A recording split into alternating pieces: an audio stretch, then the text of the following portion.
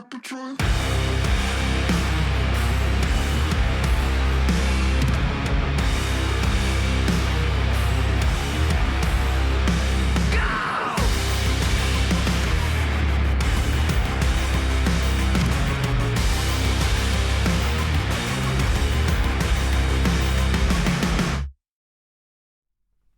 Hello, chatto! It's Thursday, and coming up today on Building a Nation with Sirens of Malta, it's spoopy season, but the only spoopy thing is how poorly Tarsheen Rainbows are letting us down in the Europa League. The other 7 sides, though, are doing magically. Hammering are above us in the Champions League group and might genuinely get top 8. We've got a C-rated youth intake coming up. Loads more signings have joined us. The loan farm gets big.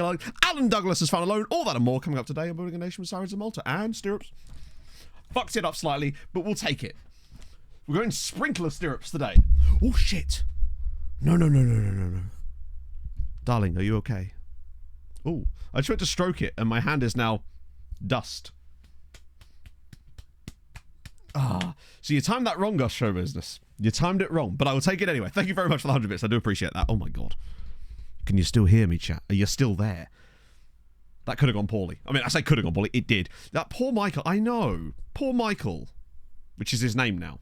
I've just decided. Oh my God, it really could do with another clean, honestly. Here's your new. Stirred to death. It happens to the best of us. Oh Christ, how's it going, chat?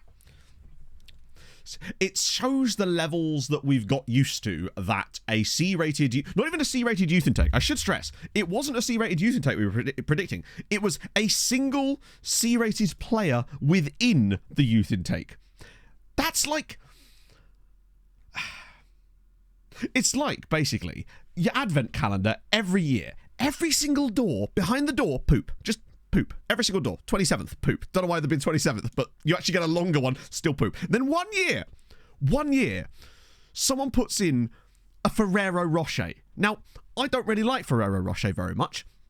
And it's like, oh cool, it's not poop, but it's also not that tasty either. That's basically what we've got as far as our youth intake. Welcome in, Liam. How's it going, man? Hope you're having a fabulous morning. Go floppy on stream. I would never go floppy on stream. I'm erect the entire time. It's how I maintain my energy levels. Oh dear. Hello, Pogs. You alright? Where'd you go to get coffee? What's this cup shenanigans? Yeah, they've been blank the last couple of days. Blank cups? God, Cosy Lives has come for us all.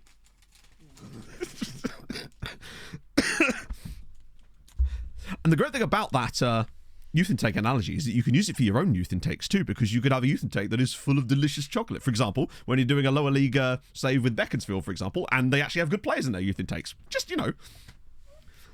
I beckon her like that. I've got, this is just pure coffee. In fact, no, it's not even that. It's decaf. From that well-known brand. Decaf. It's not decafe though, is it? Huh?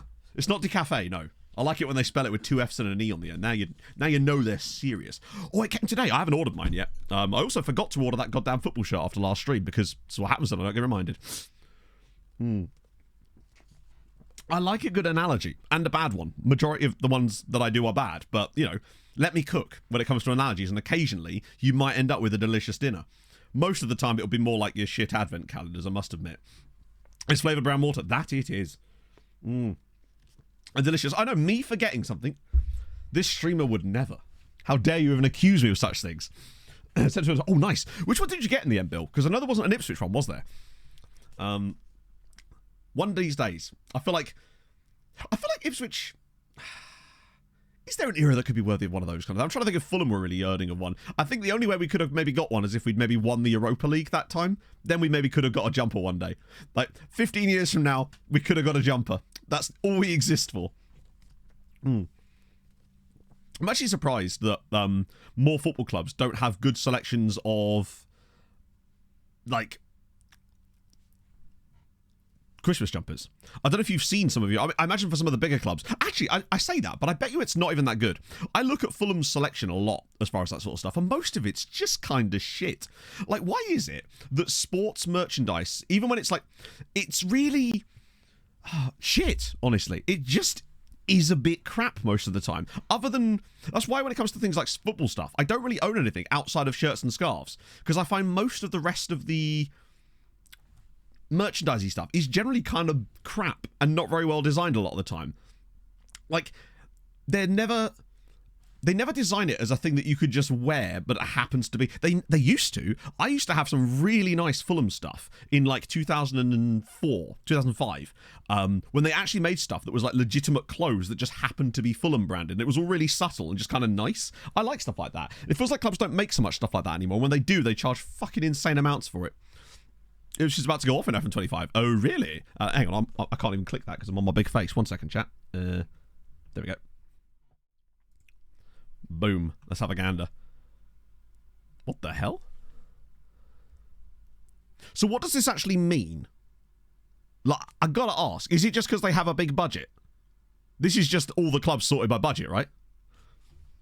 That's a huge budget, but I guess if you've got like really low spending, then all the money's going to come in and you're just going to get like big budgets, right? God, their wages are tiny, man. Something appointment well, yeah. Not for Fulham, unfortunately. To be fair, I feel like, didn't Berbatov score an absolute monster goal for Fulham? There was an unbelievable volley he scored, I think maybe against Stoke City that he scored for Fulham.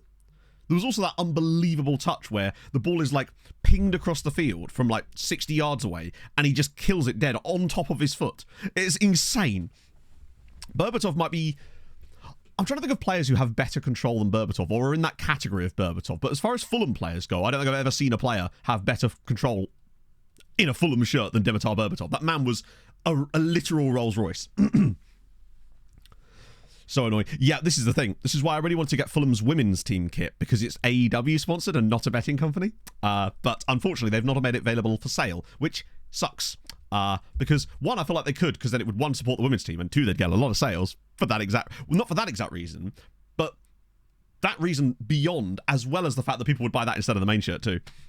Fulham against Stoke in the 20th, yeah. Our budget is under our balance. Is it? Ah, yes. So the season budget, that's the transfer budget they set you at the beginning, I believe. So that's always going to be, well, it's not always going to be, but it often is. However, what I would like to direct you to is the fact that our transfer budget is £533 million.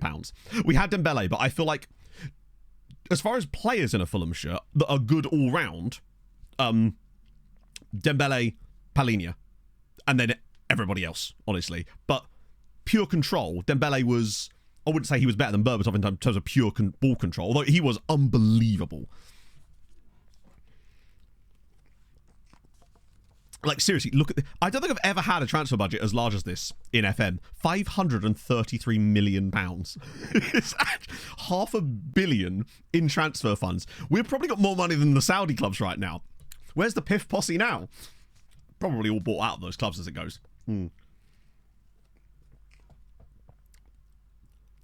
They needed to do fashion brand style stuff. Yeah, I mean, I don't mind it, but the problem is it's really shit and expensive most of the time and not actually that fashionable. You know? Inferno! I hope we're all succulent and spooky today. Adrian was right in the Discord. There's still steam coming out my ears from watching us play out from the back. Sharks won 2 in a row, however. Watch us go 73-7-2. Yum diddly diddly dum diddly I. Just going to casually break the Bruins' regular season record, are we? I mean, would you have to, like... You could only drop 9 more games the rest of the season if you were going to beat that record. Avs lost again last night. We are painfully mid at the moment. But on the plus side, Kale McCarr's going to win the heart. So I think this year, he's literally the top point scorer in the NHL. And he's a fucking defenseman. Like, what is that? It's insane. Like, last year he was good, but he wasn't, like, even by his own standards, that good. But this year, it looks like it could be one of those years. I'd love a defenseman to win the heart. It would just be truly insane if a defenseman was the top scorer in the NHL. Incredible. Betting for Liljegren. What do you think about that? Because I did see a Hockey Guy video about that this morning. Casper, thank you very much for the 10 months. Oh, dear. So, things to catch you up on as well. Obviously, I stopped here because, one, we had to register the squad. 2, there are games today that we're... Oh, no, we are actually featuring a game today. So, for those of you that missed last stream, Malta is popping off. We've currently got, on the year, 10 points. And there is still all the after-Christmas matches to come. We're killing it. No one loves the Carabao Cup. No, I don't think anyone loves the Carabao Cup. It's... I understand its existence, and I tolerate it. It's like the... I'm trying to think of the... Hang on, chat. An analogy is brewing. I actually don't have one for this one, but best analogies in chat immediately for what the Carabao Cup is. Weirdest one wins. But he played... Oh, there you go. Better than Community Shield. You're not wrong. But I feel like the Community Shield does serve a purpose. At the very least, it's a curtain raiser to the year. I believe it does raise quite a lot of money for charity. I might be wrong about that. I mean, I know it was called the Charity Shield for a while. Maybe the reason they changed the name is to stop doing that. But I feel like it's going out for tea and getting a Tesco's meal deal. Not to shit on Tesco's meal deals, although the prices are going up. And I must admit, I went into Tesco's yesterday after I dropped Pog off at work when we came up from the house viewing to try to find this pillow thing that we saw on TikTok. Wasn't there, but I was like, right, I'll grab a meal deal while I'm in here. Empty. Basically, every item had gone, and I was like, bruv, what is this nonsense? So there I was. Then I had to do the sad thing where you take the basket back, put it back in the thing, and put the scanner back in the thing without ever buying anything, and just sadly walk out of Tesco's. It was quite depressing, actually. The Lionel Messi of Scott Carson's.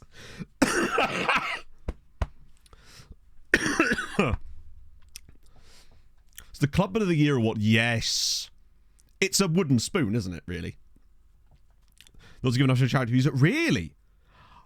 It's funny that literally that was my first thought when I noticed in my head that it went from Charity Shield to Community Shield. I was like, I wonder if there's a reason for that. It's kind of like when Subway had to declare that they were using cake instead of bread. Do you know what I mean? Was that in Ireland? I like the idea of calling it the Caribou Cup, DMC 12, right? I know that's a typo, but I don't care. That would be so much better. Caribou Cup, now we're talking. Team of Caribou versus team of footballers. I would watch the shit out of that. Yeah, the weird thing is, England have no excuses for this. Like, England have less teams in Europe than normal. They also, therefore, their coefficient should be better. And they are having an absolute dog shit year. The thing is, though, right, and this is, I only noticed this morning when I was looking through. England lose a 24-point season next year, right? We lose a 15-point season next year. We're going to gain 9 points on England at the start of the year. The gap at the moment is 16, right? If we can keep overflowing England this season, see how close we can get. They have another good year next year. Hope that England do okay. The gap is definitely coming in there. It feels like there might be a little opening, perhaps, over the next couple of seasons where we get one last go at it. Especially as England lose a 26er as well. This little gap here, because look, every single year we gain on England. We gain 9 there, 2 there, 8 there. It feels like this is the last chance, basically, is when that one goes off the bill. I think that's our last real oomph to go, oh my god. Wow, we don't get anonymous 5 bombs very often at all. Thank you so much, Anonymous. I almost feel bad that you're anonymous because now I can't thank you properly like you deserve to be, but I understand that everyone wants to keep the privacy in that. That's so incredibly kind of you. I'm very, very grateful. And anyone who just did get a sub from Anonymous, it's a shame that Twitch doesn't keep track of the number of subs that have been gifted anonymously, just so Anonymous gets its own, like, thing. That would be kind of cool if you ask me. It's like when, was it last month or the month before, where Twitch was, like, the 4th highest sub gifter on the channel, which is one of the most ridiculous things I've ever seen. Oh, excuse me, chat. I actually am feeling a lot better. I've just got the tiny little, like, remnants of the cough now. That's the last thing that's trying to go. I feel 100% fine other than the cough now. It's just the longest thing to go away, though, I must say. Also, house viewing yesterday. Pog and I went to one. Oh, God, it was good. Like, not even fucking around. It was so good. And that's what worries me, because I don't want to jinx it, because it was such a good house. I don't feel like I'm, at this point, Pog, it's like, a house will see not just a house, it was like, insane. Haven't we got there yet? The youth intakes are almost always at the end of these streams. Don't stop. Well, I want to tell chat about it. Go for it. We applied for it the moment we left the property. Like, in the car, outside the property. Well, Pog, what do you want me to do? Not tell chat about it? Yes, we asked the agency about the other house. Basically, what happened with that? Because we spoke to the estate agent, because it was the same lady. And essentially, let me just put something on the screen so you can at least look at something while I quickly explain this, because I don't want to just show you blankness. What I will show you is actually this. Because I have sold a couple more people. Janelson being one of them. I'll explain in a minute. Oh my god, my throat.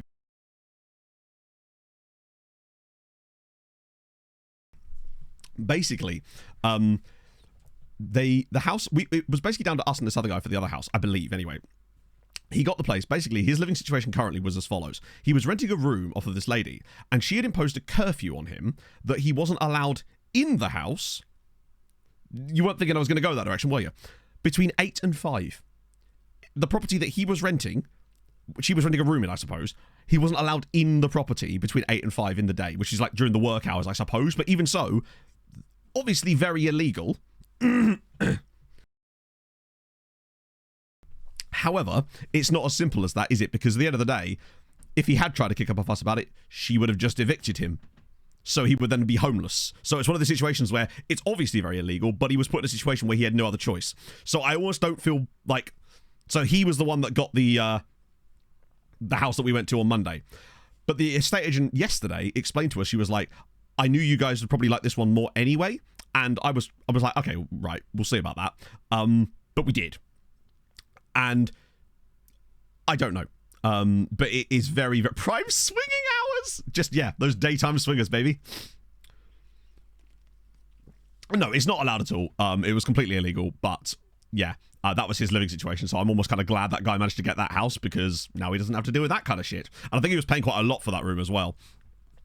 Like, I was looking at because sometimes what property companies will do, and this is really shady, is they'll list like rooms in houses as... Did I sell Reno? So yeah, I sold them twice actually. Oh, FM, fucking stop it, man. I hate it when it does this. You'll be sat here and it will randomly move this list, even though I'm not touching the mouse in any way. It's like, I don't understand how it's so badly programmed like that. It's actually incredible.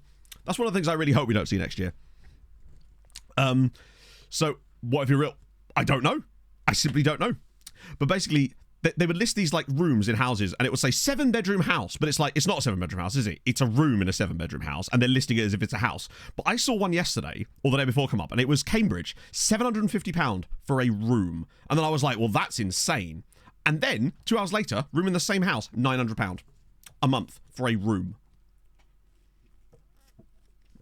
I'm like, I know it's Cambridge, but fuck me. Like, that's insane. It's clearly designed to be aimed at students who are getting ripped off, by the way. Like, Pog was getting ripped off a lot when she was at uni back in the day. More than for a 2-bedder. That's nearly as much as I'm going to be paying potentially for this house. Like, to give you an idea. Is it a cupboard under the stairs? Speaking of, actually, the place we looked at yesterday actually has a cupboard under the stairs that looks just like the Harry Potter one. Which is kind of fun. But the other cool thing about the one we looked at yesterday is... So it's done it again. I didn't click anything, and it's just gone, no, you're going to go to the bottom of this list for absolutely no reason. But yeah, I will show you the Janelson situation as well. So yeah, there's that. And so the upstairs bedroom, the second bedroom in the one we looked at yesterday, the office, the landlord had actually installed upstairs Ethernet ports for the previous tenant, which is perfect because, of course, that would mean I wouldn't have to run cables anywhere. I could just plug straight into the wall, which not only is awesome perfectly, and I would hope that we would get this place because of that alone. Obviously, there's a lot of other factors too, but also the other thing I liked about it is I think it showed to me that the owner of this house was actually willing to do stuff like that, which to me made me go, okay, cool, that's actually a good thing, and sort of indicated some good things in my mind, basically, which was, again, quite nice. Shared ownership properties, not mentioning it until the... Yeah, that's crazy. I haven't seen anything like that. Is that mortgage or renting bill? How's the new...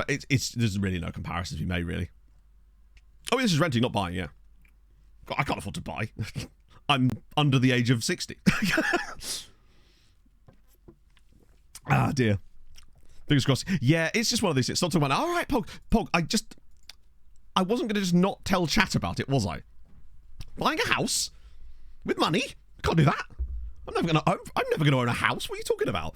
Right, so we will have to register a few extra players here because we've lost a couple. So Blaz can actually come back in again, potentially. I guess Blaz is the one to come straight in. And honestly, you're a goalkeeper. You don't care. Basically, what I want to do is avoid upsetting any randos, right? So it might have to be Aguirre, even though I don't like him. But he will give us depth, particularly as Hajarwan is at the not AFCON, Asian Cup. Sorry, Scotsman! Thank you for the 32 months. How is your Thursdat going? I was close.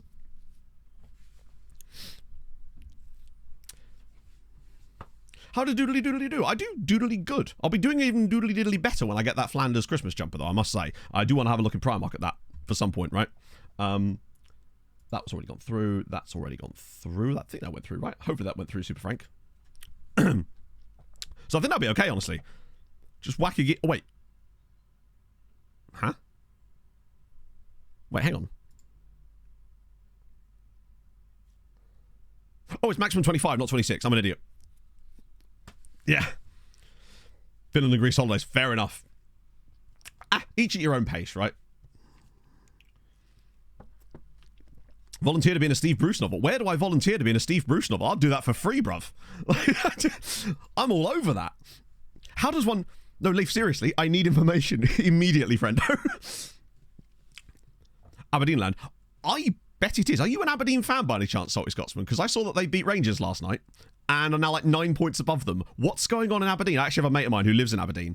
And in fact, he's moving soon as well. Love to see. My dad worked in Aberdeen for quite a while, actually. On like contract stuff in like the early 2010s. Yeah, Aberdeen are actually doing stuff this year. What's the Scottish League look like right now? Is it like, I know that said they were 9 points above Rangers, but where are Celtic in all this? Are Aberdeen actually top, or are they just sort of like in the race? It'd be nice for someone to actually like break the hegemony there. Oh God, Luis Lima. Right, brother. Do you know what, actually? We'll just release him on a free. Saves any issues with this one, right? We're hopeless. Yeah, I can see how that would be frustrating for you. But from an outside perspective, it is just nice to see someone try to break that hegemony a little bit. Didn't have my money being on Aberdeen, but I like that for them. Who's managing Aberdeen at the moment? I also really like the fact that the last team to actually break the old firm hegemony in Scotland was Aberdeen. So it'd be so sick if the next team that came along and did it was actually Aberdeen again. After, what was it, 1986? I might be wrong about that. Was it 83?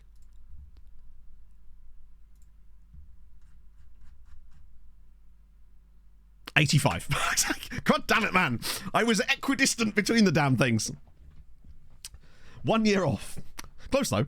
Aberdeen manager Stefano Turati. Doubt. Jimmy Thilleen. Okay. Interesting. I must admit, I know very little about him whatsoever, right? Where has he... What's his been like pathway? Or is he just like... Is he a younger manager? I guess we could find out, really, by just literally looking on here, couldn't we? Actually, why am I saying this as if he's going to be in the database? So I'm showing my lack of ball knowledge, but at the same time, I want to learn, right? Sodre, Elfsborg, and Aberdeen. Oh, that's a nice little link up. That's cool. So, Sweden, Aberdeen. Love that. Does he have any kind of connection to Aberdeen? It seems like an interesting appointment. Or do they just like, fuck it, we're going to try something different, right? Win the league country. I know, but let us believe, right? Hibs are bottom. We don't talk about Hibs. we don't talk about Hibs. Hibs are Hibs, right? It's just what they do.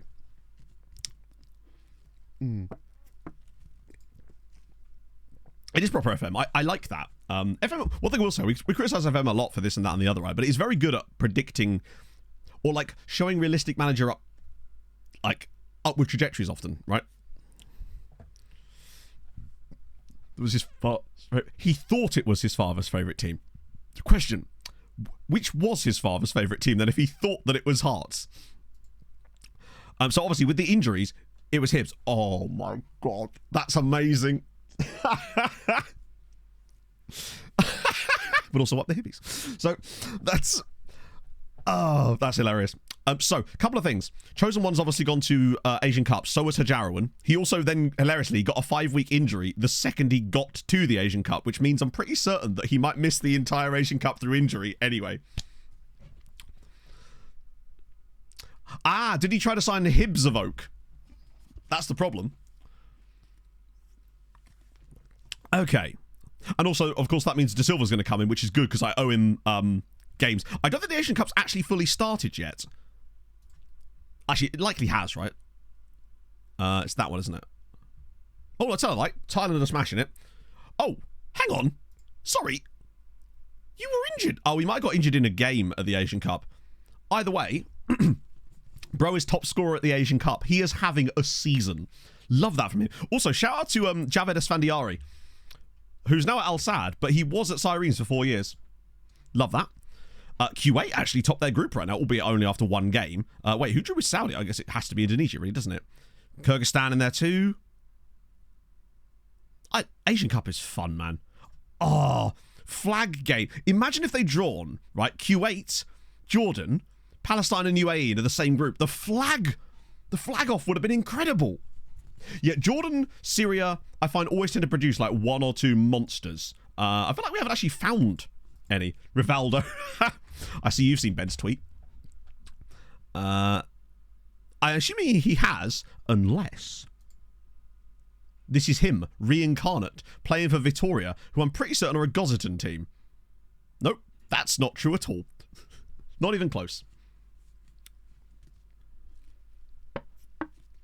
Sexy vexillology. I mean, to be fair, there's no such thing as sexy vexillology, because vexillology by default is sexy, and I will not have anything.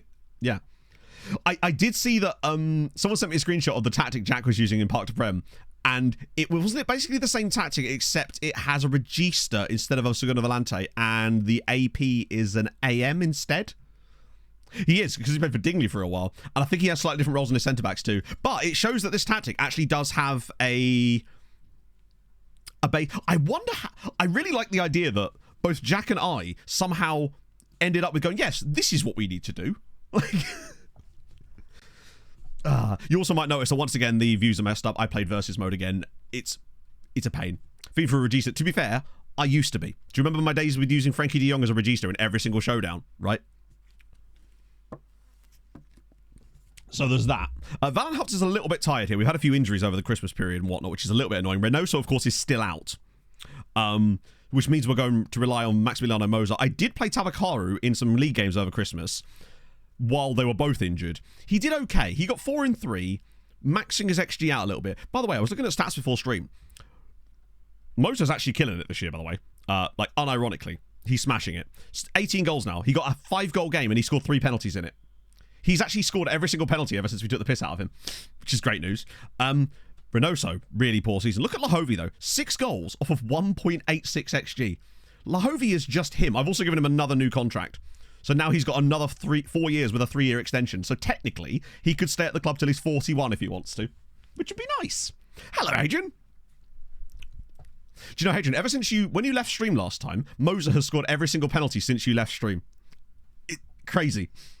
He's been on it. Yes, we'll get rid of that one for that. And Romario. The problem is with Romario, right? With a name like that, you got 86 people. And not all of them even Brazilian, because it's actually appearing in lots of different name pools on top of that. So there's even a Romario White, who's Jamaican. Love that for him. Romario Duda. Is there a Romario Gat in there? There is Romario Gat. Oh, he's Maltese too. Love to see it. And then just Neto, because reasons. Oh, there's another one there. A second one. Wait, hang on a minute. That's a second Maltese guy called Romario Gat. We'll just go with the Romario. Did he go by the single name as well? He's like Romario Jones. Then again, Romario Jones is also a fabulous name. Just a great name. So yeah, Malta are cooking right now, and hopefully we continue to cook today. Hamron genuinely are a win away from top 8, probably. They're not going to get it, because unfortunately, they've got, all of them I checked, have ridiculously tough games for their last 2, whereas we get Celtic and Club Brugge. What it does benefit, though, is both Celtic and Club Brugge are the very 2 teams that Bekikara are in battle with to actually get that final qualification spot. So maybe we can do them a favour here by smacking some people about. Where's old McNiff? Did they sell him? They might have sold him, you know, because Celtic had a guy called Jed McNiff last year. And we kind of need to make up for things ourselves after that horrendous result against Ajax. Romario White. That sounds... I knew he'd have a name like that, but that's still so cool. If anything, it's just cooler. Number 10 for you. Wait, hang on. Sorry. Michael... Are we really that light on players? We must be. Jesus, those injuries. So the hidden names clearly displayed that. I don't know. It's weird, innit? You'd have to go by just Romario at that point. Ah, shit. I'll look up Jed right after we get out of this match, because I'm afraid it will... I'm afraid it will glitch out. Let's be honest, it's probably going to glitch out anyway. It's what it does. Bit of that, bit of that, bit of that. Bit of that. Boom.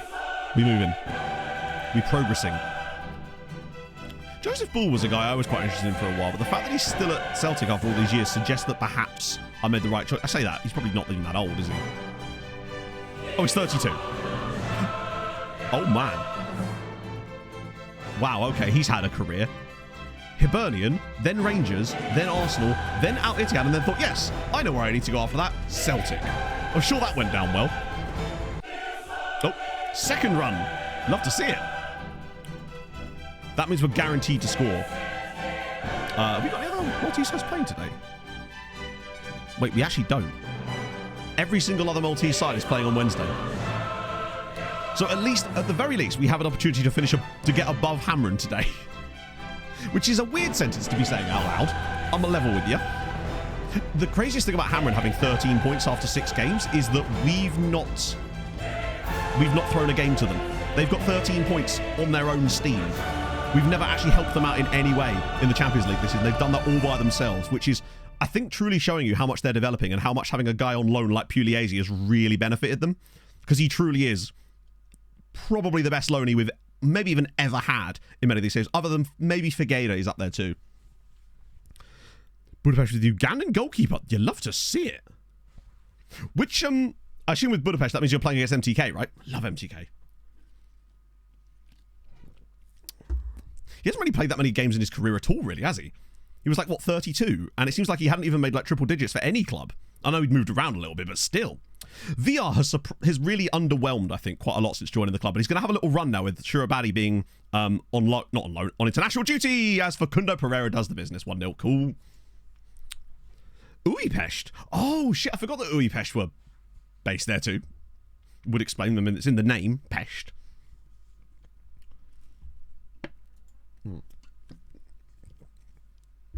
Good. We're having an underwhelming season, really. Like, I say that. We were unlucky. We should have smashed Ajax and just got unlucky. We should have beaten Sweetie, obviously, but we weren't trying to. So that's not the end of the world. As long as we win these other 2 games, I'll be content. Because I think that will give us... If we win this in Club Brugge, it will take us to 18 points, which is always enough for top 8. It'll be fine. We're just never going to have any chance of winning the group this season. But I would like to get the goal difference up a little bit, just in case. So maybe putting up 4 or 5 on Celtic here wouldn't be the end of the world. Oh, go on, Pereira. Oh, I thought that was in. Holy shit.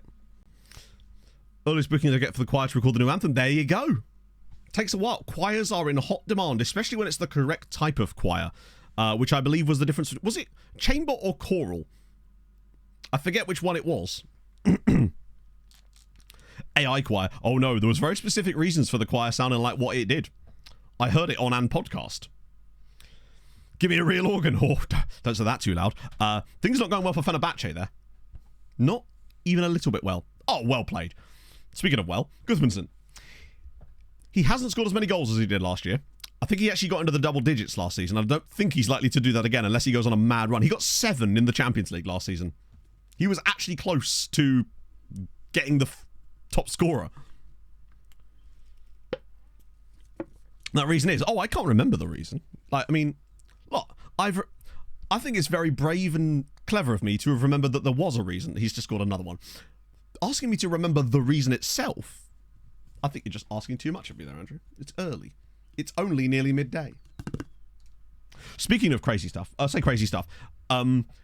Dead-brained moments. So yesterday, I gave my sister a lift to her mate's boyfriend's house to pick her mate up to take them to Epping so they could go to London to see Mean Girls, the musical of the musical, basically. And we're sat outside a mate's boyfriend's house in my car, and she's on the phone to her because she can't remember which house it is. And then she's on the phone, she's like, Meg, and she's pointing. She goes, is it this one? And I'm just sat there like, are you for real, sis? You're on the phone and you're pointing and asking her, is this the house? I was losing my shit. It's incredible. Right, 3.5 time. Good. We take that.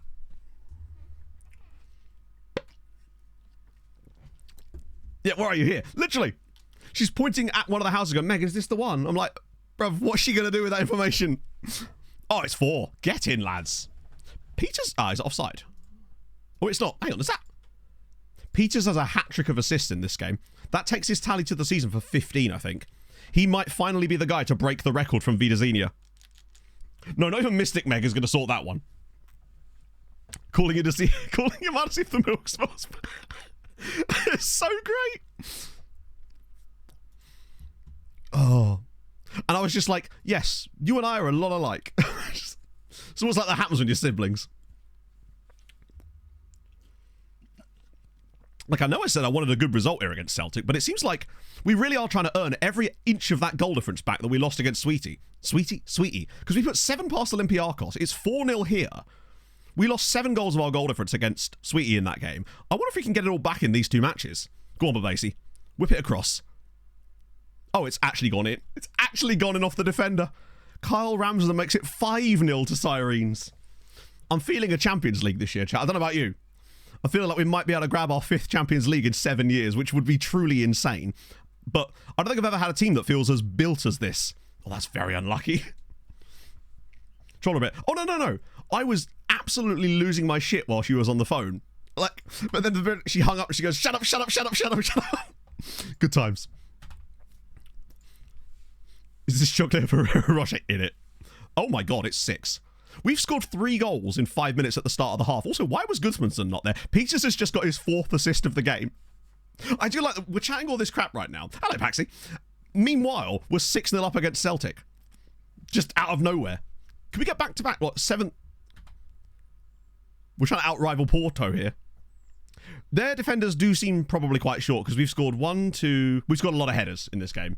It's actually disappointing. Maybe they put all their players on Gudmundsson. Oh, as if. Surely not. If we score another set-piece goal, we actually should have scored another set-piece goal. They do have quite a small side by the looks of it. Just looking at their avatars now, I suppose. They do look quite tiny. Go on, hat-trick for Pereira. Off the bar. Oh, close. Oh, look at that. There's quite a few players on a hat-trick now, so it'd be nice if one of them could get it. Oh, imagine a penalty there as well, which we would then inevitably miss because it's Moser up top. He only scores penalties when we don't watch. Oh, hang on. Pereira's available at the back post. Oh, my goodness. It could have been more. I don't know what's happened at the start of this second half, but Celtic apparently have just given up defending. We are absolutely annihilating them here. And I'm almost afraid to change anything in case it stops. I like it when it happens like this. Peters! Oh, he could have had a goal for himself. This is scary. This is the kind of game that genuinely, if FM felt like it, it could give us a double-digit win here. Like that random game in the Champions League last year against Rosenborg with MTK where we won 14-0 in a Champions League group stage game. It's 7. And it's Pereira again. And it's Peters again. Mohamed Peters has been given the keys to the city of Glasgow today. I know this game isn't even being played in Glasgow, but there's 2 guys on him and they still can't stop him from being an absolute monster. It's 7-0. This is insane. I actually don't think Celtic had a manager. 1, 2, 3, 4, 5 assists. I really wanted to grab a 6th assist, though. Double hat-trick of assists is a new one. Oh, wait a minute. I don't want to make subs, you know. Everyone's kind of fine. I kind of just want to leave them on. This is incredible. Kravitz. Look at the space for Kravitz. But basically this time, I'm going to go from the other side, perhaps. Oh, wait. It's a penalty now. It's actually a penalty as well. This second half. Which, of course, will be missed. Penalties are like lost loved ones. They will be missed, right? It's Gudmundsson. It's a hat-trick for Gudmundsson. It's 8-0 to Sirens and Gudmundsson has scored a hat-trick. He's doubled his goal tally for the year in a single game. That's one way of not missing penalties. Don't give them to Moser. Oh, let's have a crack. What a time to come in. We're 8-0 up against Celtic in the Champions League. Yeah, I refuse to make any subs. I'm just going to leave it. Let it keep going. Peters with the cross again. It's actually 9 and Peters has 6 assists. Gudmundsson has 4 goals. What is going on? This second half, De Silva is salamandered. He's our record signing. It's 9. Gudmundsson has 4 goals, but Peters has 6 assists in a single game. Yeah, bear in mind, Gudmundsson does have 20 jumping reach and he is 6'6". This is insane.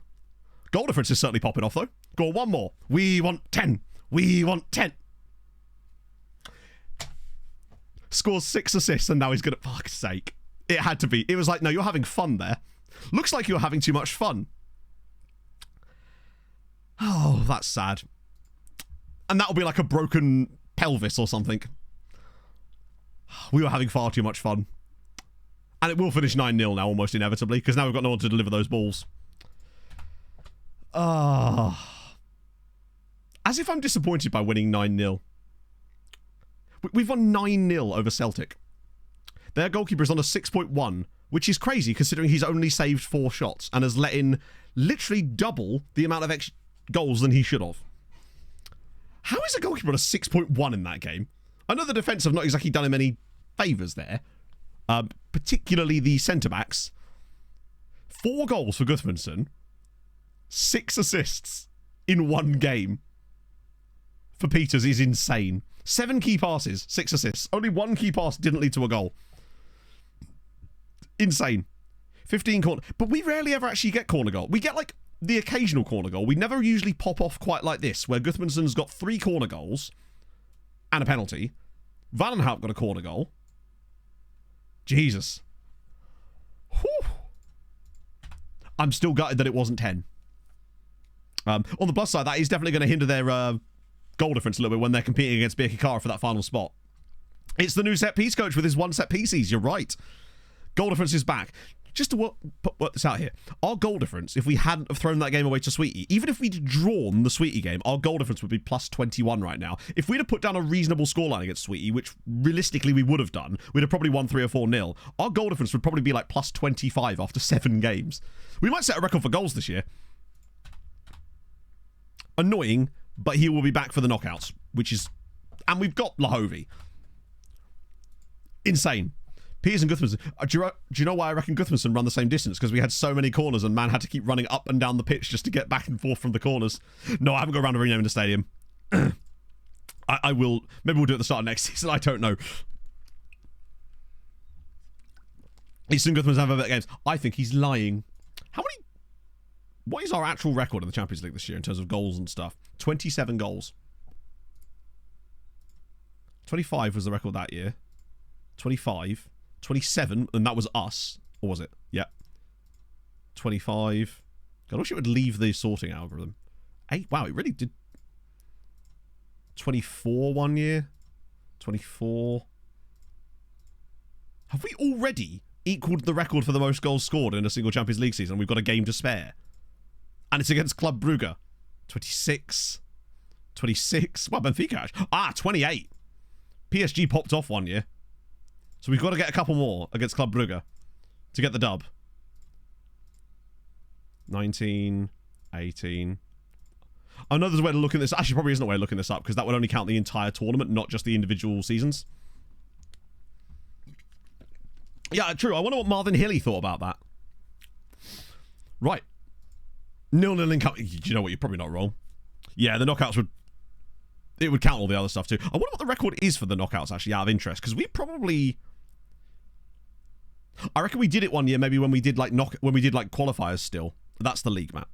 I hate that you can't click on a bookmark twice. There you go. Records.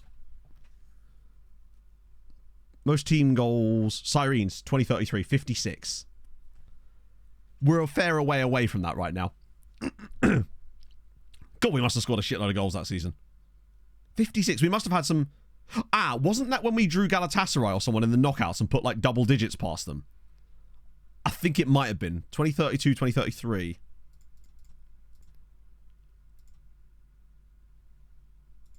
So this one here, we got 22 goals. We'd have still been doing qualifiers here as well, right? They don't count qualifiers, really? So where the hell did we score another 30 odd goals that season? Was it Nordsjælland? You're right, it was. Round of 16.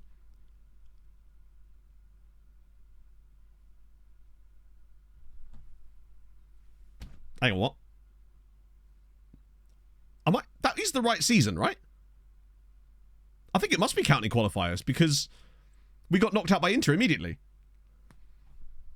So it does count qualifiers. Oh, that sucks.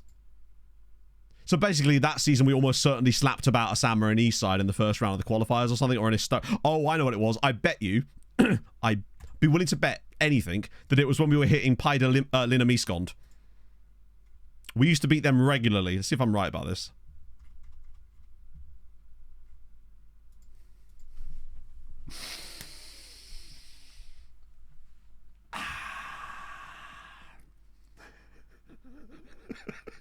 I knew it.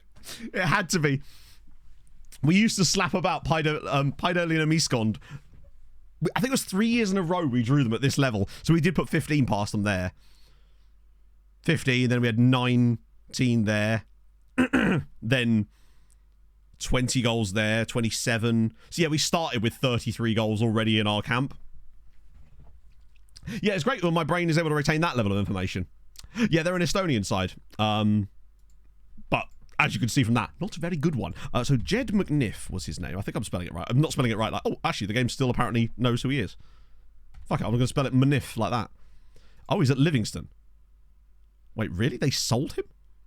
This guy was good enough to score against us and play for Celtic in the Champions League last year, and they just kind of felt like, nah, Livingston it is. Damn. What's the youth intake? It's, well, the prediction for the youth intake is this. But there's that 1C in there, which we're kind of excited about, but we obviously haven't had the youth intake yet, but that is the prediction. Youth intakes normally take place towards the end of the stream because that's when we hit that date. It's just the most notable landmark today, I suppose. Otherwise, I'm just saying Champions League again. Bit of that. Called rolls. Do they really? They do. Leo rolls. Oh, he's Gibraltarian. Well, he's not, but like, he was born in Gibraltar, but he's English. Please, Leo, I beg of you, declare for Gibraltar. You're not getting England caps. See, he's pretty good for Malta. Oh, yeah, no, it absolutely is. It'll still be crap. Like, you said the Fenerbahce score was called Bin Back. Hey, they came back a little bit. They were getting absolutely rammed in the early stages of that game. I love that despite us having an insane amount of goal scoring, we're still not even close to the top. 11 assists for Peters this season. He's got 18 assists in 19 games. Surely this is the year that he breaks Vida's record. Vida's had that record of 24 assists in all comps for going on 15 years now. Hello, Dan. Right, when's that, though? Big games for other Maltese sides. In Europe, we've got Birkirkara hosting Juve, Hamrun hosting Benfica, Sweetie hosting PSG. At the very least, they are all at home, which means I still feel like there's going to be a cheeky point or two in here. I'm going to go 1 point out of those. I reckon one of them, probably Hamrun. A win, that would be sumptuous. 6 points. I think you're pushing it out, but you... Oh, I don't know. I think it's because we get assists from all over the pitch. We get both wingbacks tend to get close to 20 assists a season. We also get some from the midfield too. 4 points will be pushing it out. Come on. If we get 3 defeats, I'll be proper... Why not? I mean, hey, I'd take that. Come on. I reckon 1 point, though. If I'm being realistic, I reckon 1 point. Someone's going to get a 1-all draw.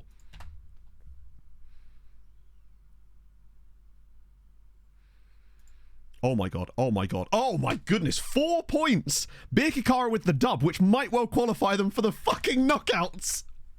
Hamrun get another point with a 91st minute winner. And Sweetie throw away a lead. Holy shit, that result here, this result here could be crucial. This is worrying though. First choice goalkeeper and Gustin Navalon injured. But it might not matter. Hamrun... completely fair. But Mark Vaughan again, as always. Injuries are not great, though. And Sweetie against... Watch this be the one that Sweetie absolutely clapped them. They didn't clap them, but this is hilariously the one game that should have been won, probably by a Maltese side, is the one they don't win. Again, they get a bit of rep rolled there. Point is, that's huge, because Birkirkara go to 9 points now. Sweetie are on 10, Birkirkara on 9, Hamrun are on 14 points. Birkirkara have got a really good chance of qualifying. This could be the first year ever that we get all 4 sides through to the knockouts. And the cheesy points, chat. Holy. How many points is that so far? So that's 19... Fuck me. 33 points. Missing out by 1 point. 9 points is usually enough. Like, not always, but it's usually enough. So if you look at the last couple of years, for example, right? 9 points gets you through with a decent goal difference. Hang on, I'll move to the left. 9 points. 9 points with a decent goal difference. 8 points.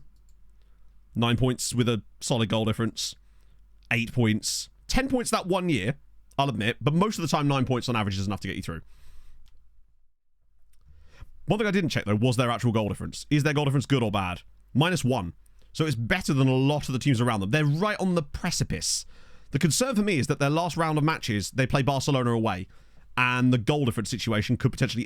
The key thing we've got in our favour here, though, is that there is literally 1, 2, 3, 4 teams that would have to drop out before they would. That's the crucial thing.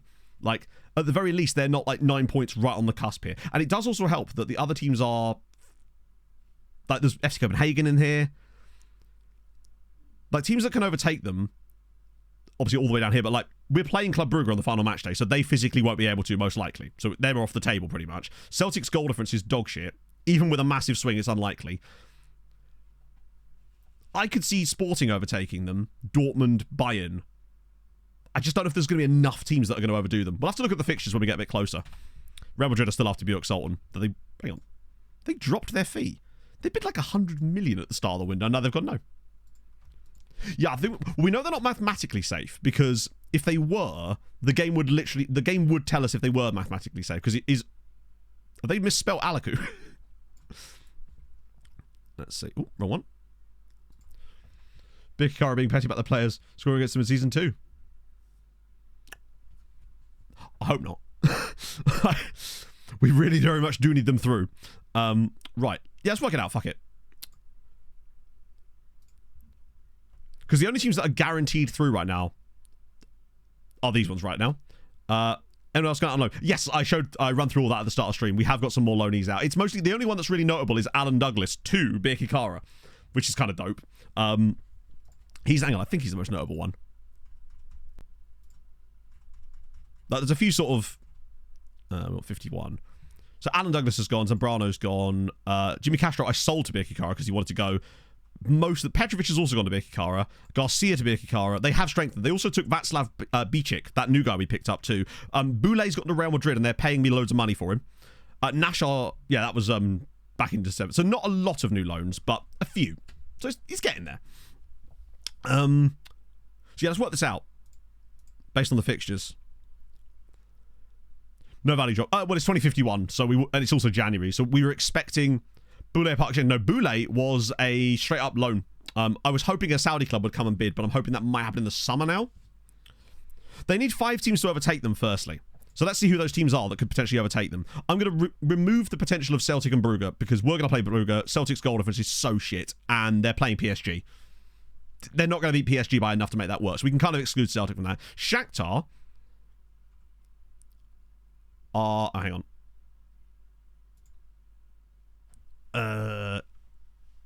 Are away at Man United. Don't see Shakhtar winning at Man United, and they would have to win. Young Boys are away at Man City. Don't see Young Boys overtaking them either. So actually, do you know what? I think already they've basically done it. They'd need all of these guys to win, and both of these two. Fenerbahce are playing who? Dortmund. That's winnable, but the thing is, if they do win that, it takes points off of Dortmund, who are also below Birki Kara. So really, a draw isn't good enough for Fenerbahce, but if they win, they would go above Dortmund. So that's actually okay, because those two sort of cancel each other out. I think they might be alright, you know. Sporting are away at PSV. I would expect Sporting to win that, and therefore Sporting will almost certainly go above them. I would think, anyway, barring some weirdness. FC Copenhagen hosting Ajax. Again, a little bit difficult. Ajax are a decent side, especially now we've given them Janelson. I would say it would take a lot of things to go heavily wrong for them to not get through. Which would be incredible, by the way. Like, genuinely insane. Barring... I just think it seems very unlikely. And now, obviously, them getting battered by Barca is a strong likelihood, right? They will almost certainly. That's true. The goal difference swing could happen. But then, the only reason the goal difference swing would... Yeah, true. So we've got Tarchino at Boavista. They need a dub. Gudja hosting Shamrock. Always weird. And then Valletta hosting Hammarby. Valletta need a dub here. We need good results in this match. Obviously, there's no Conference League because that's already happened. We need more luck for Malta. Could lose Kravitz. No, we'll just trigger the extension. Wait, he had an extension in his contract? Wow, okay. The more you know. Hammarby are very tough, but Valletta have won the Conference League. Tarshin lose. Gudja win. Valletta lose. I think that might have cooked them. In fact, it might have cooked both of them. Oh, they're in trouble. We can't afford to lose both of them here. That's really bad. Valletta losing at home there. They needed a dub there. Or at least a draw. Tarshin as well have been really bad. It's the loss to Viking that really irks me. That and, like, they've had some tough draws, but they've got to be doing better than that. Ooh. Meanwhile, Gudja are just doing bits as always. Not quite RB like. I mean, Hammarby are right up here. It's going to come down to the final match day then. So who's there? Gudja hosting Ludogorets. I mean, they should win that, but that doesn't really matter. Valletta away at Milan. Never mind, eh? I think Valletta are cooked. And Tarshin are hosting FC Honka. Tarshin should still be able to get through if they beat FC Honka, who are not a bad side themselves, but I would expect them to win. Bear in mind, Valletta were good in the Conference League, and the Conference League is still a massive step down from the Europa League, although the Europa League is weaker this year. We probably need to look at coefficients. 10.8. It's crazy that having all those results like that only gets us like 0.8. But we take it. Particularly as England just had an absolute monster day. But 10.8 coming up to the end of the group stages is pretty hefty. Especially as we're going to get loads of cheaty points now, which is going to be really nice for us. It's possible doing a youth academy in Serbia. Metalat's nice. Craziest thing I've seen in a while. Let's have a look.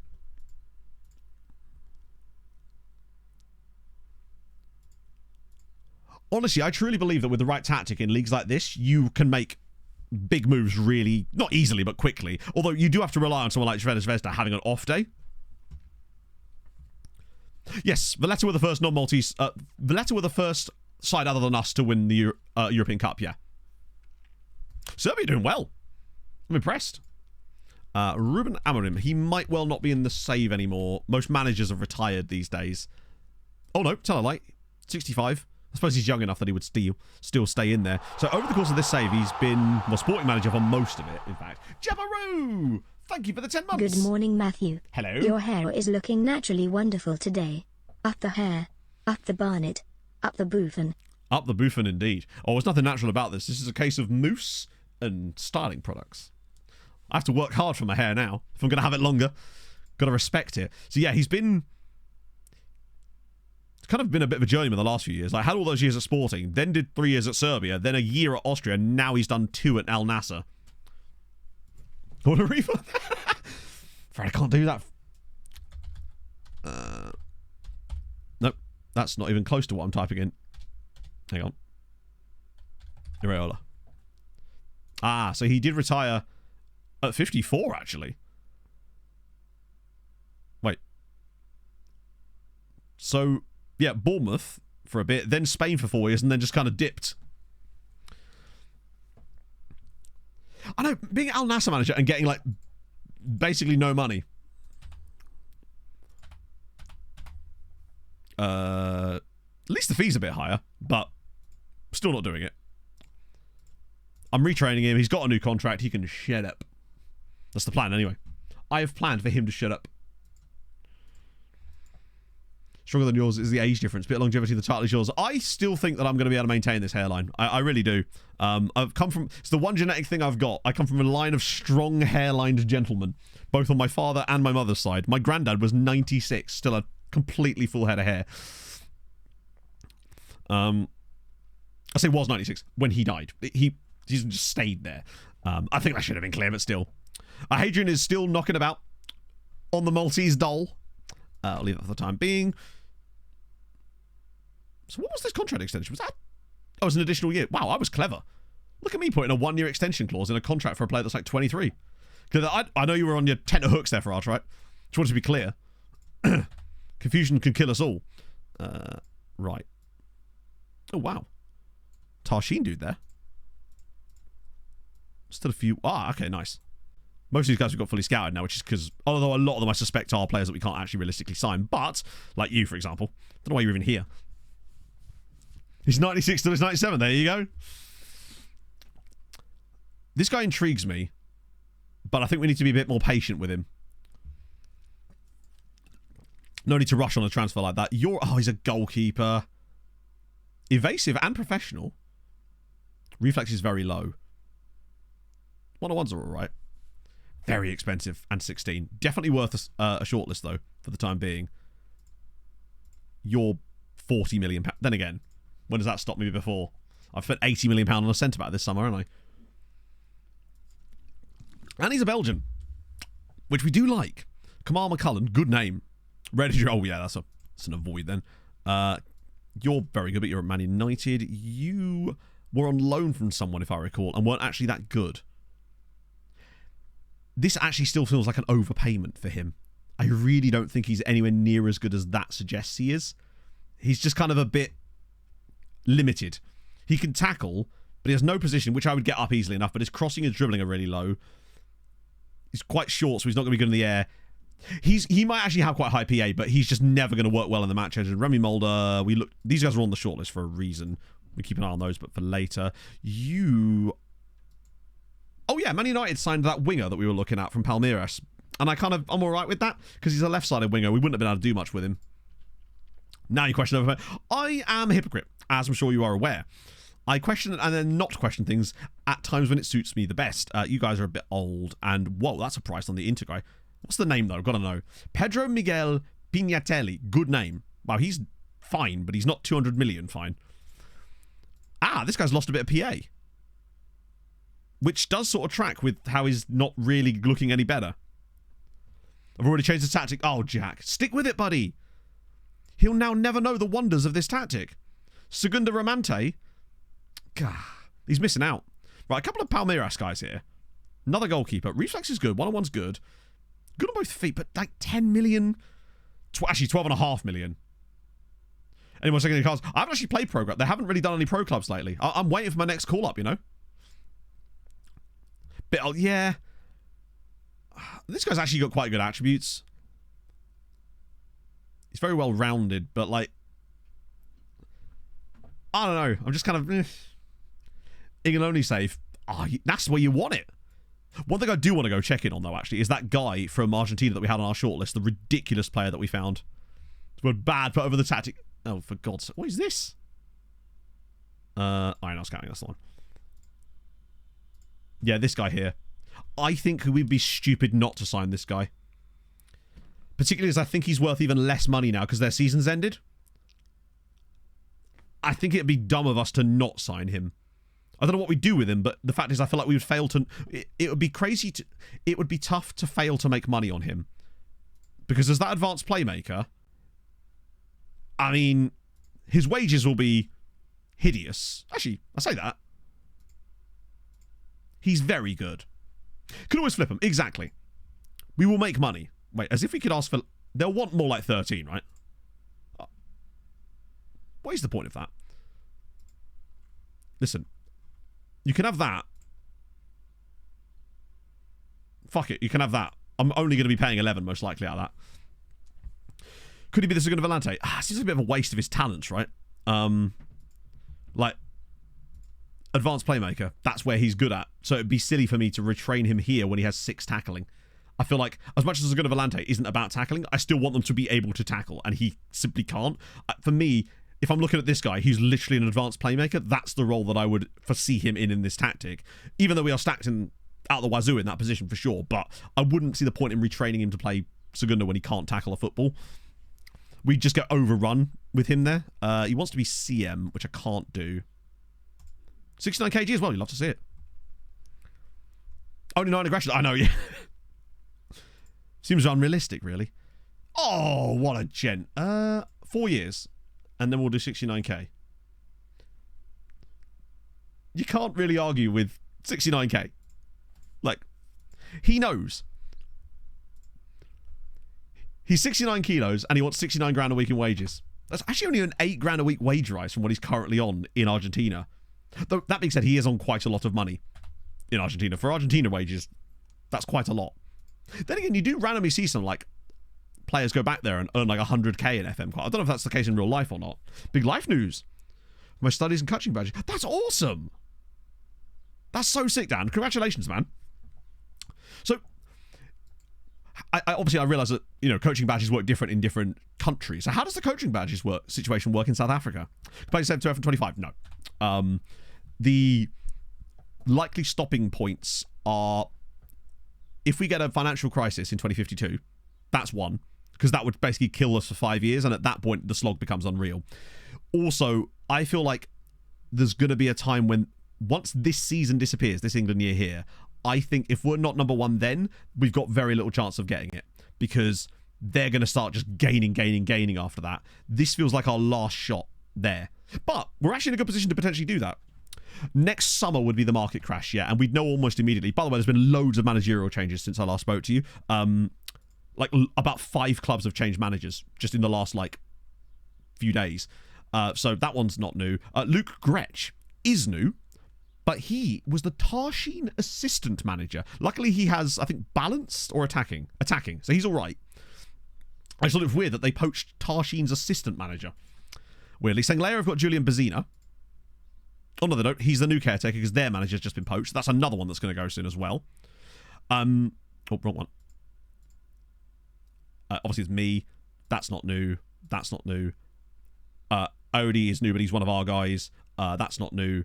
Vladimir Brodonjic, I think, is new. Kevin Zaroli is new. He was the Milan under-20s assistant manager, but he's balanced, so that's not great. Turati is Italy manager. That's why he left. Vecchiarelli, as well, has taken over Birkirkara from Gazira, because the Birkirkara manager left as well. And then this guy here, Klaji Karai, has also joined them from us. There's loads. Financial explosions, FM being broken, basically, yeah. Yeah, for the new save. Yes, the new save is going to be an Outcast to Icon save, which is basically a European journeyman save with a load of different restrictions put on it. We're prepping that in the background as we speak, just to make sure. However, I know Pog will hate me for bringing this up. Were we to get this new house, that's the sort of thing that would not put it on the back burner by any means. If anything, it would actually make it more of a perfect stopping point for that, potentially. But yeah, we don't know what's causing the financial crisis stuff beyond it's this FM trying to screw you, pretty much. There's not really other ways to describe it. It basically decides randomly every 10 years in this save to ignore the instructions that we've put into the database file itself, do its own thing, and just ruin you for 5 years. Yeah, FM couldn't replicate the issue despite people sending them hundreds of save files. And then when they do, it's like, oh, it's because you're using a custom database, even if you're not, and so on and so forth, which is frustrating, but we've come to expect that, really, at this stage. So I'm not even mad about it anymore, because I'm just like, yeah, it's kind of what you expect, really. Why support a product when you've already bought it? Tabakaru is in. Batista, Krompy. Von Schwedler's back from his loan spell. That seems ill-advised if Brooksy's available, which he is. It's a global issue. So basically what it is this database has custom transfer values based on reputation programmed into it, right? A lot of them do. That's how they control the values for different leagues, so that you don't end up with every league with every player being worth 200 million or every player being worth 2 million. The problem is the game dynamically adjusts those values as things go along. That's the idea. The problem with this is every 10 years, it seems to randomly have a hard reset where it just ignores the table that you've provided to it and resets things to the base value that are completely unrealistic for. And the reason we had to do this, by the way, is to avoid this exact thing where we would get to Malta being the second best league in the world for like 5 straight years and all our best players would be worth £2 million, which is horribly unrealistic, right? I get that it would take a while to build prestige in that, but that would simply not happen, right? That's the problem, basically. But not really a lot we can do about it. Wait, why is Choc Helly in the team? I can't really play Salamau, but we can play Pagonza, Valenhaupt, and... Oh, Jesus. Those are... Fuck it, we will just have to play them. The title's looking pretty safe right now, I think, so... I do like the signings that Birkirkara have made over the January transfer window, as far as, like, loans from us, anyway. They have definitely strengthened, and I think it's probably going to be enough to qualify them. The amount of cheaty points... We're going to get, like, England-level cheaty points this year for the first time in this save, and I really want to see, actually... We need to... I know what we need to do. We need to make a note of this, chap. 1-0 win, Tabakaru gets the goal. Go. Great. So we've got 10.875. Basically, I want to work out how many points we're getting based on the cheaty points. So we should be able to figure that out after the next round of fixtures now, based on the results that we get. Bear in mind, it's divided by 8. And then the extra points added on. Sweetie points. Bit of both, right? Or sweaty points, I guess. There's always points for sweatiness. It's what we do. It would be... I mean, we're not that far clear, I don't think, but... Oh, no, we are. Hamron kind of... They got really close when they beat us, but then they've kind of not bottled it ever since, but been a lot more mid. The gap between us and the others has somewhat grown lately, and it's not because we've got any better. It's because they've all got better themselves, so they're now fighting with each other a bit more, which isn't always a good thing. How's the second tier going? Is Melita still cracking? Yep. Melita are 14 points. Oh my god, Zuri are in the title race. Bear in mind, that's the one that doesn't have the loans. Quick history of our stadium future plans. I'm not sure what you mean by history of our stadium. Like, we've got like facilities that shows future plans, I guess. There's no future plans for the stadium or anything. In the Hall of Fame. What? Oh, that. Yeah, that's a bit broken though, isn't it? I've still got entries on the... All right, no need to do the fucking capital letters. We get it. Like, yes, we've moved. That's the capacity, etc. Like, Jesus Christ.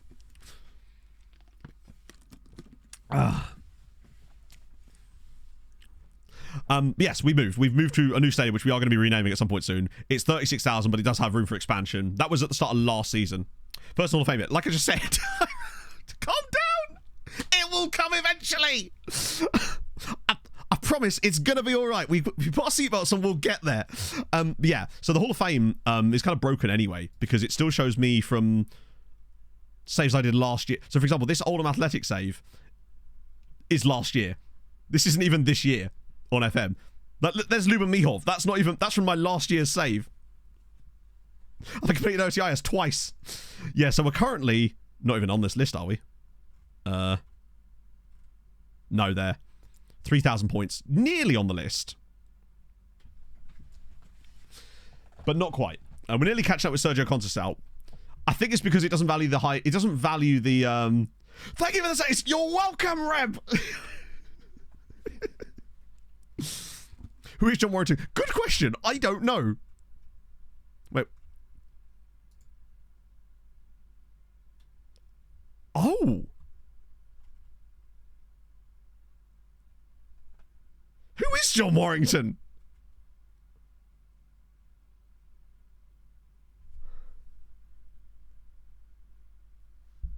Genuinely no idea who that is. Because these are all clearly my saves, right? Because you've got loads of different versions of me. So the Buxton one is obviously the... With Wrexham. But why is he in here? Is my question. When did I ever do a test with Wrexham? Maybe I did. But then why would it be called John Warrington? Everyone's Hall of Fames. Really? Could be a Steam friend. Nah, he's not. I stopped accepting Steam friends after a while because I would just get random spam messages on the Steam messages and I'm like, oh, that's shit. So yeah, I don't really accept Steam requests for friends anymore, other than like when it's other creators where we need to work on stuff, for example. Hello, Pogly. You right? Yeah. Looking awfully burgundy today. Yeah. You right? Sure. You seem beneath dude. Still feel rubbish.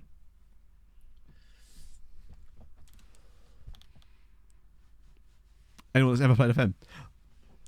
Well, if that was the case, why would I be on the Hall of Fame like 7 times? And no one else was. You have a bath? Alright. Beneath dude. Oh, I should stress, it's beneath dude. It's when I'm saying that Pog is seeming subdued. I just say that she seems beneath dude. It's just, it's dumb, I realise, but couple speak, innit? A lot running on Wrexham once. I haven't managed Wrexham. The last time I managed Wrexham was when I did a database tactics test last year. Below bro, yeah. Beneath dude. She's subdued. That's weird that that's in there. But yeah, no, this is only showing me and then like various other managers in my saves and various other saves I've done weirdly over the last like 2 or 3 years. So yeah, I have no idea what's causing that. It's crazy that we're not on it. Bear in mind, this is how far I still have to go to catch up with myself on MTK, but that's because it values the Hungarian title higher, I suspect, anyway. That's sick, though. Must be a stupid thing. That must be... But then, what if I didn't...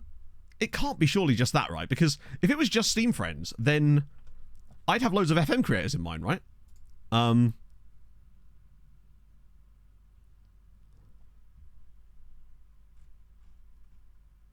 Oh. I love that he's managing Wrexham in mind. Huh. That's also kind of hilarious as well, because it shows it's another thing of FM that's totally broken. Because it's another feature that you then can't compete with, which is fun. Oh, Alan Douglas. I'm worried he's not going to get a lot of football at Birkirkara, but we'll see. Hasn't played for them yet. Cool. He'll probably just come back, but currently he's on loan at Birkirkara. They wanted him, so we'll see. Don't have his... I don't have that many. Actually, I've got a few, because I used to just, like, accept any...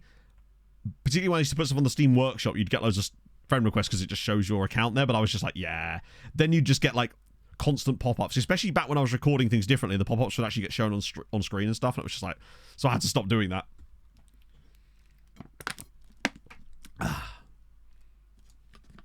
Okay. Warrington Town. I mean, you can't not with a name like that, really. It's sort of... What's the word I'm looking for? Normative determinism at that point. Northern Irish national team. Now, the Northern... Why did I refund your points for that? Oh, well, you got a free one. Northern Irish national team has been a weird one. At one point, it looked like they were heading for, like, a golden generation. They did qualify for the last Euros, to be fair. Or was it the World Cup? Well, look who it is. It's Wazza. How long's Wazza been in... Oh, he's been there for a while, actually. Jesus. 9 years for Wazza. For Wayne Mark Rooney. At Northern Ireland. 70th in the world, so they've done all right. Floor here is meant a floor in it. Yeah, the national team itself. Apologies that this screen is balked out. It's blame versus mode yet again. But club-wise,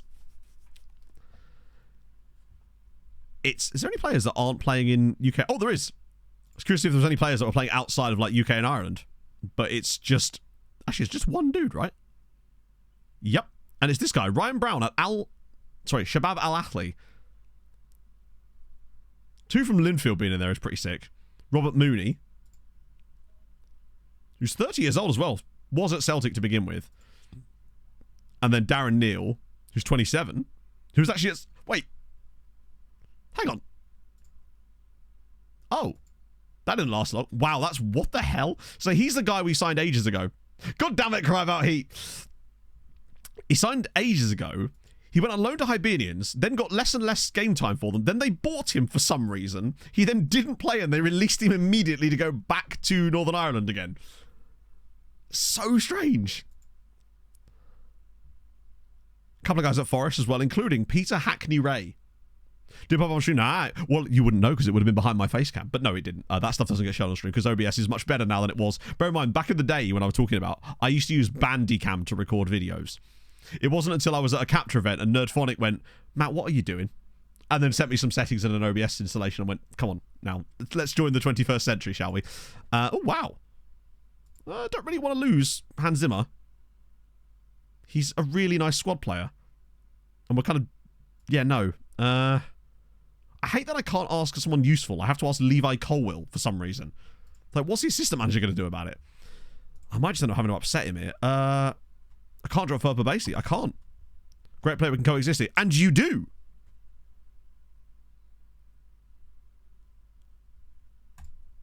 Oh, Zimmy Zims. What a guy. Not even unregistered Hypercam. No, it was... I actually had a paid copy of Bandicam and everything. Which is a heinous decision. Imagine paying for capture software at any stage, really, given that OBS is free and wonderful. And seemingly getting better and better. It'd be nice if I could actually use it to its full extent by A, having good internet, and B, a better computer. But there you go. Hey, maybe if we get that house, then at least the internet will be taken care of and I'll actually have good internet again. And suddenly my streams will look way better than they do. And things won't pixelate so much when we're in matches. He wants that double right wing back system. And do you know what? I don't blame him.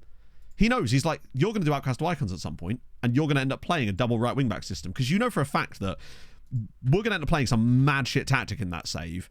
And it will be pretty determined entirely by whatever players exist at the first club we end up taking over at.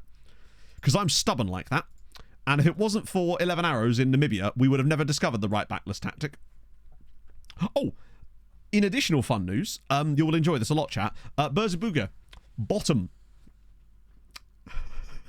They are bottom of the Amateur League. Turns out that when you sign a team's entire first team off of them, it does tend to have negative effects on that team in the long term. Who could have predicted that? So that's good. Is Hilly still in charge? Do you know what? Let's find out. Nope. Wait. Not only is he not still in charge, but he's actually been replaced by Diego Daddario, who's one of our former players. Oh, bit of snow leopard. Was that Richard Nangombe, the snow leopard? I believe that was his name. Missed the intake. Nope, don't worry. Intake is March. That's what he gets for calling him a small club. Let's see what he's up to these days. That's the player. Yeah, do you think I'm petty enough to not to follow this man? Right, Marlon Hilly. Manager unemployed.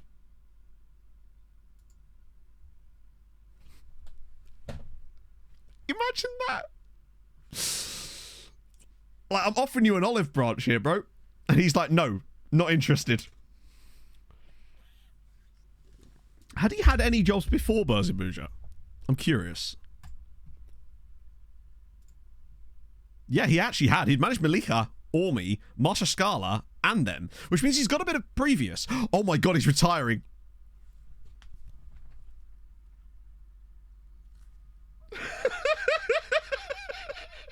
Chat, I've quite literally drove a man into early retirement. And that is what you get when you mess with the warrior. Incredible. I have... You know when people joke about, oh, he's ended his career? I have quite literally ended this man's career. I have bullied him into retirement over the course of 6 months. That... Yes. Next level pettiness. Oh. That is delightful. Because he was sacked as well. I wish nothing but the best for Diego Daddario. That's wonderful news. What was his win rate in the end? 31. Useless. If you come for the king, you better not miss. Exactly. Oh, sorry, yeah. If you're wondering what he did to be so thoroughly cooked, boiled, hung, drawn, and quarters, basically, I think I should still be able to see it on his profile, actually, right? Ah, no. Basically, we got drawn against Berzibuga in a cup match last season. One of the early rounds of the cup. They're in the third tier. They were like top of the third tier at the time. In his interview with the media, he basically said, they said, are you pleased to be drawn against Sirens? And he says, no, I was hoping to be drawn against someone better. Better than a team that had won every title in 20 years and had won 3 Champions Leagues at the time, right? So I, being the humble and non-revengeful man that I am, took that personally. I then decided to firstly play the first team against his team in the cup, where they then got beaten 12-0. I then went and signed every single first team player that Berzibuga had.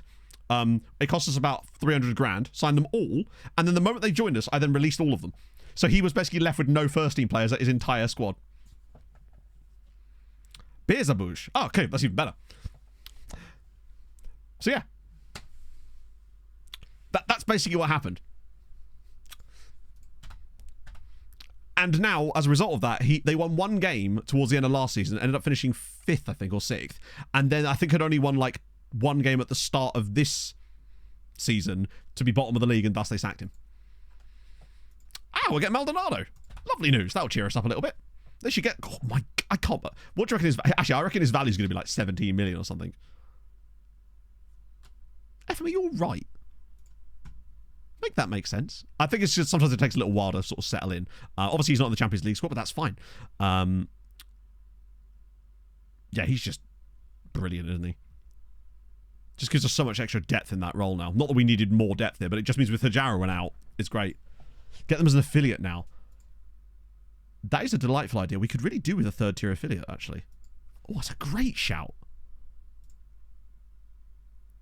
Do you think they'd let me?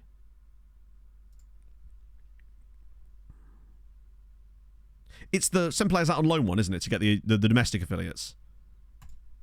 Yes. Sick.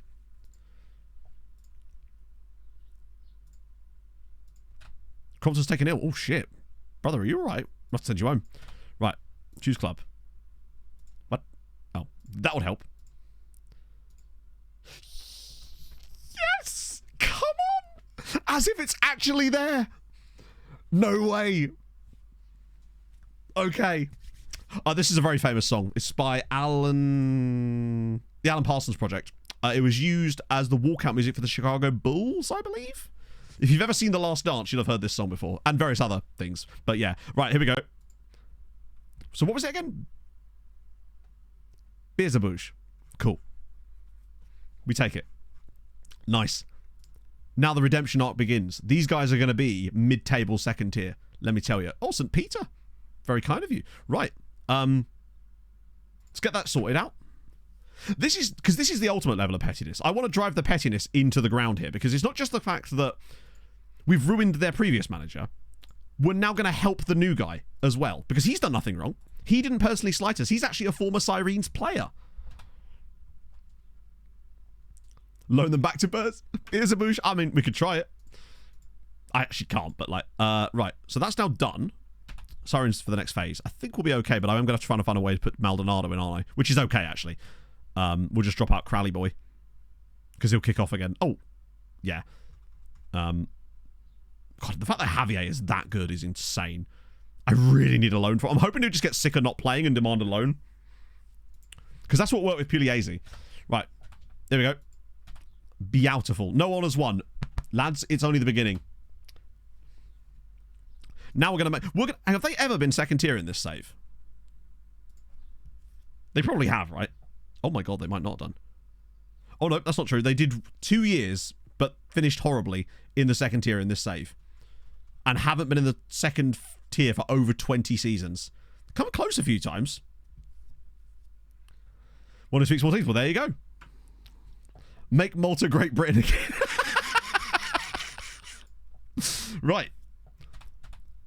That's delightful. Oh, also, was it you, Moxon, that was mentioning the MOJ stuff? Pog actually had a look at some of that, and she's definitely going to look into that stuff further, because it was some quite interesting stuff. So thank you for that, guys. That was very helpful. We're not doing that. What I am going to do now is offer out. Because you notice it's a bit slow now. It's because a lot of players came back from loan spells from European clubs. Sorry, no. From clubs with, like, winter, summer leagues, basically. Right. All of y'all. I just want to be able to see. Move to affiliate. There they are.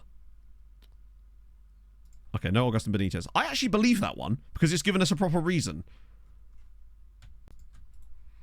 So that's fine. I think a few of these might have the problem, that problem though. Potentially, anyway. That's the wrong one. Shit. Oh, cheers, FM. Yeah, I've definitely wanted that. So who's not available? So injured, maybe? You're asking to leave. Maybe that's going to block it. I really do hate this part. Christian Bro. Oh, good. I think it's because of the guys that are coming back from their loans. Oh, for goodness sake. Oh, FM! You are truly infuriating. I'm trying to figure any reason why these guys can't be loaned. Fuck's sake, bro. No, talk shit, mate. I just released them all back into the wild. Some of them I think got other clubs, but it's too late to go back and check. I suppose I could do it on the transfer history, I guess. What happened to the team? Hang on. We've spent maybe the last 10 minutes of the stream talking about that exact thing, Asmagar. Basically, they're bottom of the league. Their manager got sacked, and I've now got them as an affiliate club with their new manager, who's a former Sirens player. So we're trying to build them back up again now that they've got rid of that absolute parasite that is Marlon Hilly. Yeah, I'm a bit lost as to which ones I can and can't. Like, those two I believe aren't correct, but it's the fact that that and Hilly's also retiring. Maybe Batista and Crompton, you as well. Fuck's sake. I hate this screen. Renny Lopez. He's one of the problem children. He's not, though, is he? Because the game says he's one of the problem children, but it just lies. The game isn't correct when it tells you which players you can't loan out. Like, those ones it gave reasons for. But when it says this guy can't be loaned to them, it doesn't actually mean that player. That's how unbelievably broken this game is. It will tell you a player that can't be loaned, but they actually can. It just lies to you. For example, right? Watch this now work. It'd be funny as fuck, wouldn't it? See, now it says Sergio Tabacari can't be loaned to them, when there's no reason why he can't. But I bet you if I was to loan him individually, it would be fine. It's just the game being broken, unfortunately. We'll try those guys in a little group. Oh, for God's sake, FM. Oh, yeah. It's just the little things, right? Players with no appearances. Oh, yeah, that's the reason we put that in there, wasn't it? We'll try it. That is the reason we added that column. Hilariously, that's one of the columns that has stuck around, weirdly. Cool, let's try that. It's only 19 guys, but it'll be better than nothing if we were to go. Yes, come on. We'll try end of next season, even though some of their contracts won't allow it. Make sure they develop well. You're asking the wrong person. Because my youth squads are massive. Hundreds. As many as physically possible is the correct answer. It's not. I don't know. Yeah, it literally just chooses the first or the last name on the list of things that you selected, basically. Basically, the menu is not programmed properly, so that pop-up probably just draws the information from the list. It knows that there's something wrong, so it's throwing an error code, which is being captured by the game, throwing the pop-up, which has got the correct information, but then from the pool of players that it's picking from, it's just selecting either the top or the bottom of the list and not actually taking the problem information out of it. It's not handling the error properly, essentially. Imagine. So, Birkirkara away at Barca, Hamrun away at Real Madrid, and Sweetie are playing on the same day as us. This could decide a lot. Like a lot. Birkirkara are in a good spot, but... Oh no, Roy! How are you getting on at Newcastle? 14 in 25. Roy is genuinely prolific for everybody except us. And Inter, of course. Okay. Was he expecting more? I am going to give Salamander Silva as much football as possible. We've just got to interpret the game, you know? Okay, let's go. Roy never declared. I know. After all these years, he never bothered to declare. 5-1, 5-1. Wow. Things I expected to happen, generally speaking, have happened. It's my birthday today. Day off work, relaxing, firing up FM in a minute. Lovely. You bloody love to see it. Chat, can we get some B's? Andrew, the reason you're thinking I'm saying Salamander Silva is because that is what I'm saying. I am saying Salamander Silva. That is what I'm calling him most of the time these days. Right, what does that do? Birkirkara. Oh my goodness. There's a chance they could still drop out here. Their goal difference has dropped beneath Dortmund. Fuck. So. Celtic's goal difference is way worse. And they need a huge dub. We can't have that. Club Brugge were playing them. Shakhtar have already played. It's these three here. FC Copenhagen, Fenerbahce and Young Boys. If two of these win, we're in trouble. Fenerbahce host Dortmund. But they need to beat... If they beat Dortmund, they need to beat them by a good amount. Because then it would drop Dortmund back below Birkirkara because of that horrendous result. Jesus Christ, this is concerning now, actually. FC Copenhagen are hosting Ajax. The problem now is that a draw for FC Copenhagen against Ajax would also take them above both Birkirkara and Marseille. And Young Boys, I think, we're safe with. They're playing Manchester City. The problem is, basically, FC Copenhagen and Fenerbahce I'm worried about. Oh, I hope they don't come out here. I have a horrible feeling they're going to come 25th on goal difference. Marseille have already played, though, which is good. I guess Juve could lose by loads as well, but that seems less likely. And Wolfsburg, actually. Who are those two playing? Wolfsburg hosting you. Oh, for goodness sake. Right. It's squeaky bum time. I was really hoping they weren't going to lose by as much as that. 5-1 to both of them is a little bit disappointing. Also, does that mean Hamrun are now out of the top 8? Yeah. 10th place for Hamrun, though. Very, very unlikely to not get top 16. Sweetie could still get top 16 themselves. Who are they playing? Away at Porto. That seems not undoable. Right? It seems vaguely doable. I am a little bit concerned about that now. Oh, by the way, look at this guy, by the way. Camille Riviere Pouget. He's just... What I don't get is, why is he considered a legendary midfielder? Yet, our players that are as good as that never seem to get legendary status. They're always elite, even though they win Champions Leagues and are arguably better footballers. Jack Slow, thank you for the follow. Lose 2 games to. We lost to Sweetie, but that was on purpose because we were throwing the game to them. We also lost to Ajax, which is really annoying because we smashed them and they basically scored one of their few chances in the game. You know how it be. just one of those FM defeats rather than like an actual us playing badly. Sometimes it just will do that to you. 18 vision centre back. Which guy? Well, Gudmundsson.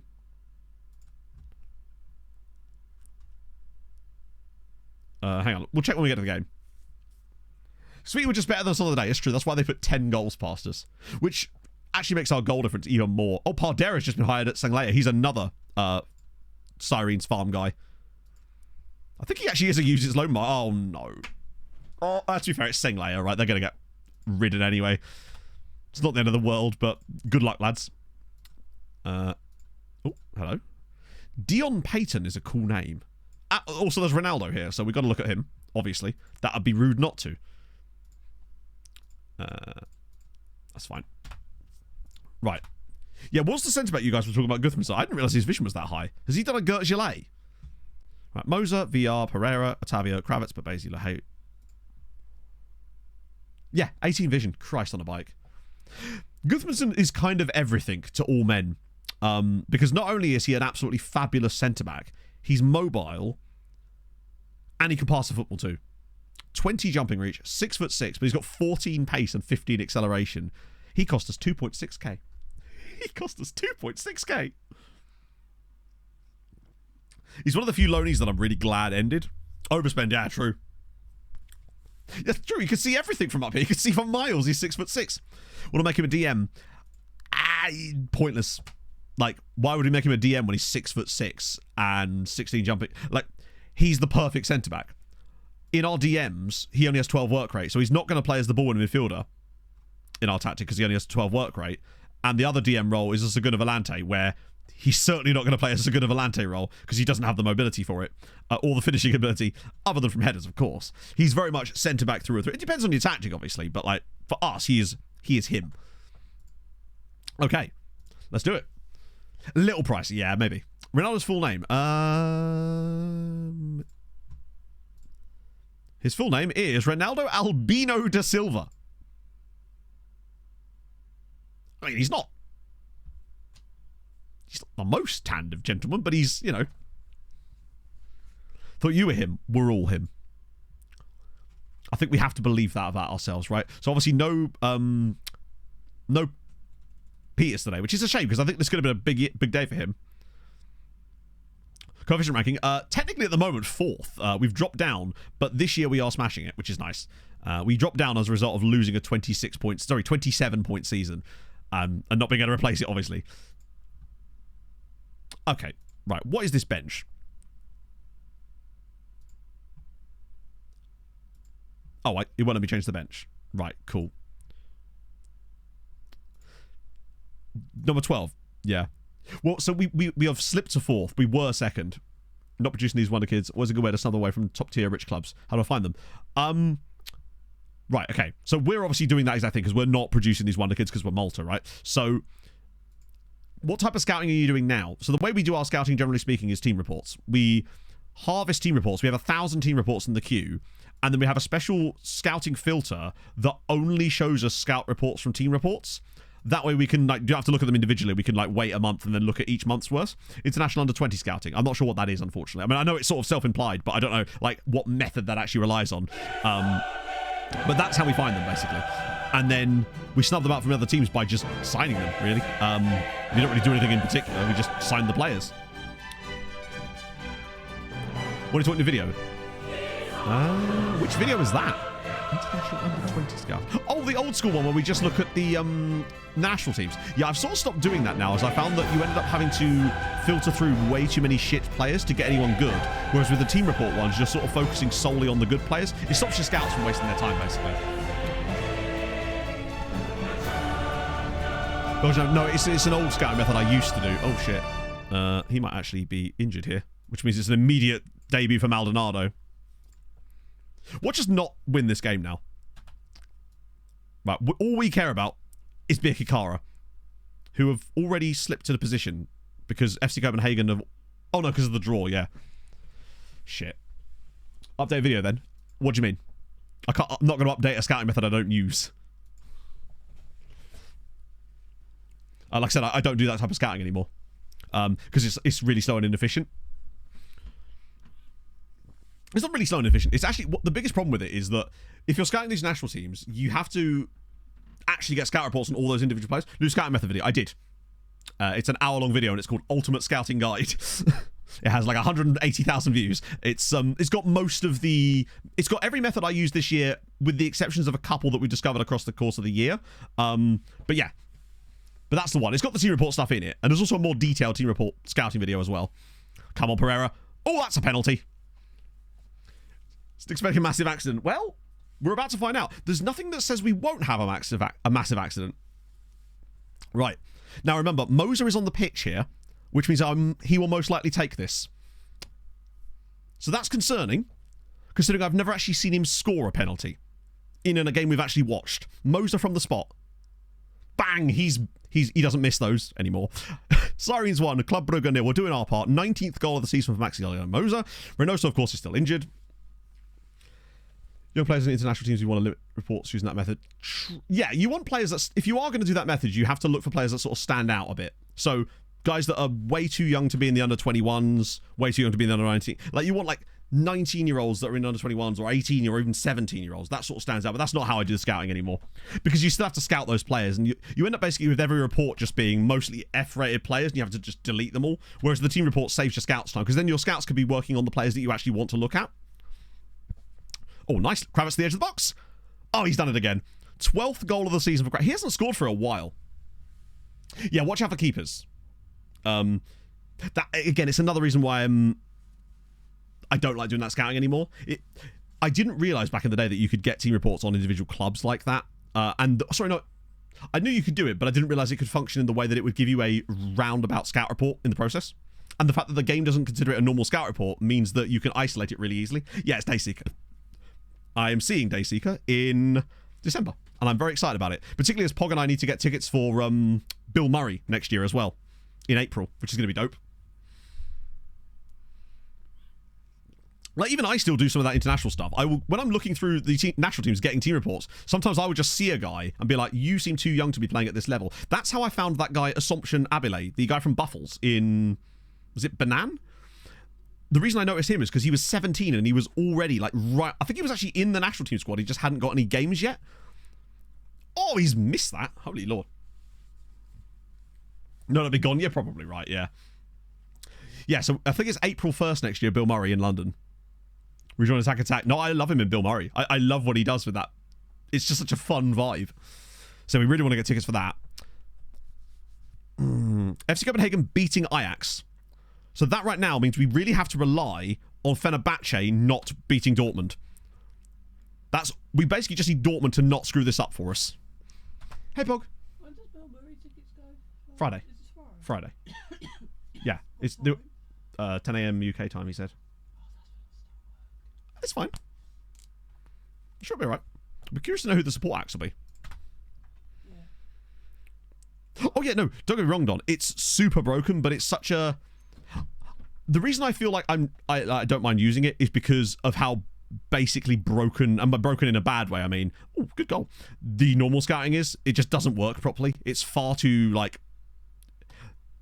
low volume. Fenerbahce, do Fenerbahce actually need to have, like, so a win isn't enough for Fenerbahce, right? Or is it? Nah, a win is enough for Fenerbahce, because if they win, they would go above them anyway. So it doesn't matter about the margins. Oh, I see what you mean. So if Fenerbahce win by a certain margin, it would help push Dortmund down. Yeah, I think if that's the case, though, we'd need them to start... They needed to have already been doing that kind of thing, right? Was it? Oh, no, totally, Don. I agree. I wish it didn't work the way it does. I wish the actual scouting stuff that's built into the game worked better, or at least was less clunky. Oh, lovely work. 3-0 up in the first half. We're doing our part. I so badly want to get all four teams through to the knockouts of the Champions League, because it would just, particularly as with Hamrin in the top half, there is a chance that Hamrin could draw Sweet Your Kara and thus basically get a freebie and just guarantee us more coefficient points. And that's huge for us. I have a horrible feeling Fenerbahce are going to win that tie 1-0. It just... That's the concern. We need Ajax to step it up, really, just in case. It's been a solid performance from us, actually. That's 2-0. Ajax are really letting us down now. They beat us. This is an Ajax team that were capable of beating us, but they can't beat FC Copenhagen. God damn it, man. I'm feeling like an 87. I know I shouldn't speak on these things, but I'm going to anyway. Almost in the hope that I don't speak it into existence. I'm feeling like an 87th minute goal for, great goal again from Moser, for Fenerbahce to win that 1-0. 20 goals this season for Moser. For a man that hasn't even been our starting striker for very much. And he is now because of Reynoso's injury, but he has really taken over this year. He's made it impossible for me to not stop. I think Reynoso might genuinely struggle to win his place back. Because he's even doing these kind of things. This is very Reynoso-esque. Back post headers. Like, he's not going to get to, like... He might even get to 30 goals here. I don't know if you can see this, chat. It might just be out of the camera view. There's a spider that's just come down from the ceiling and just come down in front of me. Like, bruv, this is not the time. We're busy. Skedaddle back up your web. There you go. www.fuckoff. Right. Also, speaking of, Pog got me something very cute and I want to show it with you. It's a little bear, and it's holding up a little sign that says, "You got this." Pog bought it for me, and she just said in the message with the picture of it, "Now you need to put this on your desk, and you need to pretend that it's me." So, that's just, I think it's really cute. And that just sits on my desk now. It reminds me a little bit of the bit in The Simpsons. You know when Homer's got the do it for her thing on his desk in the nuclear power plant? So I just thought it was Pog being very cute. And it's just kind of cute in general, honestly. Oh, go on, back post again? Ah, not this time. Oh, oh my goodness. Chat, we're doing it again. Pog needs braces. Is that going to be offside? No, wait. Yeah, it's disallowed. Isn't that bear naked? Most bears tend to be. Spider's gone back up now. I thought I de-spidered this room the other day. This room is just a spider magnet, man. Frame picture of that bear, yeah. I do. Pog did actually look at Invisalign at one point. Speaks with God. 4-0 to City, so that's taking care of that. But like, just to have like a cheeky little equaliser from Sweetie or something. Oh, a goal back for Ajax. Is it on? At Parken. Oh, wait, I didn't even notice that. Oh, dear. I didn't even notice that their goal got disallowed. I mean, I know ours did. I would like to score 3 or 4 more in this one, just for the memes. No penalty. Wow. It feels like we don't give away anywhere near as many penalties as we used to. And I know our players are better, but they've been good for a while. And like, the only thing that has seriously changed over the last few years has been reputation. And it does genuinely feel like you just get more penalties when you have higher rep, and you don't concede as many penalties when you have higher rep. Because our players have been good for at least a decade now, I would say. But yet, over the last sort of 5 years especially, since we started winning these Champions Leagues, it feels like our penalties conceded just seem to not be anywhere near as frequent as they were. We'll get Babasi on for a little bit. Oh, an injury to Dortmund is not ideal. Just nice, just a 0-0 draw. And it would also help us because it would screw Marseille as well, which means less French sides going through. Right, 5th goal. Settle it down. Ah. Ajax equalised. Get in. Zimmer! Oh, he's in. I don't think an equaliser is actually enough. I think even a draw was still enough for FC Copenhagen. We actually need Ajax to win, but they're back in it, which is great. That is realistic. It's not, though, is it? Like, you don't get penalties by virtue of having high reputation. I suppose you're right if you're thinking corruption-wise, but like, in terms of pound for pound, you shouldn't be really, should you? It is just, I find, a way that the game just seems to try to balance things out in games. The amount of times we'd see penalties against Maltese sides in those early stages. We see it a bit less now, but FM is just like properly skewed on that one. And I thought, yeah, I know what you mean, but like, I don't consider that managing realism to me. I feel like that's just FM being FM. Like, if they were making what they feel to be a genuinely realistic football game, they wouldn't have that sort of stuff in it. But I just noticed how few penalties we can see, but how many we win now. It's actually insane the number of penalties we get. Like, Moser got a hat-trick of penalties in a game where we won 4-0, and he got 3 penalties in that game earlier this season. Lahovi goes for it, and it's actually not... Keeper, you can catch it, bud. Imagine if we got another goal with... if we grab another goal, this would be the 3rd game in the Champions League this year where we've scored 6 or more. We've had a 9, a 7, and now it's 5. We are truly killing teams this year. Oh, it's wide of the target. This would also mean that we've scored 32 in the group stage. So Ajax level, but we need a goal from Ajax to avoid any kind of shenanigans there. Aiden Cilia could come on. I probably should make some subs here. I hope he's knackered. Maldonado's not done well, but he himself is a subby. We'll get Portelli on as well.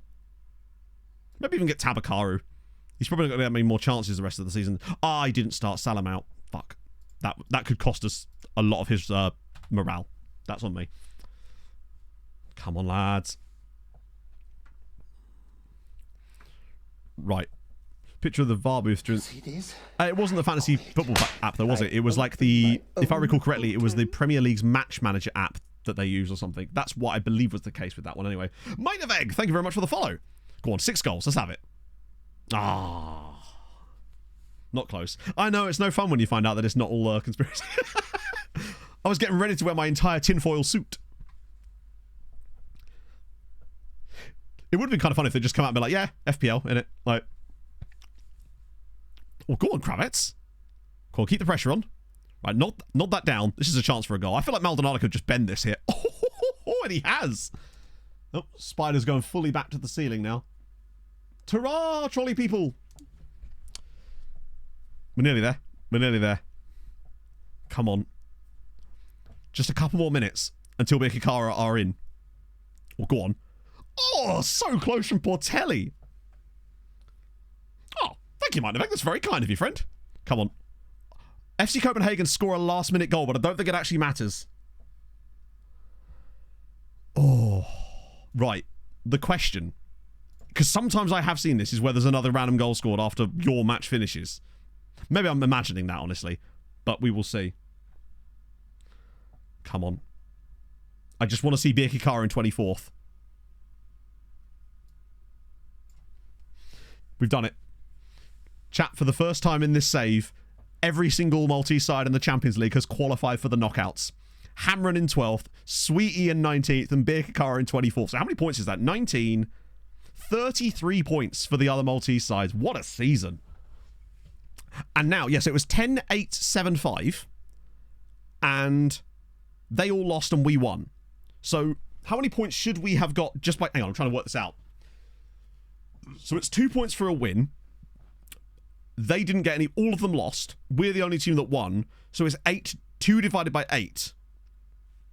Is that 1 point... No. 0.125? I think it's 0.125, right? So we should... That would have moved us directly to 11. 0.25. Oh, you're right. No, it's 0.25. No, you're absolutely spot on. Yes. Sorry, I was thinking about 1. So it would be... We'd be on 11.125. So any other points we've earned over 11.125 are the cheaty points. Let's see how many we get. I reckon we'd have been given at least 2, maybe even 3. How have England gone above us?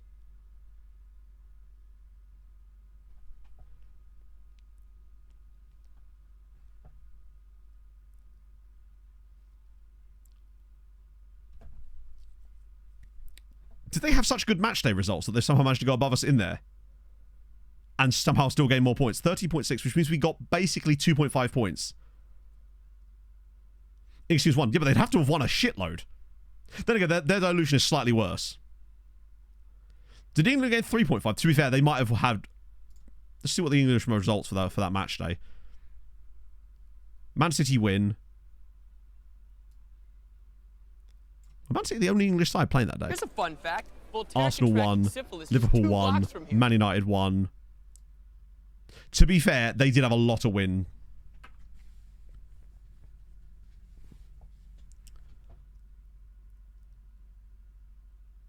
$22 points. 2 for your win. Plus 5 points for each top 4. Yeah, okay. Fair enough. That it was the fact that they all won on the last match day. And remember, their dilution is actually slightly less than ours this season. Jibbit, thank you very much for the follow. But still, to have 13.6 at this stage is pretty good for us. The fact that Germany have 15 points, by the way, is insane. How is that even possible? Even England very rarely get those kind of points at this stage. Either way, we're still doing pretty damn well. We couldn't really have done any more cheaty points for top 8. I don't believe you or you might do, actually. I think you only get points if you win top, or was it 1, 2, and 3 in top 8 or something? I don't know. But you're right, there could have been extra cheaty points for top 8 as well. But I thought it was just base 5 points for qualifier, or whatever.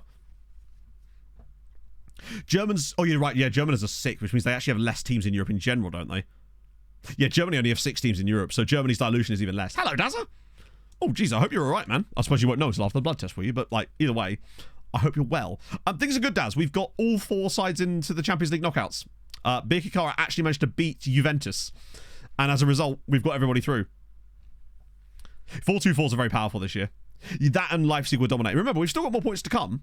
We've still got Europa League as well. Misranging Michael Paul. You'd think that, but I believe the game still doesn't model that properly.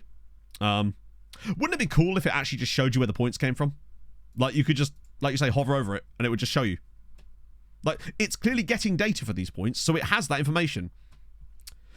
Conference League is that Balzan won. They won the whole thing. The group stage, that is. And in the Europa League, we haven't actually got the last match day yet. Good are already through and are cruising. It's the other two I'm worried about. Valletta are hanging on by the skin of their teeth, but they play Milan in the last match day, so they're basically screwed. Tarshin do at least play a winnable game, but I'm worried that we're going to lose one of them. Not a lot we can really do. Sweetie, how... Were they unlucky? No. I mean, Porto weren't good either, but Sweetie were especially shit in that game. What was the Galatasaray guy? Jesus Christ. Zekir Uladera. Wow, he's 29, but pretty good. Valletta are pretty cooked, yeah. Yeah, Shamrock Rovers, that's actually who Goodyear are playing in this matchday round. Tarshin should beat Honka, but they've mucked up some results already. And I'm worried that even with a dub, that might not be enough to get top 8. And they might end up taking the... Valletta are cooked. There's no way that none of the teams below them win. The only thing we've got on our side, potentially, is the fact that Valletta have a positive goal difference, but which is mad, by the way. I think it's the win against Domžale that's really done it. They've only lost by a single... Oh, other than, Zagreb. Milan have lost twice, but I bet you it was to, like, Leipzig and Lazio or something. Oh, it's Chelsea and Goodyear. Hey, Fabs. Oh, dear. Hello, Marina. And Brighton only 25th as well, but, like, they're only the one win. Brighton will win their last match day, right? They're playing away at Boavista, who actually are kind of gash. So they'll probably win that. I think there's very little chance we get both through. Tarshin is the one. But even them, it's going to be tough. Yeah, it's weird to see so many teams like Brighton, Boavista, Besiktas, Lille, all the way down. Red Bull Salzburg as well. It's strange. Karabakh makes sense being down there, but... Let's just go, I guess. Oh, yeah, I can turn this down. I think he might still kick off, but we'll... Oh, no. Nope. Good stuff. It would be funny if Valletta lost. Yeah. Oh, is it last day of Liga Wide? Oh, okay. That's dope. Shouldn't Shelbourne have wrapped this up ages ago? At least his value's starting to climb back up again now. A loan approached. Yeah, no. Real Madrid want Crompy 1p. No. Might do one more loan offer out soon. Oh, no, we've still got the Beers Abouche ones coming through as well. Eclay! Thank you very much for the 14 months. 14 How the months devil are you, friend? of my favourite FM streamer. Oh, okay. I think that the likelihood of anything happening there is gone. Tarshin have to win. Basically, if Tarshin win by a good amount, we could be all right. Basically, that's all that we can really rely on. A few little rejections, but I'm sure someone will take a loan, right? It might just be that Beerzabuja is so far down that none of our guys will want to go there at all. And all the guys that would have done are probably already on loan at Dingley. But you never know. Right, Goodyear... Terrific work, lads. Valletta lose 4-1. Really? Oh, great. I love that it's the former Sirens and, I think, actually Goodyear player, Vladimir Svetsanov, that is on loan from Sirens right now. Oh, no, no, he's literally on loan from us. Oh, no, he played for Sweetie and Birkirkara, scores a hat-trick, and Goodyear get denied. They're already through, but that's frustrating. Valletta, totally valid. That's then cooked, I would say, particularly with the goal difference. What about Tarshin? 3-0. Ooh. Concili with the penalty. Paul Perez and Gabriel Villanueva is a 3-0 victory. That means neutral goal difference on Tarshin. Is neutral going to be enough to see them get through? Yes! 24th place. Oh, Tarshin scrape it by the skin of their teeth. in the end, they do qualify for the next round of the Europa League at the very least. Valletta drop out, which is frustrating, but at least they've dropped out with 7 points. They've not done a Sleemer where they've absolutely shat the bed. It's more points for us as well, which is good. That takes us to 14.5. Well, that's a massive... I guess Gudja gets some cheeky points out of that too. So 14.5 on the year for Malta so far. Our best ever year since we had 7 teams was 19.2. We've got 8 teams this year, and we still have 7 of them left. We've still got 7 teams in Europe. This is exciting. Yep, 7 out of 8 teams got through to the knockouts of their European competitions. So at the moment, genuinely, having 8 teams is actually working in our favour, not against us. Because the dilution is being outweighed by the fact that they're all getting so many points. Yeah, Valletta are not a good side. I don't know how they ever got to the Conference League final and managed to win it. They had some very lucky wins. Remember, they actually won in extra time in each of their last 3 ties. Quarter-final, semi-final, and final were all won in extra time for Valletta. They were good in the final, don't get me wrong, but they should not really have got through. Our best finish in the Champions League. We've won it 4 times. Now he's going to kick off about that. Or do you mean like the group stage? We have managed to win it once. But ironically, the one year that we actually... Callum Brooks truly is a proper weapon. He does nothing but complain. Also, what I found weird, actually, is across the summer, had a lot more of these bids that were actually unsettling our players, which is weird considering 4 Champions Leagues in 6 years. It's like, what do we have to do? The only other trophy that's been won by a Maltese side is Valletta last season winning the Conference League, which is incredible. Which we'll absolutely take. Took long enough. Oh, yeah, sorry, yeah. We've won 4 Champions League titles in the last 6 years. And we've been in 6 finals, but the 2 that we've lost were against Man United, so we don't talk about that. Wow, you are trash. I'm so sorry, friend.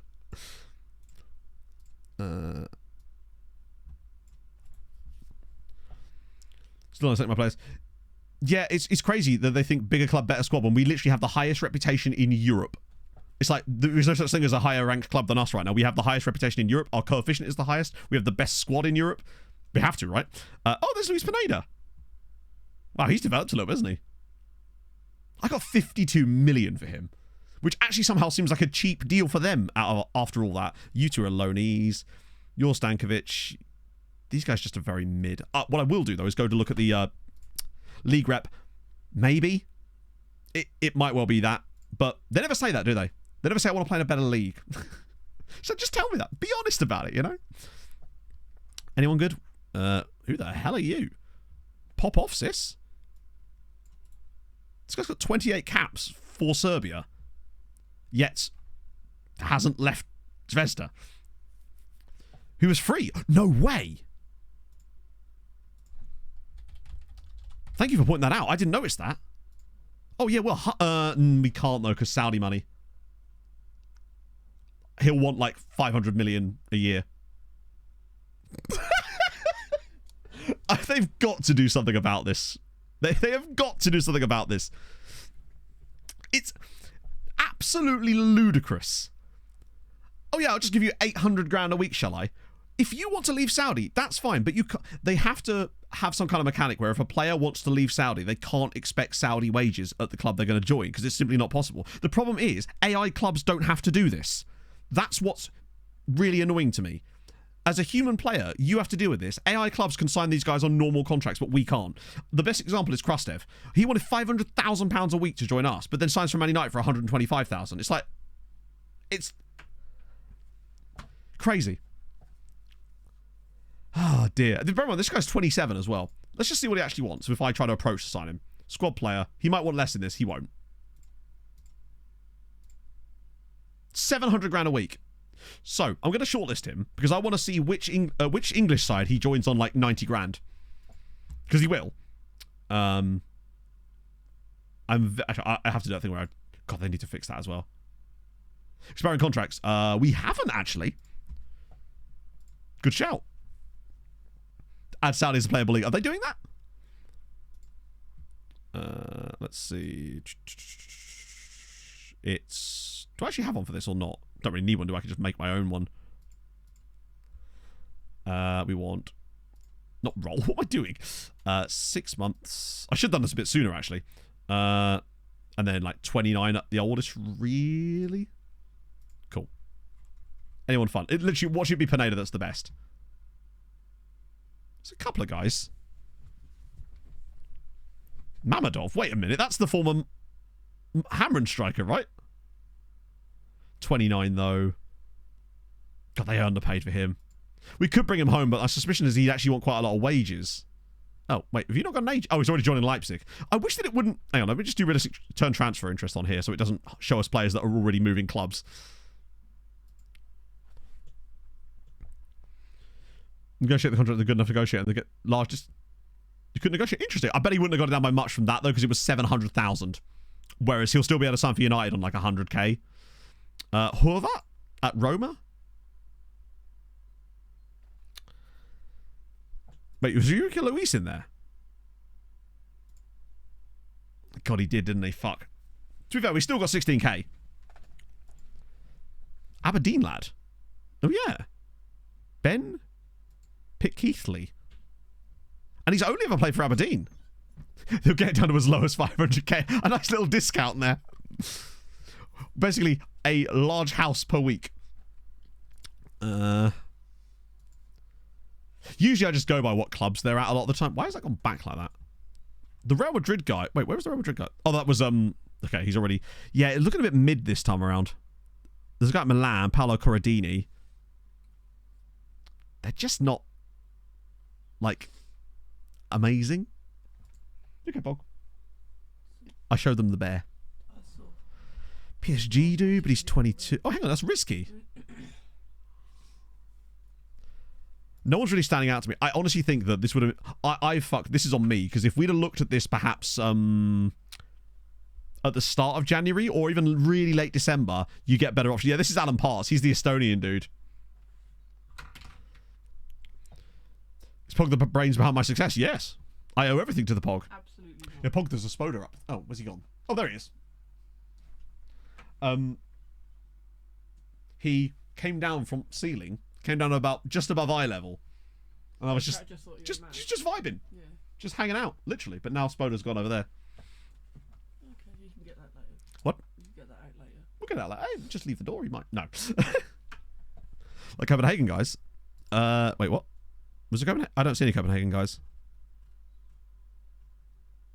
Where was the Copenhagen guy? Wait, isn't that the centre back? Oh no, it's a different centre back. Shit, never mind.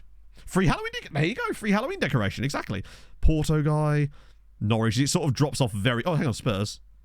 Chris Hayden. They're not going to be worth anything, these guys. That's the thing. Paul Incy Wincy Spider. Good. Spider Punch chat. Go.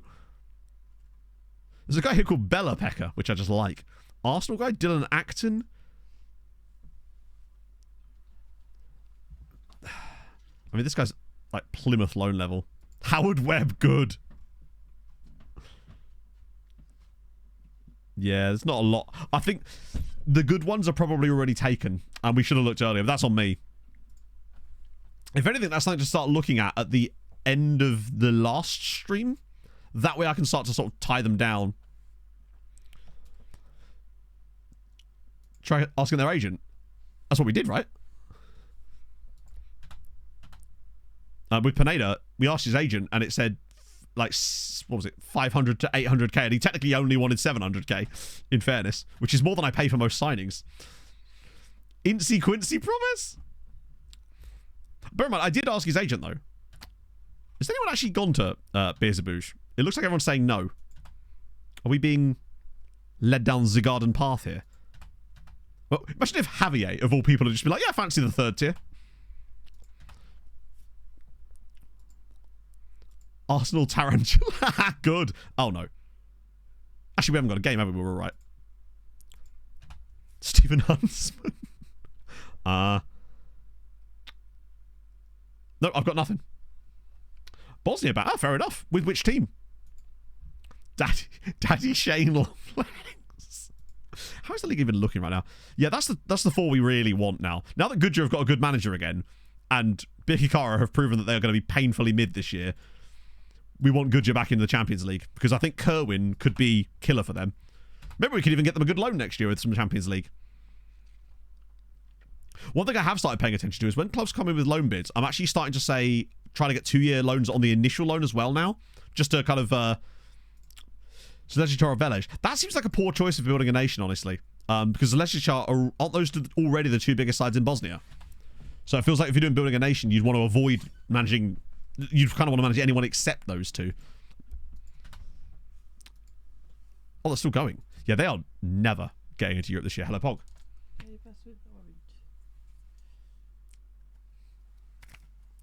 You couldn't be an absolute doll, could you? No. And like, take your midriff off and then have another smaller Pog comes out. Nostrovia. Anyway, could I have a Beppis?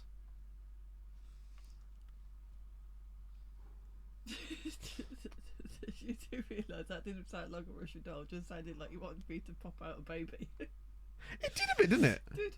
Yeah. Russian baby. Baby Yushka. No. Russian nesting Pog, indeed, yeah. Yeah, exactly. Pretty sure that's pregnancy, which I most definitely am not pregnant. Drinking Sarajevo as well. I suppose, but I mean, hey. What did you want, a Beppis? A Beppis, yeah. Far be it from me to tell you what to do. At the end of the day, manage whoever you like. I'm just saying, if you take over one of the better sides in the league, it's going to be a slog because you're not going to be able to have them help you, right? Yeah, Sleemer in the Champions League is terrifying because that's Jack Canoose. Isn't he, like, balanced or something? No, he's still cautious. But he does use the loan market, allegedly. Yeah, Pogushka. We've got a few league games for a little bit, don't we? Lots of injuries as well, which is annoying. Maldonado will start again. Why no hell not, right? Jacob Black Widow Setestro. I like how you've just decided to not bother with footy at all at this point. I rate it. Wow, Salamander Silva. I'm just going to change his name. I feel like we might as well at this stage, right?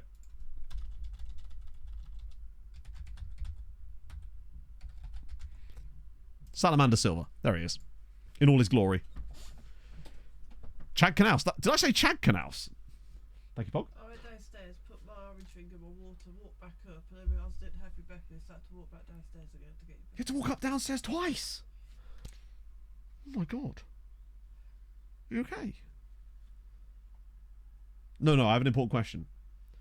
Have you sold the movie rights to that story yet? Okay. Didn't go so well. Oh, you're back. Hello. Oh, yes. Change nation mid-save. Okay, that's interesting.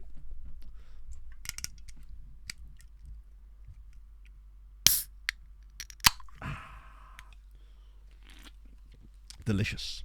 Arachnid Armenia. Good. I like that you've been sitting on that. Like an egg. That'll do. Moody BBC short series. Yes. That will seemingly have the same actors in that every single one of those do. We have fun. We have fun, you know. We like a bit of banter. She's good crack. X videos away. Well, I mean, hey, they can have my entire back catalogue if they fancy it. Right. Because just as well we've actually got Maldonado now. Without Hajarowan and with VR being a constant disappointment / injured. Might be worth checking in on the Asian Cup, actually. Webb Rooney, Spider Gerrard. I love how it's just added in spiders and stuff to... Kylian Mbaitepe is close to being workable. That's quite a... Moser with 2 more goals? It's kicking off, mate. It's... Reynoso's never catching him for top scorer this season. Back... Hey, I've made videos in the past, I promise, chat. Just because I don't make videos at the moment, and I will. To be fair, someone did actually leave a very, very nice comment on the most recent recap, which actually made me feel so nice as a person. So I was very grateful to that. So shout out to you. The transfer is about to slam shut, chat. Whatever will we do? Possibly upset someone. Rather use you in the league. No. Horrible times. There we go. We move. I totally forgot that I'd actually loaned Juan Pablo. Actually, what I think happened is I accidentally clicked like extend loan, and he actually did it, the mad lad. Or did he? I think he... Oh no, it was a different club. They just offered more money. He's been prolific, though, to be fair. Oh, no, it was Sevilla twice, yeah. They actually extended a foreign loan. Transfer Webline Day. Good. Mikel Antonio. It's not quite a spider, but it's close. Stilvan 8-leg Winsky. Good. And it's a Fulham player, isn't it? Drop stupid amounts of money on an unreasonably mid player? Maybe. It's what I do. I've been known to. Zuri have started to throw it away a little bit. The Beerzabuja boys are still struggling. Kim Andre... Wait, what? Good enough to be the club's backup goalkeeper. I admire your enthusiasm, Kim, but you are not that. So that's going to not happen, I'm afraid. We already have a Norwegian goalkeeper, and he's much better than you. Bjork Sultan couldn't help him. I guess that would be kind of weird. Clearly your backup goalkeeper. You're not even like the fifth choice goalkeeper. So what I will do is sell you. Won't lose any sleep if I leave the club because of... Brother, I don't know who you are. Like, but sure, feel free to get... Unless we're going to get a bit of money for him, I suppose. Are we actually on deadline? No, we're not, because it would be all yellow, wouldn't it? Like Coldplay up in this business. The fact that we've still got 6 players on international duty does imply that there's been some big things happening, at least in the Asian Cup. Asian Cuppy? Turkmenistan in the quarter... Okay, a story has happened here. Thailand and Turkmenistan get through. Iraq and Australia, obviously. Saudi, Kuwait, and the Philippines. Shout out to Jordan and Syria. Japan doing bits. That's what they do. UAE, China, and Uzbekistan. Huh. Can't find it, Pog. Pog, it's the one... It's got the most likes. It was just a person that was just... It wasn't like a super, like, in-depth, nice comment. It was just like a quite off-the-cuff comment that I took to heart in a really nice way.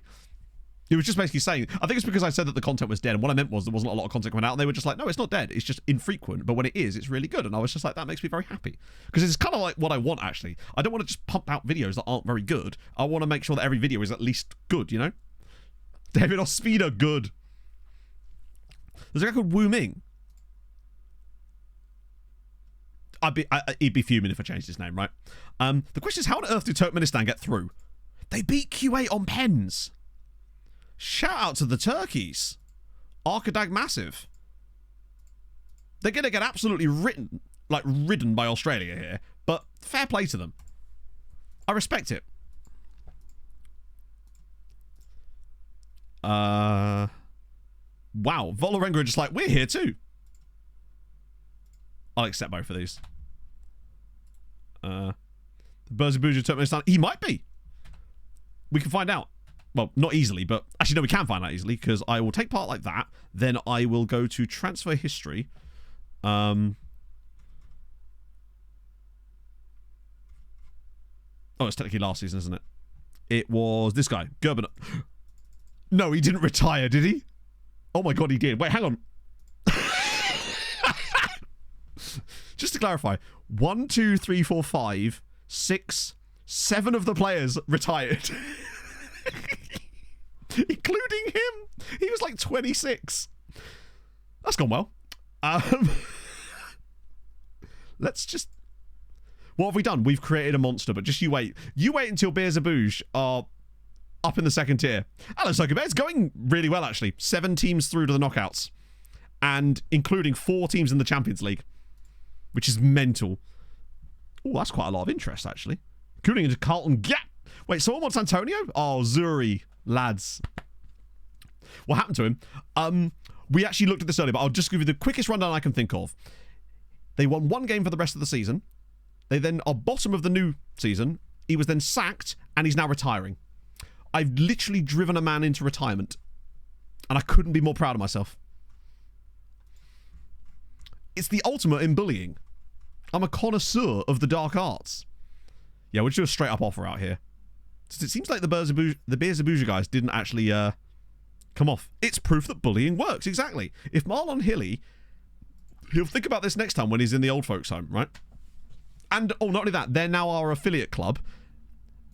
And they've got a new manager who is a former Sirens player, and I'm now going to try and build them up in his absence. And then my ultimate... Once they get promoted to the second tier, my ultimate act of revenge will be complete. I assume it's... Presumably this is the stadium of Middelfart, right? Why is my phone going off? Middelfart Gymnastiek e Bold Club. Yeah, Diego Daddy Longlegs. That's the one. 251 million. Still costs 2... That's a lot of goals. And what I would say is... People criticise me for Eric Bartos. I'm just saying. It could have been worse.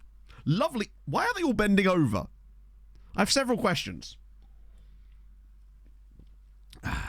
Just say, Matt, that it's a professional football coach. What? There you go. You won't get in trouble at school. Kids don't bully people. I should say this. It's half term, right? I ruined his entire life for speaking out against him. Yeah. You signed Irish Bartos. How is old Bartos doing? Probably still smashing it. One of these days we're going to look at his profile and it's going to say... It'll probably say 4 stars actually before it says 5. God damn it, man. Oh, he's injured. Shit.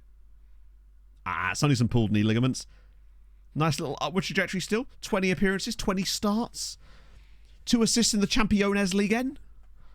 I mean, he's doing it.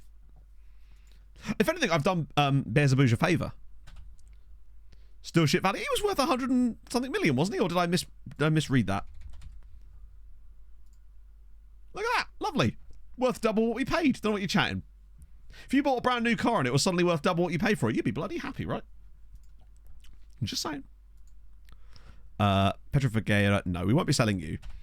We do need to keep... Now that I'm going to try and give him a second chance at life, right? So one of the ways we're going to do that is by retraining him. Milan have informed us they declined to make an offer. Cheers, Milan. Most of these, I think, are going to be foreign loans that aren't going to help us in any way. But just in case we get 1 or 2 in here. You're 25 and don't really do anything, actually, so we'll just let you go. Saves on the squad. This one will also be another one. I'm just happy to kind of keep loading him out now until he leaves. Lopez, Benny. Wow, that was just nobody. You're 21, actually. Fuck it. We'll just get you out of the way. 40 minutes for What if it was like gold-plated or full of, like, biscuits or something? Because I'd pay quite a good amount of money for a Toyota full of biscuits. Wait, Tabakaro was actually wanted for loan, but it's probably PSG in it. Milan.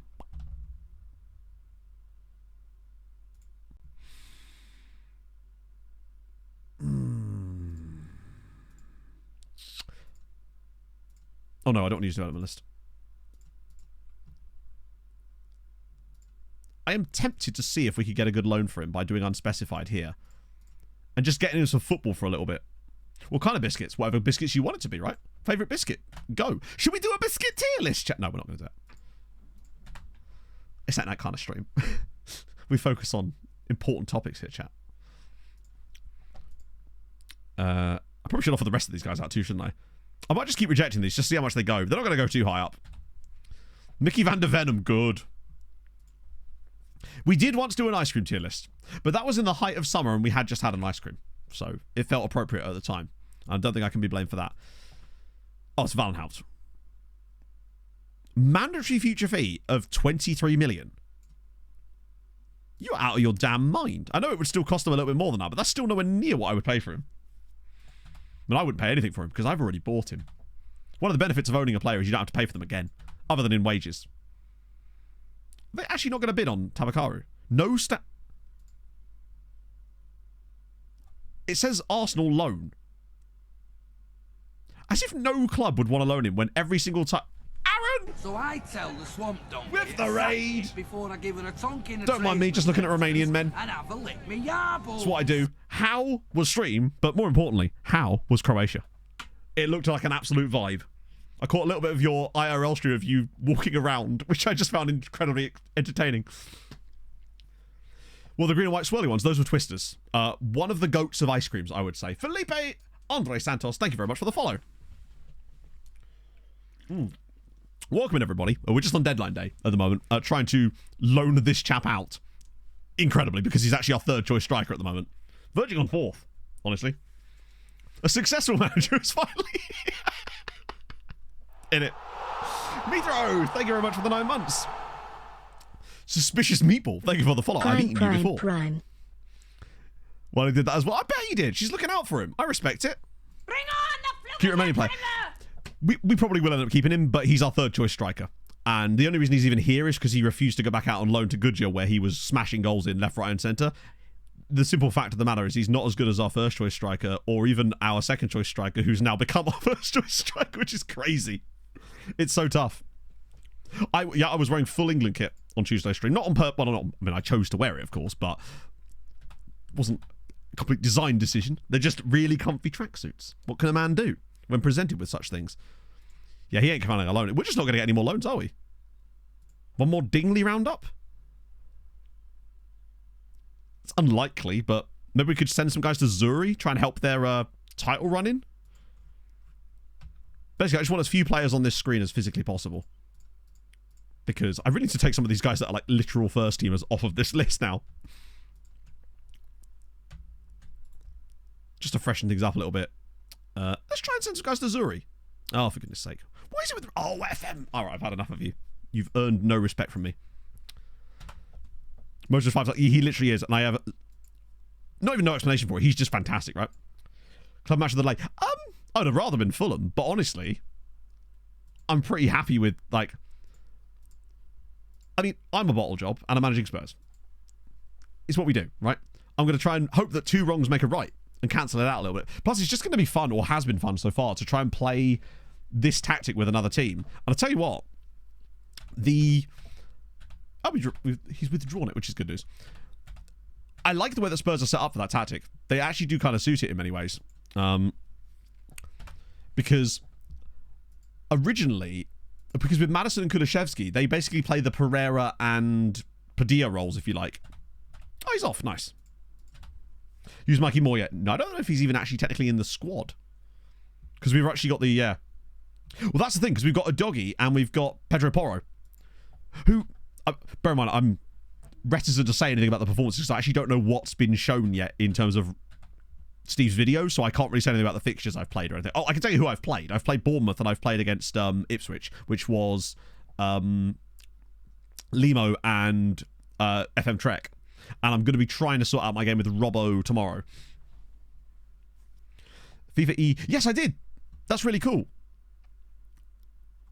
And deservedly so. The event was absolutely mad and fabulous, and it thoroughly deserved that. The people that put that event on, like, did an incredible job. And it's crazy. You can see from this picture just how many people were actually involved in putting that event on. And it was a lot. Oh, you get loads of Spurs in it from me. It's what I do. It's in my culture. I don't think I need to register anymore, do I? We're already kind of maxed out. Blaz will get kicked off again, but what am I going to do about that, right? Cool. I just think it's... Oh, there he is. Treating... Oh, for goodness sake. I'll load you to Man United again if you want. Is there an option of a loan in here somewhere? Oh, nice! God, Blaz is so easily manipulated, isn't he? I can just gaslight him into thinking he's good every couple of weeks. He's a very useful player to have around. He's one of those guys that I think I will eventually end up selling for not that much money, but he's just so... Wait, what?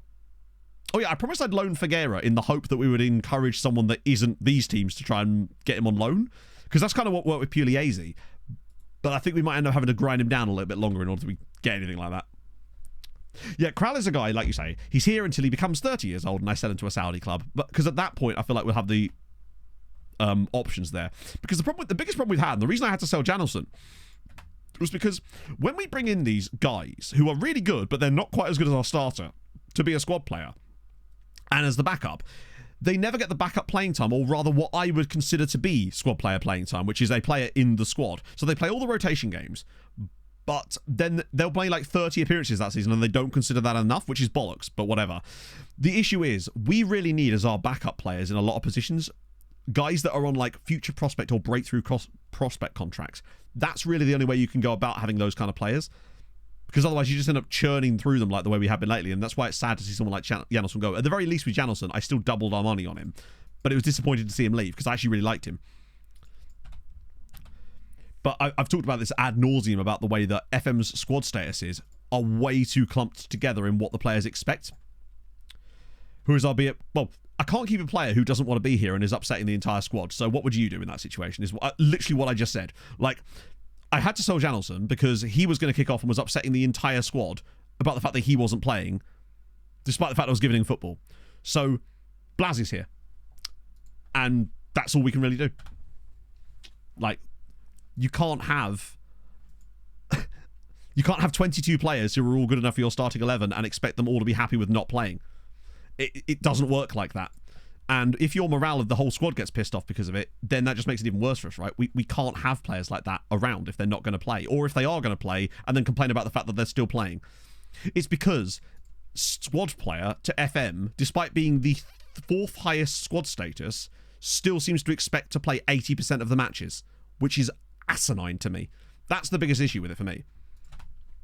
And that's why we need to really focus on getting younger players on smaller squad statuses to play those roles for us. But yeah, it's not possible. So yeah, if there was something to happen to Otavio, it's not really an easy option for us. It's probably Gudmundsson. Like, that's probably who would play the role. But Valenhout could step in too. The one thing we do have at the club is centre-backs that can play DM. So that's probably who would have to cover if we were to lose an injury.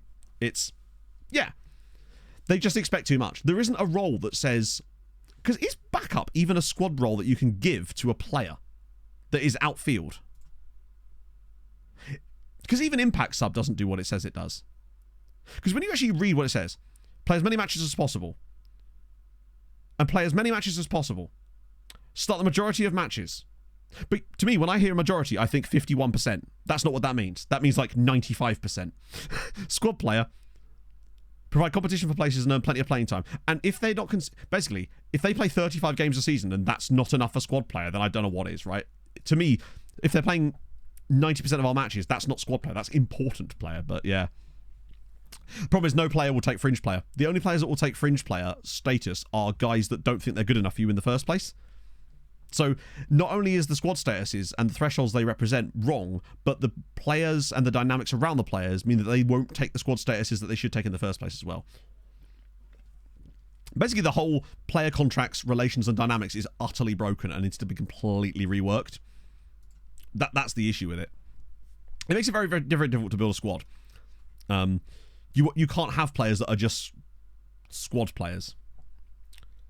They're great for being able to cover it, but like, put it this way, the work rate on them is not great. I wouldn't really want either of them doing it for a long period of time. Bobby Tree did get 8 in that one, yes. I think it was... No, I think he got 9. I'm pretty certain Bobby got 9 in that game. 8 was Emmett Doran against Shakhtar Soligorsk, I think. Okay, that's about starting. Except I'm not convinced that it even cares whether they're substituted or not. I've seen it so many times where it seems that I've had where was it? Where I basically had a player down as an impact sub and I literally brought him off the bench in 20 consecutive matches and he complained about his lack of playing time because it was only counting when he started. Guys, the match engine. Yeah, but they're so few and far between to find. They're tough. Oh yeah, ED7 must have been 7, of course. Yeah. I mean, that wouldn't make much sense otherwise, would it? Otherwise, we'd have 8. He's 18. He's eaten. He's 80.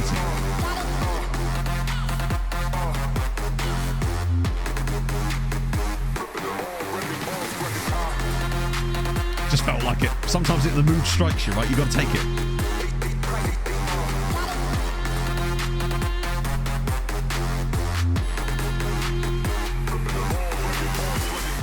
My favourite thing about Impact Sub, though, is that the game knows that they're getting Impact Sub playing time, because all the players I've done that with in the past, where they've not really started many games, but they've been off the bench almost every match, they'll come to you and complain about their playing time, and it will say in the discussion screen, agreed playing time, Impact Sub, actual time, Impact Sub. So they're getting the playing time it says they are, and it knows that, but they still complain about it. The light's not flashing is because I've not got Streamer Bot on. I need to reprogram all of that. Gonna complain or not? You'd say so, but I've noticed that. I mean, what's Callum Brooks' personality? Driven. Which means he could have high ambition, but either way, he's been nothing but trouble. He was the one that complained about Impact Sub while I was giving him 35 appearances as a kid. And he was getting loads of starts. He was like starting every other game and he complained about Impact Sub, which he's still on, by the way. And that's why he's still on it. It's crazy. No, intake isn't until the 9th of March, so we need to get to that. But we will get there in due course. I do need to pick it up a little bit, actually, in fairness. Because we've still got another round of Champions League in the middle right now. I just think it needs to be done based on percentages. Oh,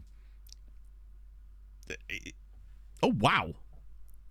Moser scored, but, like, why are we trying... Oh, as if we're giving points to Sleemer. That was an opportunity to, like, slap them down. Basically, order them akin to the penalty takers. Yeah, exactly, yeah. They're very tasty. Like, Brooks is only really not in this team now as a starter because Kravitz is so good. I feel a little bit for Brooksy. I guess that's one of the downsides of us signing so many good players is that eventually some of them are going to become good players. It's the consequences of our actions, but in like a good way. We're basically being hoisted by the petard of our own success in some ways, right? So basically what we're trying to do in general is... Oh, cheers, Sebastian, I guess. Oh, he's retired. Fair enough. In February, okay. We're trying to make Malta the number one side in Europe, in the sense that... Sorry, no, the number one league in Europe. Not the national team, although that is sort of weirdly happening as well. And naturally, by doing that, we are managing Sirens, who are now obviously one of the best Maltese sides. And the idea, basically, is that we're trying to develop the entire League of Malta, not just ourselves, to bring them up the coefficient rankings. We've reached a peak of second. We're now currently sitting in fourth. But in still a more healthy position, basically. We've won multiple Champions Leagues. Valletta have won the Conference League. Stuff like that, basically. Yeah, getting rude. He's gone to the Marvin Hilly retirement home, where he deserves to be. But thank you for joining us, James. If you've got any more questions, feel free to ask, and I'll do my best to explain what I can to you. I'm always happy to... I love talking about this save, frankly. I will talk... Sometimes, chat, I talk about it for like 4 hours on Tuesdays, Thursdays, and Sundays. I've been known to. That's not true at all. Arguably, I would probably say I would spend less than 20% of the stream talking about it. Adrian. Okay, 8-7. Lads, have you considered starting him more? Champions League draw happened. It probably has, actually. Talk about the Pog off stream. Almost never. I'm afraid she might hit me. Our stream match, yeah. I must admit, though, did just have a little rant about squad statuses there. Janosch or Bobby Tree. Janosch was a youth prospect, so the likelihood of that happening in this save is very unlikely because youth prospects. Bobby Tree. Reynoso scored a lot of goals, but he tends to score them over a long period of time rather than all in one go. The goalkeeper, that was Andrea Cassar. So he was here for a while, then he became a goalkeeping coach here for a little bit, but then we had to, basically, he stood in the way of progress, and we had to bulldoze him like the forest. We were the loggers in that case. Vida is probably our Bobby Tree in the save in many ways. It's nice to have it be a wing-back, honestly, and not just the same player as always. Any good Bulgarians? Ooh. The best one in the save has probably been Kravitz. Sorry, not Kravitz, Krastev. Krastev. The best one that I could think of anyway was Evtim Krastev. Obviously, he's 35 now, so he's got a lot worse, but he spent a good 12 years here before he kind of forced his way out the club, and we had to sell him for £42 million, but he was fantastic. Svetsanov's pretty good as well, but not good enough. Whatever happened to Hubanov? He was the other highly rated. Oh, is it Juve? Like, he's fine. But the fact that Sweetie let him go for free because he wasn't getting game time there, and he's barely played for Juve either. It's not a great record, really. Bulgaria hasn't been quite as producey as it is in my normal saves, to be honest. Plam and Ilkov was good too, actually, yeah. 80 on Uber to Manchester Piccadilly to get home. Oh my god. Yeah, I hate Fulham for not that exact reason, but just for the fact that they put us in that position. Like, if I saw a stat earlier, it was like if the matches were 85 minutes, Fulham would be in the top 4. Like, we've already given away more points this year than we did last year from winning positions. Right, okay. Birkirkara versus Inter. Hamren versus... Oh, come on. Hamren's reward for top 16 is Sporting. Who did eventually come 23rd. Beat Napoli, PSV Eindhoven and Monaco. Drew with Hamren, actually. Then lost to Ajax, Juve, Real Madrid and Liverpool. They're all going to go out, aren't they? The hope is, if they're going to go out, at the very least, they take some points with them. Like, they at least sort of get a couple of draws or something along the way just to give us a little bit more. Or they just come up with it and go full beans. Yes, there will, James. when we wrap this save up, which is not going to be the end of the game cycle or anything like that, now that it's 5 months longer, we expect in the next couple of months, basically, we will be doing Outcast to Icons as a stream save. And obviously then recaps for YouTube as well. 30 points winning position. It's crazy, yeah. The fact that we've just been doing it in stoppage time, especially. We're currently highest rep in Europe. 4 Champions Leagues in 6 years. Second in the coefficient last year, but it's now dropped down to 4th because we lost a 27.5 point season, which understandable. We were going to drop after that, but we have been steadily gaining each year in terms of since we got 7 teams in Europe. Each year we've gained more coefficient than the previous year, so we've been steadily progressing within that. This year, for example, we got all 4 Maltese sides through to the knockouts of the Champions League, which is insane. Shout out to FC Copenhagen. Are we going to draw them again? But that's the situation currently. Stature's huge. We couldn't have we have the highest rep in the world. Our coefficient is beyond, like, our personal coefficient is so far above everybody else. It's actually unhinged, isn't it? Is it this one? No, it's the coefficient one. Yeah, look. We're a full 16 points above Manchester United in the personal coefficients. 39, 29, 39, 32, 39. But the same. No, because the long-term goal is there, right? That's why I haven't got bored of it. But that's why, if we do get into that sloggy period, that's why I'm prepared to, at that point, hang it up. Probably after that year, that last year that England have got a chance of, that we've got a chance of catching them. Malta, San Marino, and all the underdogs in the nations ranking. Oh, well, Malta are 108th, or they were 109th? They can't seem to get past 109th. They've hit 109th so many times. They nearly got into Nations League Group B. But they balls it up against Iceland, unfortunately. But they've been to a Euros, which is pretty sick. That will never happen again, but they have been to a Euros in this save, and we did manage them at the Euros too, which was fun. Heartbreaking, and conceded arguably the worst own goal I've ever conceded since I've been playing FM. So not all great, I must admit. Which I think for me, ease of tackles implies that we're just going to, over the course of the year, we will even out and we will actually start to get better as well. Yep, we'll do a jump to the future. Once we're finally, like, happy with it and we're like, right, we're never going to be able to... Say we get the financial crisis, that will be done.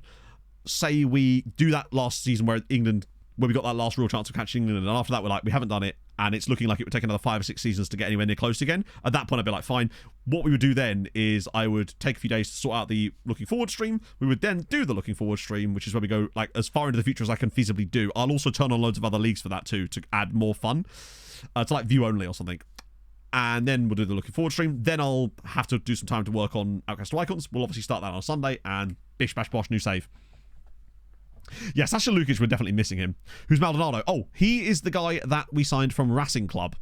I showed him last stream, but we decided to take the plunge on him today and have signed him for... He's actually only 11 million up front. But we felt it was a bit rude not to sign him, especially as we've needed him, given that Hajaran was at the Asian Cup and has been injured, and VR has been injured and not very good. Uncle moment in the recaps. Yes, it is, yeah. It's in the recap that's called something like Malta qualify for the Euros in Building a Nation. It's a clip in here as well. Yeah, so he was one of the ones when we looked at the players in the Argentina national squad that were still playing for domestic sides. We scouted a load of those, and he turned out to be monstrous. I want to just have a look at Brazil while we're here. See if there's any more like that. So, like, he's 26. They can't be too old, obviously. So, like, 27 is probably the oldest I'd really want these guys to be. Maybe 28 at a push. So we'll scout all these guys. Wow, Brazil are really heavily domestic right now. Cool. I suspect it's because when he joined us, he was only worth 13 million, because that's what we paid. So I suspect it's that his value is climbing now that he's here. So it will probably jump up a little bit more. Although sometimes the game is just weird about it as well.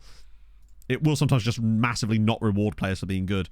VR's back in the team, but he's actually only got 3 goals and 3 assists in 20 appearances. Whereas Maldonado, I just kind of prefer Maldonado right now. He's just got insane passing ability. We will start Salamander Silva as well instead of Valenhaupt. I want to give Chosen One a chance back in the team again. But Salamander does need play. It's weird. I think it's because I'm... Yeah, see, this is the thing. That's where assistant advice can help, because he will know if you've made a promise and start putting players in. So yeah, so we'll get Salamander Silva in. Because I don't want him kicking off. The last thing I need is him complaining about lack of football. our record £80 million signing. Just losing a bigger season than... Oh, really? Yeah, to be fair, we're losing a bigger season than them every single year. Can I show Mosley? Yep, absolutely. Hopefully he won't miss a penalty in this game. Would have liked him to at least score in the game, but sure. Let me just click it from here. He's not technically our starting striker. The only reason he's actually playing at the moment is because Reynoso got a 3-month... he tore a thigh muscle in training going for a header before Christmas, so he hasn't played since. But Moser was already giving him a damn good run for his money before that. Oddest thing to happen in the save so far.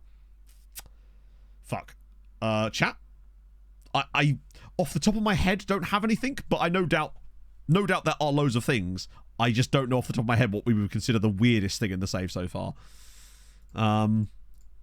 Valletta being the first team other than us to win a European trophy. Considering that was their first ever season in Europe in this save.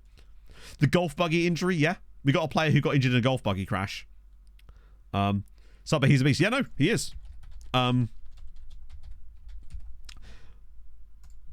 So is our starting striker. Javier has not played. He's the 4th choice striker. Not to qualify for the Euros without me managing them, actually, is pretty surprising. That tackle. Oh, the one from Jose Pablo Pinares. And let's not forget that we also have Javier.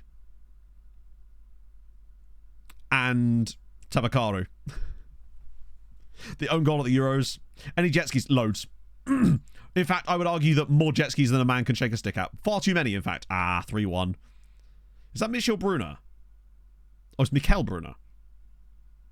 That name rings a bell for some reason. This is what I mean. Like, you're never going to be able to build a nation with shit like this happening constantly. Bikikara were actually the better side. They still lose 3-1.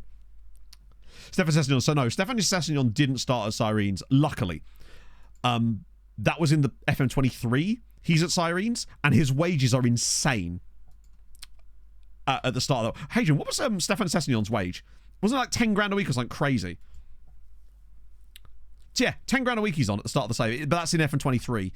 So what I'm saying is don't do a Siren save in FM23. You will be bankrupt immediately. It's clearly a glitch. He obviously wasn't on 10 grand a week at Sirens. But for some reason, they just massively misprogrammed it. I assume it was supposed to say 1,000, which even that still seems like too much. But yeah.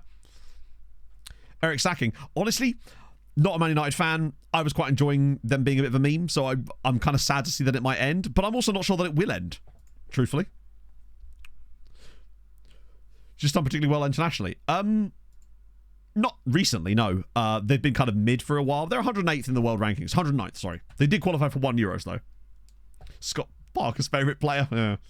How's he getting on at Burnley? Like, I haven't really been paying attention to him. Tarshin versus Dinamo. That's tough.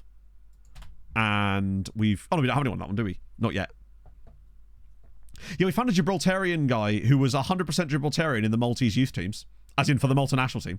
Cooper, do not hate me. Dad Carvalho, thank you for the follow. 600 dance moves and I am programmed to Signing get bonuses. freaky. Still though, what was Sirens playing at? That's crazy. Finding Roy actually was pretty sick. We found an Anguillan guy who'd never had a club before on a free transfer when he was like 15. And he had like legitimate, well, I say insane potential. He played for Inter, so he clearly had good enough potential for that. Never declared for any nationality either. I found a player called Cock Van Ars, who's actually still playing. Tarshin lose at home. Let me guess. Nope, thoroughly deserved. There you go. Terrible goalkeeping performance. Also, can we talk about Thaddeus Buaduina Onana? Great name. You ever found a player called Taliban? Is Cock Van Ars still playing or did he retire? Oh my god, I think he's gone. Chat, I think Cock Van Ars has gone. It's gone to the big bum in the sky. Incredible. Okay, not a good day for coefficients there. 15.5. Wait, oh, that's England. As if we're actually dropping this year, despite the season we're having. Wasn't it Cock? I don't think it was. I think it was straight up Cock. Yeah, no, it was definitely Cock. Spelt the traditional sense.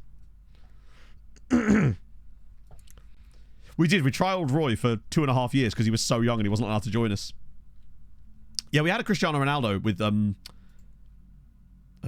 yeah, we had a guy called Cristiano Ronaldo. Nothing wrong with it at all. No, absolutely. It was more the Van Aerts part. Getting FM on console. The problem with console at the moment, excuse my voice, is the fact that there's no way of updating the squad, so you're going to be like a year behind now officially. In fact, over a year behind, which kind of sucks. And since they're not going to be doing any squad updates, there's no way that you can even update the squad. I don't think there is a way you can update the squads on console, right? I might be wrong. But that's what I was told. Anywho. Okay, Sleemer are starting to get a little bit muddied now. But I don't really want them in Europe at all. And I'm worried that Birkikara aren't going to be able to pull it back. Right. Ottavio at left. What are we doing here?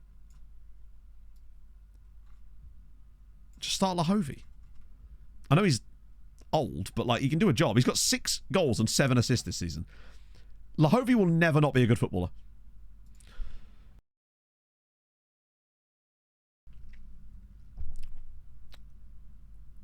Everyone retired. But they actually ran out in the game? Salamander, yes. Oh yeah, sorry, yes. I'll probably just keep dropping a random player each time for him for the time being. Because remember, he's a lot younger than the others, but I still believe that he's truly gifted. Although he has actually dropped off a bit for lack of football. Started 14 games this year, just to keep him in there. It's the problem when you sign those guys. Like, they expect to play even though he's technically not really ready. Kim Min. Oh. The guy from the Naughty... I mean, not really doing anything, are they? Because I haven't used those names for a long time. I would like to do another Naughty Nomads at some point, actually. Wait, there was a guy called Salazar Shout.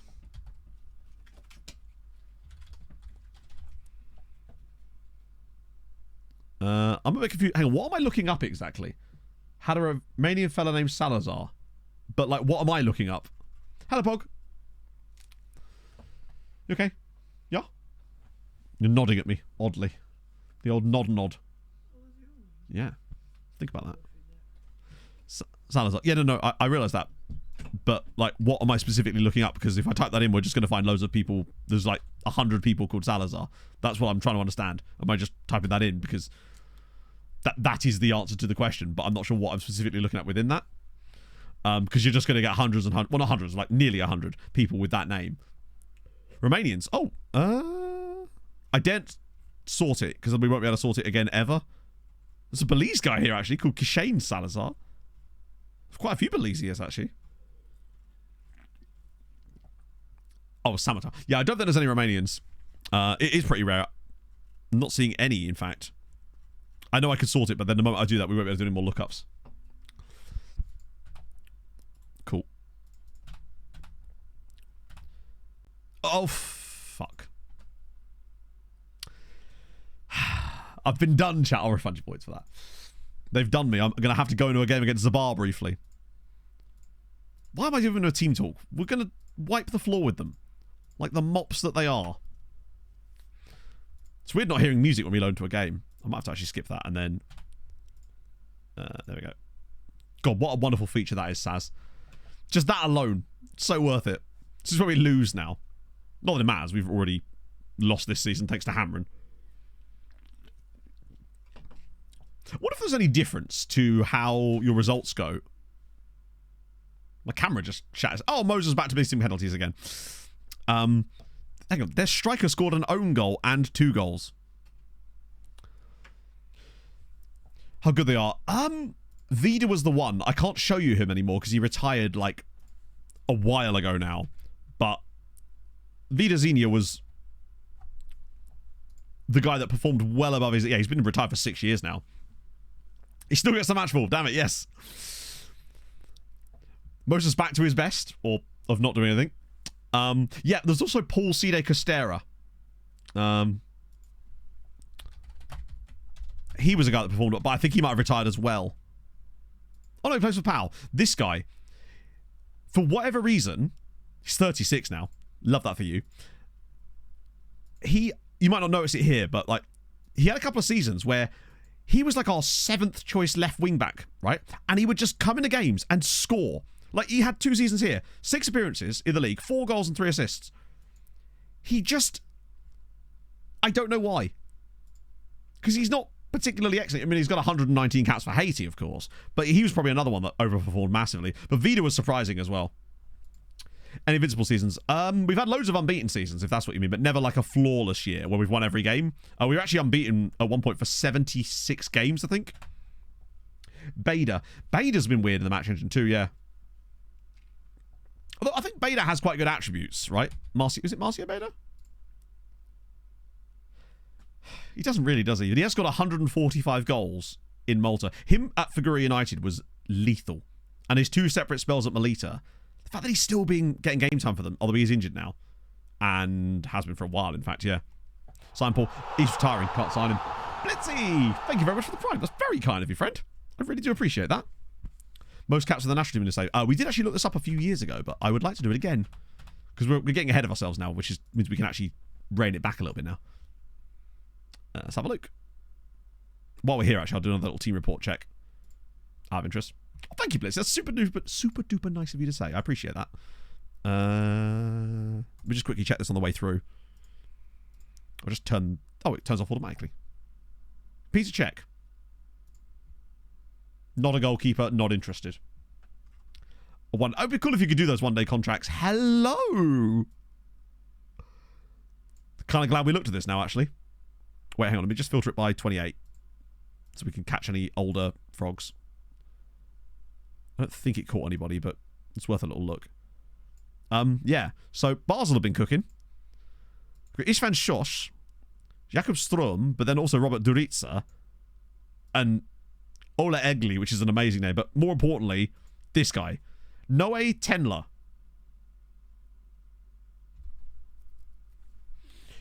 You're right, he's very Reto Bocons. Why can he play centre-back? I guess because he's tall and he actually can tackle. This guy's kind of fun.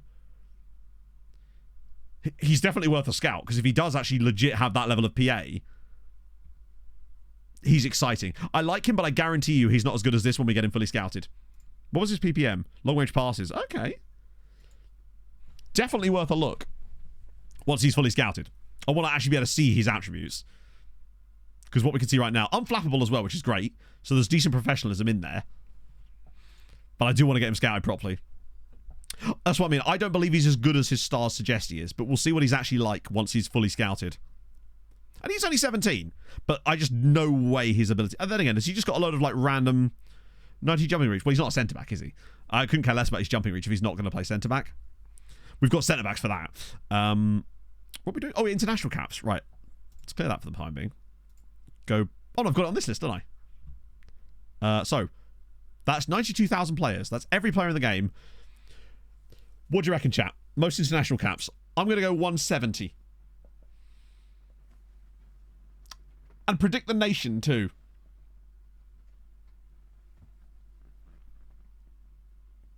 I doubt anyone's going to get to 200, but sometimes there's the off chance. We will start seeing that when we get the women's game next year, though. Let's have a look. Most caps. 188 for Hesh. Wow. Do you know what's terrifying? There's this guy here, Montri Sunathon, who's got 153 and he's only 31. Terrifying amount of caps. Hisham Sharif, 188 caps. That's awesome. And he's been at Zamalek his entire career. 574. Real Madrid got... Oh, is that Granelli? The fact that Granelli actually has that amount of caps for Italy. Yeah, Granelli's the best striker in the game. And has been for years. It's crazy that... Yeah, he was 23 when he moved to Real Madrid. He's been an absolute tormentor. I hope he retires soon, but he's got 20 natural fitness, so I could honestly see this guy going to he's like 38, 39. Yeah, I was going to say, you see Italian and you think, oh my god, and then it's Granelli. And then we got Joel Simon, the one that got away. This could have been our goalkeeper, but we lost out to Bayern. Oh, he's very good. He is probably better than Björk Sultan, but maybe he didn't have big matches. Most games at the same club? No, you can't even really sort by most games at club properly because it doesn't display the information correctly. There's two different ones you can search for, which is league appearances and appearances, but most of the time they show the same number, even when that's clearly not correct. It just doesn't stat track properly. Most goals has to be the 98, yeah? Oh, wait, no, it's not. It's not Granada with 93, it's this guy. Balde, who's 32 with 98. That's a lot. That is a lot of... Hang on. Oh, for God's sake, I hate that it resets it randomly as well. Because as usual, this game is perfectly functioning. Not any fake stuff. To be fair, even in like loaded leagues, I noticed that it doesn't track those stats properly. It's... I think for a game like FM, it's weird how bad it is at tracking stats sometimes. It's disappointing. Let's look at most caps under 30. Because there's got to be a few guys that... Why am I doing that when I could just literally... So 29 is the oldest. There's got to be some guys that are into the mid 100 and 132. Marlon Bernardes. With 132. He's miles beyond. Yeah, the fact that it doesn't track European ones is crazy when you consider how, like, hundreds of European games now for some of our guys. Pineda's actually in there as well. 102 caps, and that's Mexico too. He's only 27. What about, like, the most caps we've got on a player that's, like, 21 or under is? 50 caps! Imagine having 50 international caps at 21 years old. 50 caps for Barbados.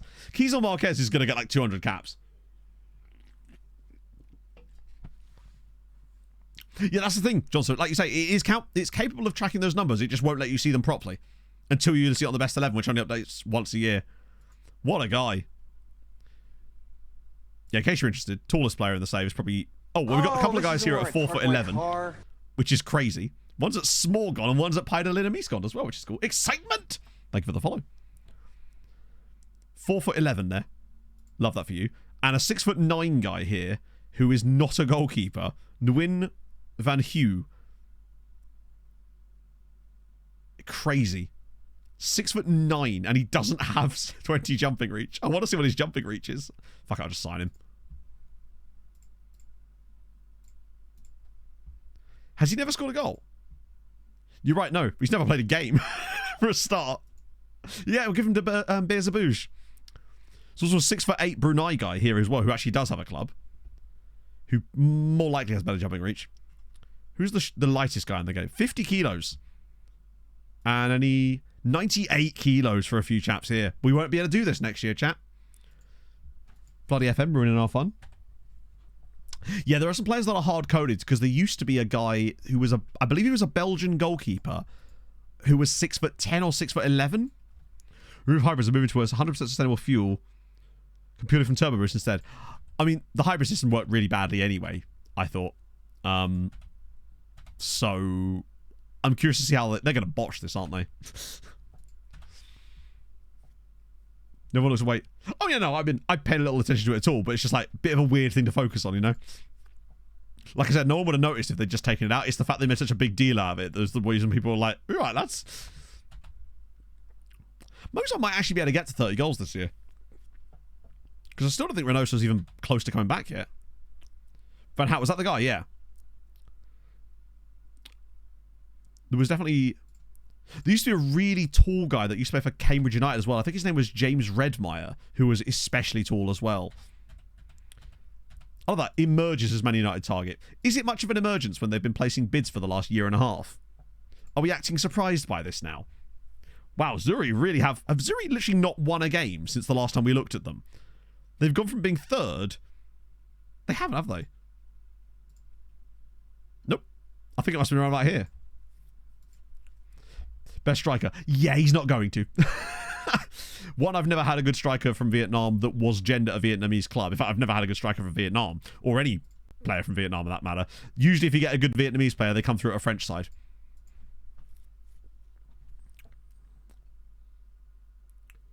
It'll exist in the back end, yeah.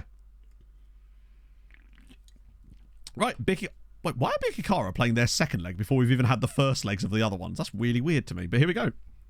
6'9". Yeah, there was definitely a guy who was 6'10". It might have even been a 6'11" goalkeeper at one point. Right, come on, Bicky Cara. Do it. Turn him around. Just do something here. You should have won the home game. Let me guess. They deserve to lose this one, but they didn't deserve to lose the home game. That's disappointing. 6-3. They go out. Navalon and Castro with the goals, but it doesn't matter. So they lose, and we get no points from them whatsoever. But we did get the points of them qualifying, at least. So that's worth it to us. The extra points they've gathered from that is still worth, like, nearly a full coefficient point. So they've done their business. It's just whether the rest of them can keep up. We've got some Wednesday games as well. Hammer away at Sporting, Sweetie hosting City. It's not happening. Block Jorgensen. That might have been him, yeah. Plays Brazilian national. That's pretty sick. Only when hybrid tick the box to do so. I mean, it seems like a silly choice. Oh, no, group. No. I mean, you just saw. Vicky Cara just got knocked out by Inter Milan. So, no. They all got through. Every single team got through to the knockouts, other than Valletta in the Europa League.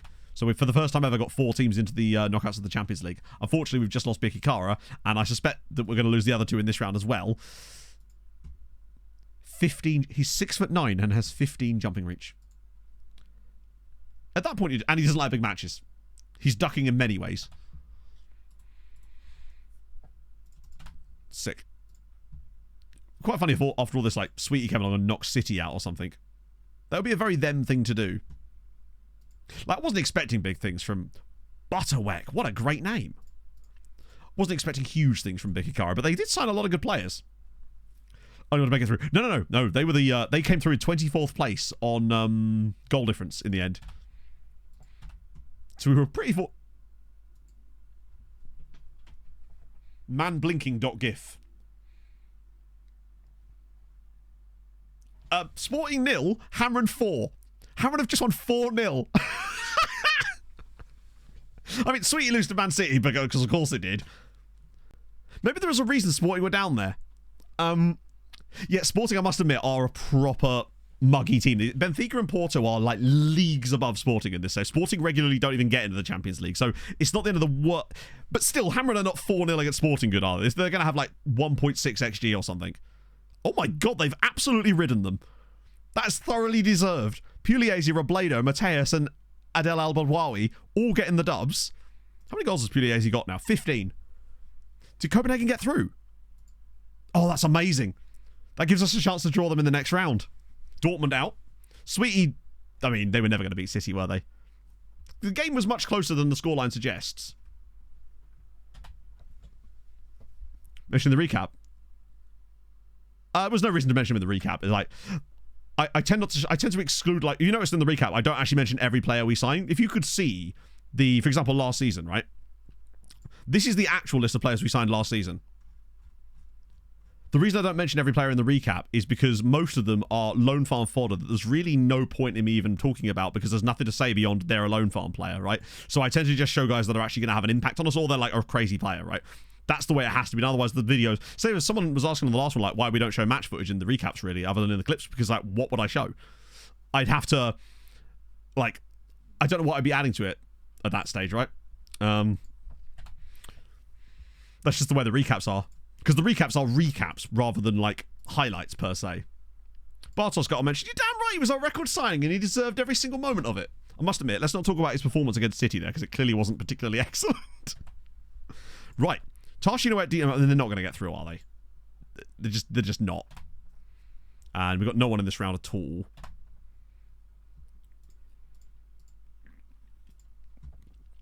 If Tarshin pull that out, then it would be one of the greatest comebacks ever, but it wouldn't. It would be a very mid comeback, but it would be a comeback that would be very welcome at this stage. But this is Malta, and we don't get that kind of luck most of the time.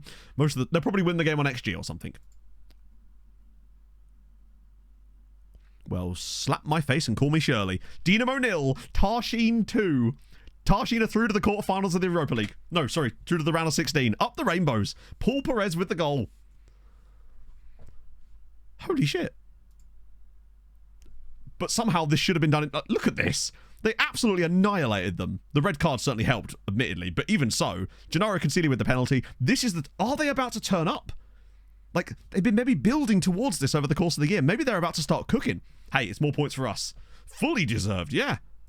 Superb news. 15 points for Malta on the year now. So we're nearly up to the first season that we got with those teams. And we've still got...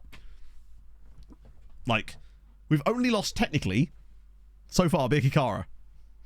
There's still a lot of teams left in Europe for us to get those extra points. Bartos, he was our record signing from last summer. Who's on loan at Sweetie at the moment. He's got 23 appearances this year. Very, very solid player, if you ask me. I thought that said retiring for a second. Must admit, did accidentally shit a brick there for a moment. I paid a large amount of money. Oh, God, no. We really can't afford... Oh, thank God for that. Don't know who's going to play left back for us against Hibernians, though, because Peters is still out for the time being. Flames United. Right, that's a scout report there. So I'm going to quickly have a quick pee, then we'll be back, because youth intake's still got to come, as well as seeing if... Imagine if Hammer and bugger this up. I'll be back in a moment, chat. You know what to do.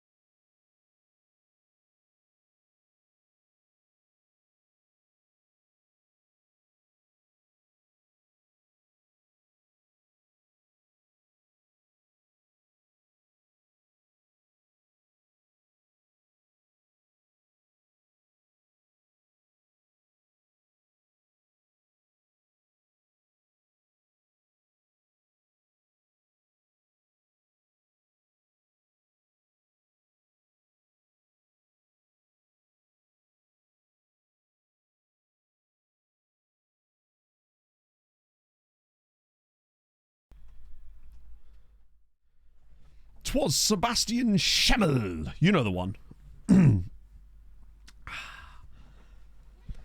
Phenomenally unstable. I love that you guys always have lore about these players. It's actually mad that you just happen to know this stuff, man. I respect it so much. Right. Get you guys out of the way. Oh, wow. Are most of these guys just not players we want to sign anyway? I think it's mostly... That's the thing about leaving agent offers on. You are going to get a lot of that. Still some good guys. Oh, Romanian guy there. Hello.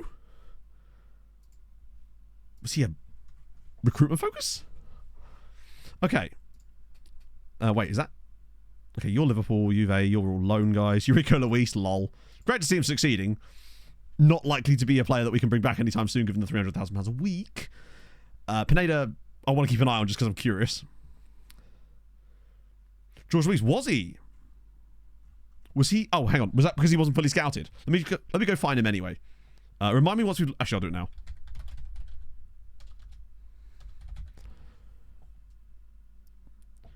Mid-Journey club logos.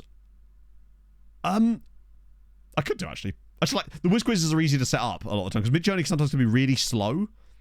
Is it this guy? Oh, my life. We'll keep scouting him. He's certainly intriguing, though, isn't he? Plays in a position that we don't need depth in, but then, like, Christ on a bike. It's always worth doing that. It's weird how those guys just seem to never leave. At least he plays on the right. Like... Ronaldo. Right, there's Ronaldo at Palmeiras. He's just not 10 million good, is he? Mission, I've been looking at for ages, and I'm not convinced he's worth 10 million either. Europe PSG is another loan one. I like this guy because it looks like his name is spelled wrong. A gem or a weapon? Yeah, weapon can mean many things for us, though. I think he's worth a go at that kind of price range. Resolute, reasonable-ish attributes, loan farm. For that kind of money, it'd be rude not to try and get him in. Because I feel like I haven't signed as many loan farm players this year as normal. You are indeed, Rob. Trust me, that's one thing I will never forget. Sick. Yeah, for that wage. Huge. Wait, you're on loan from a Belgian side, aren't you? Yeah. 23 now, though. Jose Antonio Santos. 26 years old. Seriously injured. Oh, hey, there's your jet skis. I think I've looked at this guy in the past, like a while ago. He's got minimal caps and he's quite expensive. Like, he's good, but, like, he's not quite the Maldonado level bargains. Penna, one of my favourite pasta types. You, I assume, are already joining us. Apparently. Actually made it a Sirens in any season. None. Basically none. Malta's youth rating is so low that it is basically impossible for us to get a youth player that's good enough for our team. that's just the unfortunate long and short of it. This guy wasn't in the Brazil squad, was he? Ooh. He's just too expensive, I think. From his starting point there, I think most of these guys are going to be not worth all that much to us. Have a little look at Rodriguez here. He's okay. Oh, he's out of contract, though. Freebie? Abrahamson. Oh, okay, apparently not. Abrahamson, I guess, is the closest. Matty's side would have probably got game time for us, maybe, but we felt that the loan move was better for him. Poor enough to assist in major accidents. I know. You're right. No? Well, nothing is not bad, is it? No, I know. I know. You wanted it to be like yes with the previous one where they told us no, where they just next day. I want to just rip the band out. I know. No matter what they say now, I just want the band. If they're going to let you down and then you're back to misery again. Yeah. Because I know. Oh, I hate it. I know. I've been not even secretly anxious all fucking day. I woke up, my brain went, "Oh my god, this is actual anxiety, not your normal fake shit." My sleep was so broken last night because I couldn't. Yeah, no, I know. But I'm genuinely debating ringing them. No, don't. There's no. Well, that's not going to help, is it? Like we've applied for it, they will tell us. Like it's just what it is, right? That other one just got back ridiculously quickly for whatever reason. But the fact is, there wasn't that many applicants for this place, and the guy that was supposed to be viewing the house before us stood her up. And there was no one waiting when we finished the viewing either. There was no one waiting for us when we got out either, which is a bit weird. I wonder if it's just because it was more expensive. Less people? I don't know. Yeah, a bit of actual anxiety, you know? None of that normal, generalised anxiety. The shit where it's like, oh shit, I can pinpoint exactly why I'm anxious, you know? Fucking horrible. I know, but, you know. It is what it is, Poggers. I know, but I want to be told yes, I want to be told no. Just I know. Band-Aids just ripped off. So you can be miserable in peace. So I can start crying. Because why is there vegan in the middle of Tesco and I start crying in Tesco? It's the way, yeah, no, it literally is. It's usually it takes a little while. It was just surprising how quickly they got back to us about the one on Monday. Literally it was like 11:30. It was literally 11:30 the next morning. We were like, because particularly because I messaged you on your stream. after they specifically said, "Oh, we weren't here for a few days about that one." To be fair, I think she said she'd be surprised if we heard. It's about not her fault, is it? But it's not her fault. But I think Like- because of the situation with that bloke. Yeah, no, I already told you about that. Yeah, I know. It was- The situation with that bloke, I think he, Tesco's. Sorry, proceed. you know, I think he decided quite quickly that he needed the. Yeah, no, I am absolutely on board with that and totally fine with that, providing we get this one. The agent did seem quite on our side about this one, I must say, but it's hard to say how. I just don't believe anything. No, I know, but all you can do, right? I've been reading it. I know, but it's one of these ones where it's like you then don't see a next pathway because there's not any more properties that come up in the meantime. It was just this random blitz of properties being listed. Literally, I looked at Rightmove for like the amount of rooms we want up to the budget that this house is. The only house is the one we viewed yesterday. That's incredible. On Rightmove it's the only house that's up on the Rightmove in our budget. And it's a good song, isn't it? Rooms. Yeah, but it is what it is. Like the way this is my logic, Pog. Silver linings time, right? I didn't go to Croatia, which meant we got to go to that house viewing on Monday, but we didn't get that one. But we did get a chance to talk to the agent a bit more and maybe get a bit of an in there, which then helped us on Wednesday. Maybe, I don't know. Well, as soon as I got out the car, she went, "Hello, are you feeling any better?" Yeah. To be fair, you did look like death warmed up on Monday. Pog, chat like your shirt. Chat like your shirt. Wow, Bazan, what you do? E Provale. Yeah, I prevail. Luke got at me for birthday. Pog's excited for Halloween. She likes Halloween. Oh no, I want to dress up though. You mean you're not already dressed up? No, next year I plan to be Valentine. I thought you were going for undead. No, I did hunt. Pre-dead. I'm going to go as Velma next year. Good episode. Yeah, I'm just hoping, alright. We'll see. We will just have to see, right, chat? Trust me, you will be the first to know. Halloween popular in the UK? Not as popular as America. Yeah, I mean, obviously it's an American holiday, but, like, it's fairly... Round here, it's usually a good amount of, like... It's a lot less popular now, I think. Because when I was a kid, you'd see hordes of kids and parents walking the streets on Halloween night. But yeah, now, oh yeah, for sure. You Yeah. hardly see any. It ain't what it used to be. It's not what it used to be anymore because more people have become fucking what are they called? What? What are you looking for? You fucking yuppie? NIMBY? No. Introvert. Oh. Like more introvert. I was going so mean and Pog's just being really nice about it. You don't really want people knocking on their doors. My next one was cunt. Yeah, but then also are more yuppies than cunts about it. Like, don't want people knocking on their doors. She's like, no, it's fine. COVID did change. Yeah. Did change it as well, but even before then, it weren't particularly. Oh dear. Big. When we were on the way to a property, yes. Sorry, chat again. Apologies if anyone's got any little ones. That sounds like a weird statement. Apologies if anyone has any children. For you. I'm sorry for your loins. Oh dear. Literally though, innit? I used to love Halloween as a kid. I used to like Halloween.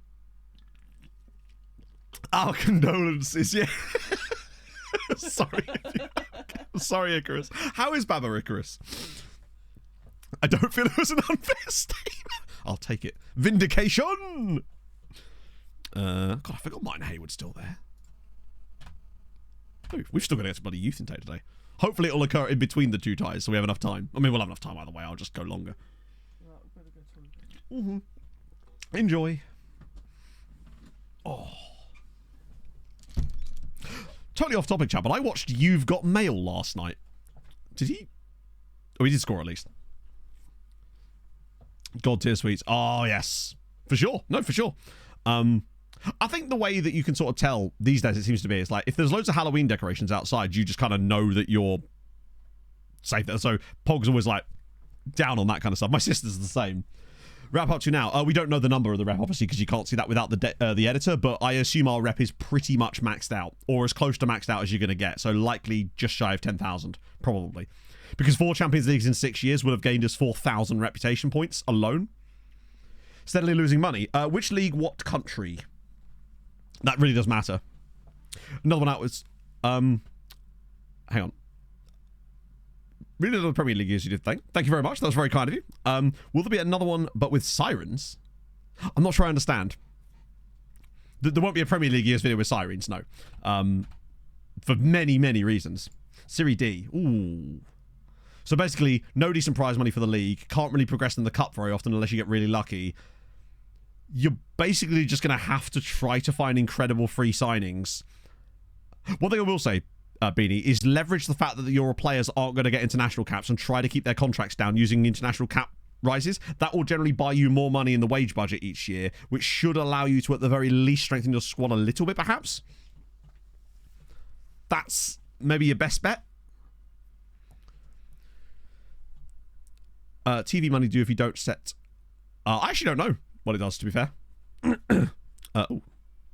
Like, our TV money is pretty unhinged in this save now, but it's still sort of irrelevant. Like, bear in mind, we got 13 million in TV money this season for the first half of the year, but it's like a drop in the ocean to us now, as it is for the other teams as well. That's what I would do in that position anyway. With a Halloween costume. Hopefully you're okay.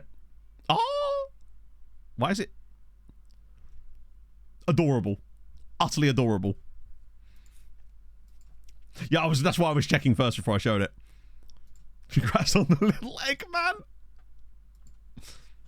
But yeah, no, I won't be making another won't be making another Premier League years video, no. It was a video I really wanted to make, and I'm glad I did, but I certainly can't afford to make another one. I love it. Whenever you appeal sending off, it's just like, refereeing conspiracy. Someone said I had a terrific mustache yesterday, and I don't get complimented very often, chat. And I tell you what, the fact that I'm remembering it right now just shows you that, doesn't it? It was very nice, and I appreciated it very much. So shout out Reese for that. Do we know the draws for the next round yet? Oh no, we've still got the we might know the Europa League draws though, potentially. Or do they wait until after the Champions League ones are done? I forget, because it sort of staggers itself. Before Jerry Oseni's happy to stay, chat. Worry over.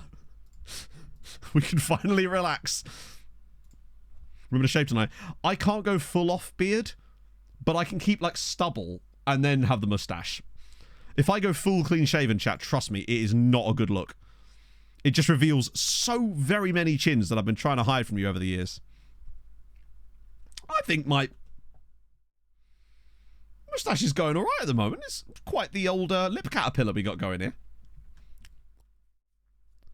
Could do with being a bit thicker, I'd say. I agree. But I'm doing my best with what I have, right? as well. It's because of all the mousse, Joey. You see, after my latest hair appointment, I finally come back and I've been using hair product and all sorts of jazz. I've been actually taking care of my hair a lot more lately. If I'm going to have it long, I've been trying to actually take care of it. And it's working. Because now I can get like a couple of days out of it. And I feel comfort in listening to you speak for hours. I will take that, Leafy. And if anything, that's actually a much nicer compliment than you made me think it is. So that's actually very sweet of you. Right. Now to break the mood. I hate to like have you guys be too nice to me for too long. Yeah, I actually have quite generally speaking, I actually have quite clear skin. Like part of that is just not being in my 20s anymore. I find that your skin does tend to just improve as you get older. But that, and I use a lot of moisturizing. And a hairdresser. No, she's having quite a chill time lately. It's lovely. Right, Harrowbridge Ultras time. Because of course, and a 5, and a 4, and a 3, and a 2, and a 1, and take it away, Hazard. Get uptight, you did.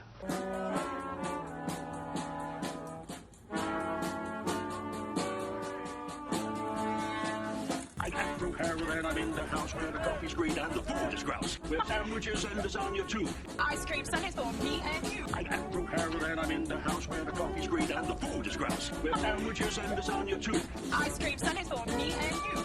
I try not to lose my temper with myself. Oh, goodness sake and shit and balls. The minute you get uptight, you... Bad news, everybody. Balzan have drawn Antwerp in the round of 16. Now, I think they did beat them in the group, didn't they? But it does worry me slightly that they would get the 14th place side. They did beat them, but that's not ideal. I think they could have probably done better. Like, there was definitely some winnable games in there. Like, when you look at some of these draws, let's see who they could have got that was better. Wait, not that one.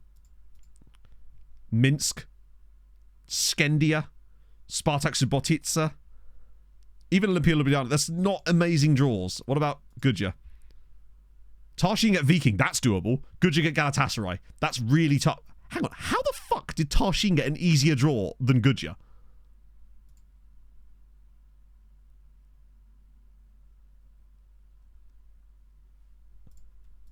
Where did... Oh, Viking came 4th. Holy shit. Maybe they're not as bad as I thought they were. Skendia, where did they come? Be alright, they knocked out Bodder 4-3 on aggregate. Unfortunately, because of, again, I've been playing versus mode, the game has removed all the contracts again. Which is just fabulous. We've got 3 different contract types as well. What is that? Alright, we'll try that one. That's the one I want. Yes, they've got a few full-timers, but most of their squad is part-time players. We did sell a goalkeeper to Viking, yes, which is problematic. Well, take it, Daz. That's your legacy now. You got to live with that. Mr. George, by the way, thank you very much for the prime. Hey, I only pressed the Patrice, but I don't think that even works, does it? I pressed the button, but I don't think it actually... You wouldn't have heard the Patrice button there, I don't think. Mr. George, though, seriously, thank you very much for the prime. That's very, very nice of you. No, the Youth and Take will be on the 9th of March. We're just trying to get up to it right now, but we've got... There's been more action with the Maltese sides than I was expecting. Right. Surely Hamren can't fuck this up. They won 4-0 in Portugal. They cannot. It would be the worst thing FM's ever done to us, honestly, if they somehow find a way to knock Hamren out here. The fact they didn't win is actually disturbing. Sweetie have been, I think 7-2 is very harsh on them. Alan Skinner with a hat-trick. Did Sweetie equalise? They did as well. Wait, no. Sweetie went in front in this game. They were actually winning with 15 minutes to go. God damn it, man. Hamren, unlucky not to win it, but it's points, right? We are Hamren are at least through to the quarterfinals of the Champions League. No, round of 16. Then Allen apparently happened, yeah. Some more coefficient points for Malta. 15.1. It's only a small amount, but we take it. That means we should get our draw nice and soon as well. Oh no, there'll be Wednesday games as well. Oh, buggery me. That's really bad. Hamron losing this guy for the rest of the season has basically killed any chance they had. He's arguably their second best player, behind Pugliese. That's him done. In fact, I'm now worried that he should just be back to fitness enough to get a loan extension, hopefully. Because he is out of contract this summer. Development work in FM. It's a very broad topic, so there's not really a way that I can just sort of explain in a brief way how development works. Basically, it's a combination of very many factors that go into whether a player is going to develop or not. In fact, almost there's too many factors to even name. So obviously, let's just take out the fact that the player has potential, whatever. That's a given in this case. The player's personality will affect their likelihood of development. The amount of football the player gets is going to affect the likelihood of their development. If they've got any kind of retraining to be done, the training schedules you're using, and the club's facilities, the club's youth facilities perhaps, potentially as well. The amount of football and the type of football they're getting, whether they've been on loan. There's a lot of different factors. Who's his backup? I have no idea. It's hard to say, really. Because even when you think it's some other player, they'll just randomly put someone else in. Development and effort. This is why I tend to sign so many players as well, because I feel like it gives you a better shot at development, because you have to... You're essentially just throwing a lot of shit at the wall and hoping that will stick. But there's an awful lot of things that go into it. So Juve are through, Bayern are through, all German side, which is good and bad. It means guarantees points for Germany, but it also means there's a German team out. Not that Wolfsburg would have gone much further anyway, I don't think, but I think Germany are very much going to win the coefficient race this season. It's just a question of whether we can avoid getting dropped down to 6th. Which would be so weird considering how good we've actually been the last few years. We've just not had any like 20 plus seasons. We've just been steady. Steadily improving year upon year, which is good. How's Douglas played any games? 1 substitute appearance. What are you doing? Why would you take Allen and then not play him? Like, don't they know who we are? Gotta hope we avoid Hamron. Honestly, the best thing we could do probably would be to draw Hamron at this stage. I don't see Hamron knocking anyone else out. So at this rate, it might even be better for us to join Hamron. To draw Hamron. Actually, no, you're right. Because I don't see us getting knocked out no matter who we get. So it might as well give Hamron a chance of getting some points off someone, right? Right. So now, we'll lock in the draws for the rest of the tournament. Outlaw Runner. I think it's about 100... Sorry, my camera... the dummy battery in my camera's gone a bit funny lately, and it keeps randomly glitching out. So we get more technical issues. Yeah, we've got about 230 loanees at the moment. It's down a bit, as we've lost some in a good way. We've got rid of some of the sort of dead wood loanees and have been replacing them with better ones. But it is down. But we're now going for quality over quantity, purely. Right. Here we go. Oh. Actually, wait. Oh, shit. FC Copenhagen. I'd take them again. We don't get FC Copenhagen. I guess Ajax, then? Ajax would be nice. I feel like I want revenge on Ajax, actually. I would really like Ajax of these teams. Okay, so not Juve out of the way, at least. I'm a bit worried about Manchester City, you know. Hamron Barcelona, never mind. It will probably be City, won't it? Inter I would take. Oh, God. It's a 2 out of 3 chance of being... It's going to be City, isn't it? We're 100% getting... Oh, my God, we're not... Oh, City PSG is amazing. That's a great... Although that does mean at least we're not going to be on the other path. So Ajax versus... Sirens, baby. Revenge is a dish best served in Amsterdam. That's delightful. And we play the winner of Atletico Benfica as well. That's a really good shot to the semis.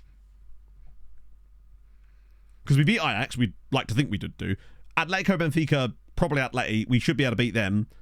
We will then be playing the winner of this little horrendous cavalcade of nonsense. Basically, I always feel like with us, if we can get to the semis, we can go the whole way. It's the quarterfinals that always screws me. Because we've got that game in between. The quarterfinal, though, should be okay. The semi, though, is going to probably be Man City or Man United. Which is, can Hamron do it? No. Not a chance. But you never know. They maybe take a point. Take a little coefficient here either way. Yeah, and it's good for England losing to teams. And I get to wreak revenge on Ajax, which is actually what I'm more interested in at this stage. So I'm going to just remove that friendly, because I just realised that I've scheduled that friendly. There is a chance at a Hamron Sirens final. That I will credit you with that. That is technically possible. It's not likely. Well, what's Pog saying? Oh. Pog just messaged me and then it just deleted it. Hammer up saying Barca would probably be one of the greatest moments in history, yeah. Behave. Oh, they'll be fine. I can't see us getting... Bear in mind, for those of you that missed it, the reason that I'm so happy to get Ajax is because this. We lost to Ajax in the Champions League group stage this season with these stats. And it was a former player of ours that actually scored the winning goal as well. So, yeah. Make of that what you will. I want revenge. When are the games... Which side of the schedule did we get the games on? They're both before the bloody youth intakes. So we've got to get both legs done before we can do the youth intake. Down to 5. So it's us, Hamren, Tarshin, Balzan, and Gudja. So we've got 5 left, yeah. But some tough draws to be had. Just as Ron Burgundy. Love to see it. I always do like the hockey player costumes. Also, once again, Cal McCar's winning the heart. Just saying. Because for us, it's been the same every year. It's been the 9th of March. It's most... Basically, each nation has a window of when the youth intake can occur, right? Ever since they actually brought in a dynamic date. But the higher your youth recruitment rating... So it's like a draft, basically. So the teams with the highest youth recruitment get the first picks, essentially. But as a result of that, they move up to the head of the youth intake list, so they're always on the first date that the youth intake can happen. So with us, the earliest it can happen is the 9th of March, and because we have the highest youth recruitment, we're always going to be the first pick, so to speak. So ours will always be on the 9th of March, basically. That's the best way to describe it. That's why it's more varied in other leagues. But for us, it's always going to be the 9th of March, unless someone... Even if someone got 20 youth rating with us as well... it still wouldn't matter because our reputation would be higher than them, and that's the tiebreaker in that as well. Right, so we'll rotate here. Oh my god, he's still not really ready for this. I might even start... Wait, why is Javier fully fit? Alright, we'll do Javier. Why not? Ballon d'Or stuff. I just don't care, honestly. Real Madrid are being little babies. Rodri, I think, is a completely deserved winner. Just as Vinny would have been if he had won it, but he didn't. So, you know. But then it's Real Madrid, of course. Why wouldn't they be little babies? I was listening to a podcast yesterday, and they brought up the whole fact that they said that it was racist that he didn't get it. And then the podcast didn't actually say that that was stupid in some way. And I was like, are you serious? Like, are we actually giving that credence now? Like, that's mad to me. Like, I realise there's a lot of problems in football with that sort of stuff, but this is not one of those examples, right? Let's not put it everywhere. There's simply no need for that. It's just, like, crazy. I know, why didn't Adama Traore win it? Yeah, we've had multiple Sirens players, but Reynoso, our main striker, has actually won it several times. Yeah, well, I'm kind of getting to that, but I just couldn't be bothered with the rest of it. I was like, are you serious? It's like, are they that afraid to have any kind of normal take anymore? Hello, Dabima. How's it going, man? How's life? Cyprus would be fun. I've managed in Cyprus a few times, actually, more than you'd expect. I'm also boycotting the Ballon d'Or next year because no Fulham players won it. So just thought I'd let you know in advance, chat. It was on the ramble, yes. They brought it up and then amazingly didn't poo-poo the idea that it was because of that. And I was just like, what have you become? Like, lower the Ballon d'Or. Well, yeah, I mean, I always find it weird that they weight in things like trophies anyway because it's an individual award, right? But I still think Rodri was fantastic. People won the MVP after a journalist. Yeah, it's very strange. You see the same thing in the WNBA with Caitlin Clark. It's really interesting watching that whole discourse around that. No golf players nominated again. You mean Ian Poulter didn't get a nomination? How disgraceful behaviour. Yeah, like if Polina won it, I'm like, fair enough. Although, I must admit, I would still be on the side of Polina on that one because Polina was the deserved winner. How dare you? Swore, thank you for the follow.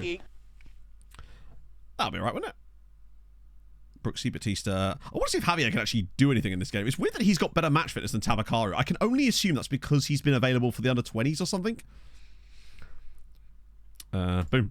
I just don't really care that much about the Ballon d'Or, honestly, in general. No balloons, I know. And there was no doors either. I think it's just kind of cool to see it go to a non-attacking player. I mean, I know that does happen occasionally, but it's nice to see it go to a defensive-minded player like Rodri. Because he is a truly exceptional footballer. Hello, Steve. How's it going, man? No goal for Javier, unfortunately. If Sean Longstaff is not... It doesn't even count as an award at that point. Who are we awarding with anything? It's actually kind of mad how much better Hamrin are than everybody else in this league. Did Coaston... Ah, he got a penalty. Nice. We might actually get the top scorer in the league for once, too.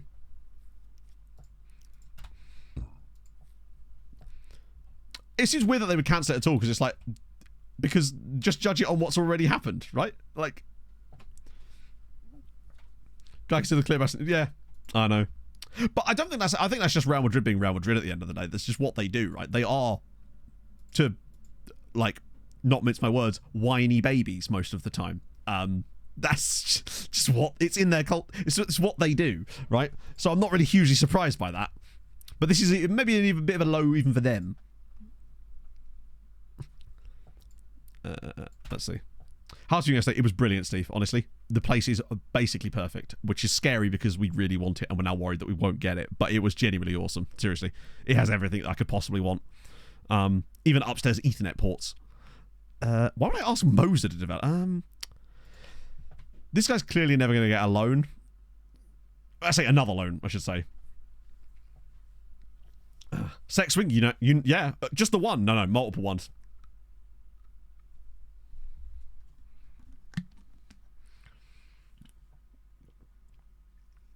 They want to go, yeah, that's true, yeah. I don't like change. Oh, but wait, new backdrop and everything. Sex trapeze. It's more of a sex jungle gym. Stream really makes your...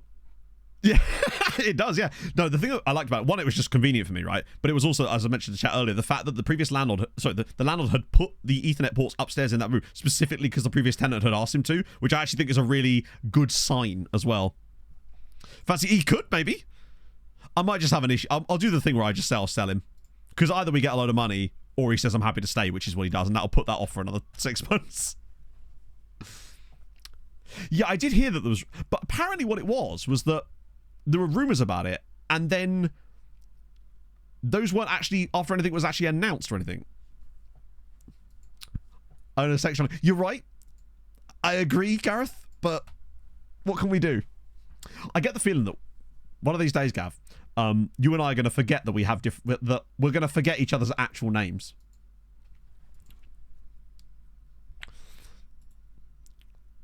But today is not that day.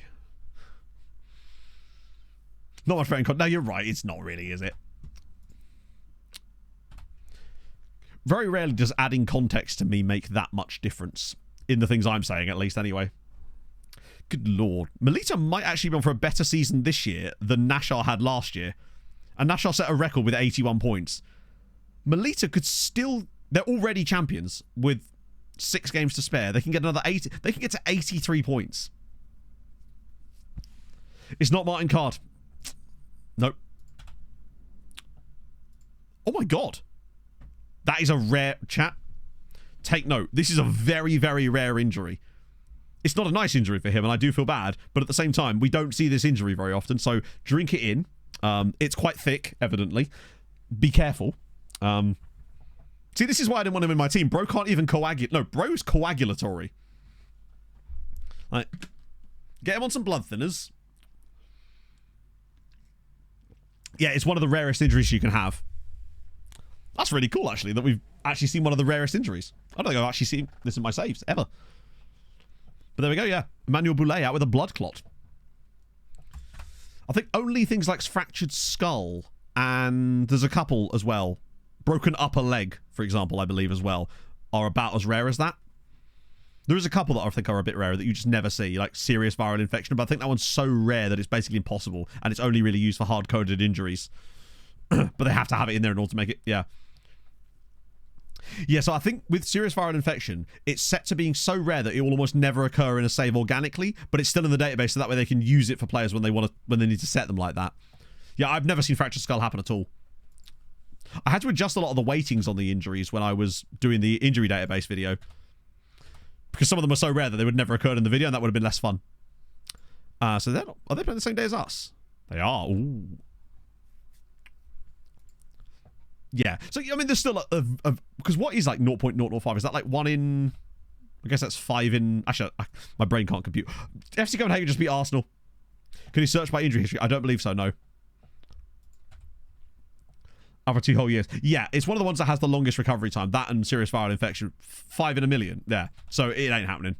Copenhagen are genuinely cooking.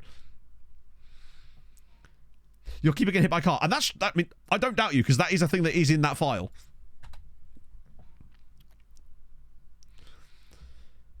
I haven't had any funny ones at all this year. We've not had anything like that. The closest we've come was the golf buggy accident, but that was to a player we didn't care about. Which is, by in itself, is pretty funny, but we haven't had, like, the falling out of the loft one. Oh, no, didn't we get the guy who, hurt himself in a freak domestic accident? That happened this year, didn't it? Pectoral strain does come along, because I always used to call that the old strain titty. Always just in the serious, was Guillaume Marais. So, no, it was the designation they use for when players have cancer. So you'll notice that when Sebastian Allaire, I believe was injured, had it, he had that designation. The same with the guy that was at Wolves back in the day, I believe. Was it George Elakobi? Might be wrong about that. I actually had a player get one once. His name was Naish Peshnik. Or Karlakimi. That's the, yeah. OTO with the funky injury list. Can you imagine? Oh, all our players have joined a cult. Yeah, I actually had to play get one on Red Star. Had a Mercury in retrograde due to an accident at home during the excuses. We did, yeah. You're right, we did. They actually had one of the cheeky injury ones in my funny injury video, which was so rare. Yeah, Hammer round of 16. They beat Sporting 4-0 in Portugal, which is crazy. Right, quick picky. Reynoso is not fit to start this game. He can be a substitute, but he needs to get his match sharpness back up. Hajarowan is back from Asian Cup now, so he can start. But Basie, Kravets, Otavio, Peters, Guthmanson chosen one Vieira. This one I will drop Silver Salamander for. I think, yeah, it's not just cancer, but it's like a catch-all injury. But it's mostly used in those scenarios. Because I think that's probably even rarer than cancer. I nearly instant result of the game. Come on. We got this. For the blood clot. Probably serious viral infection on FM15 when I had a player get that. I've never seen fractured skull. And for a while, it felt like plantar fasciitis or whatever it's called wouldn't come up very often, but it feels like they've increased the likelihood of that. Or it was just never in the game prior to that. Because I only really noticed that over the last couple of years. Yeah, you'll almost only ever see that on real players, because it's so rare.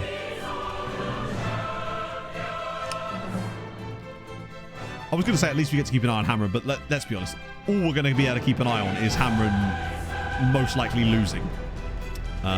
Speaking of losing, could we not do that?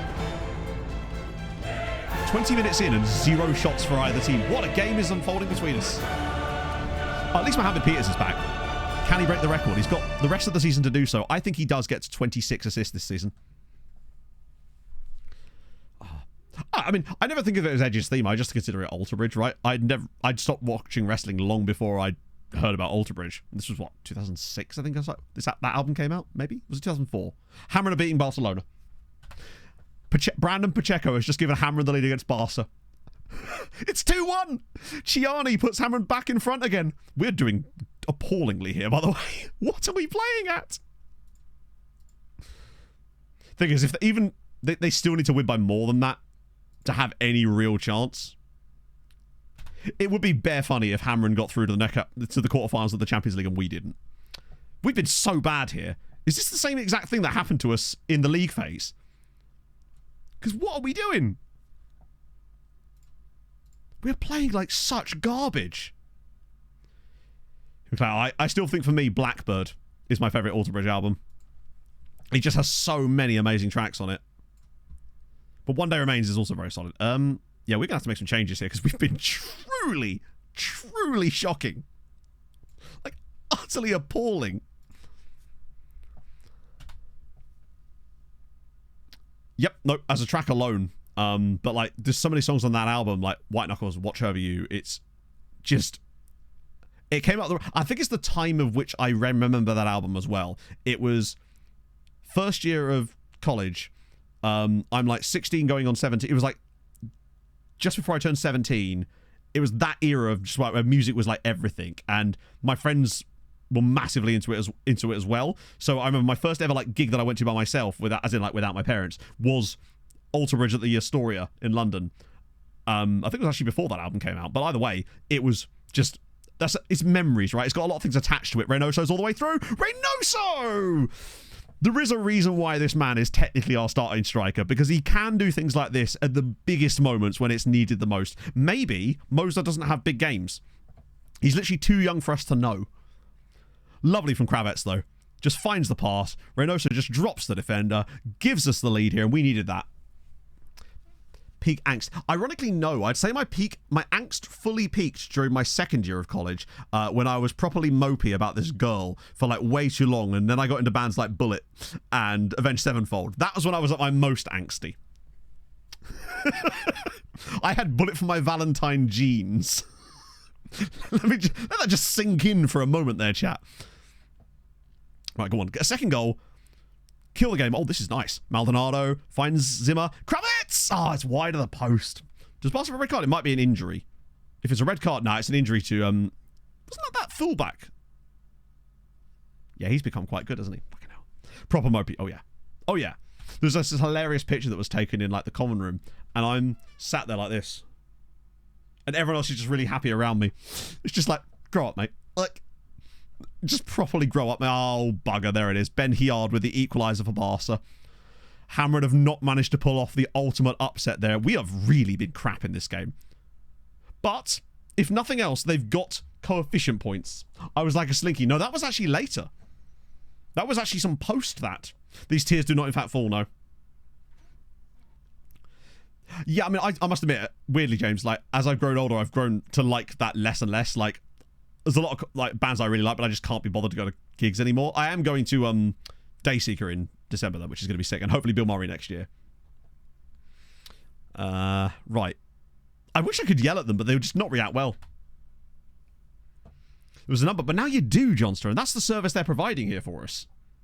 Okay, first leg could have gone better, but we got the dub. I think at home we'll be okay, but Ajax are a weirdly tough nut to crack away from home. The set pieces I'm using are... Actually, I think I'm still using Zim's ones. But yeah, no, I'm not using the default ones. They are truly awful. Your set piece coach is kind of good for getting you familiar with set pieces, but he's not going to develop ones good by himself. Seemingly is the experience I've had with it. To be fair, they were lucky to even get the result that they did. So fair play to Hammerin for even taking those points away with them. That's great news. Conquer Divide. God, they've been around for such a long time as well. Filling a Hammerin. I mean, if they could somehow get a draw at the Camp Nou to even get to that point, I'm here for it. They've done... The fact is, they even got to this round. They've done the work that was needed. Kerrang Tour, yep. Blackout. Oh, Young Guns was so... I loved Young Guns so much. But that was a bit... Well, I was a bit older. By this point, I was like playing in bands as well. So I was just at gigs all the time. Hammerin have a guy called Floriana. They probably do, actually. Coefficients, what are we at? 15.5. So we're nearly up to getting rid of that one. I still think we can get pretty close to that, you know. Like, it feels like it's doable. I reckon we could actually genuinely get 20 points. Favorite player in every save he did? As in, presumably you mean like overall, rather than not in every single save.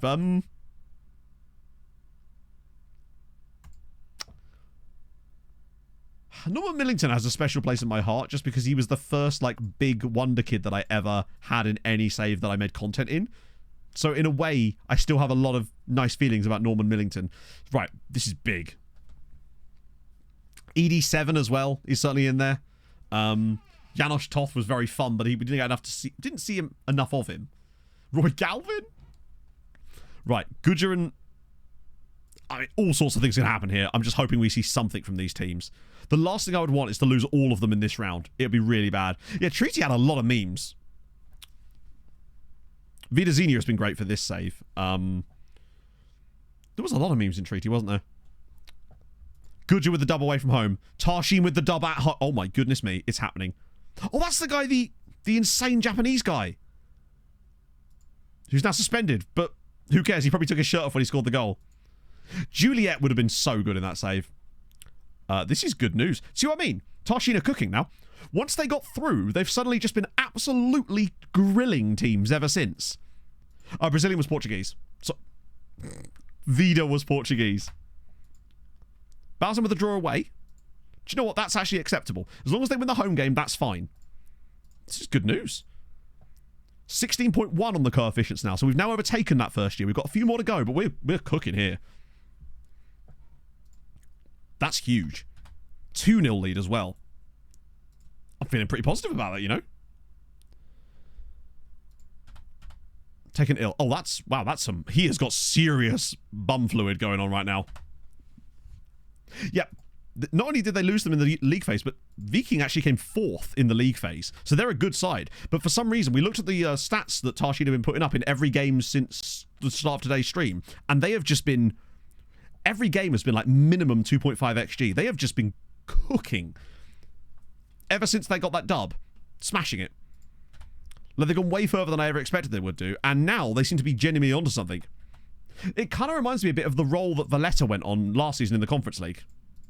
No, Youth is on the 9th, which is annoyingly after the second leg against Ajax, so we'll get to that today, of course. In fact, I think it's actually on the day of that Sweet United game. And it's not like we're taking for granted the fact that we're through yet, because we may not be. That was his first goal for them as well. We're on to the Russian clubs here. Right. Oh, it's the same time again. So we could potentially witness something magical. If Hamren pull off truly one of the greatest results of all time, that'd be better than anything we've done. Captain Unfantastic. Who was Captain Unfantastic? I don't remember his name. That's such a deep cut reference. I love it though. Right. Chosen one. I think I'm safe to drop out here for Salamander Silver. And the rest is fine. Do I start VR? I just don't really like VR. Hojarun should be doing better than this. Reynoso, do you know what? I'm going to give Reynoso the start. I know we're only a goal up, but Moser was truly awful in that first leg.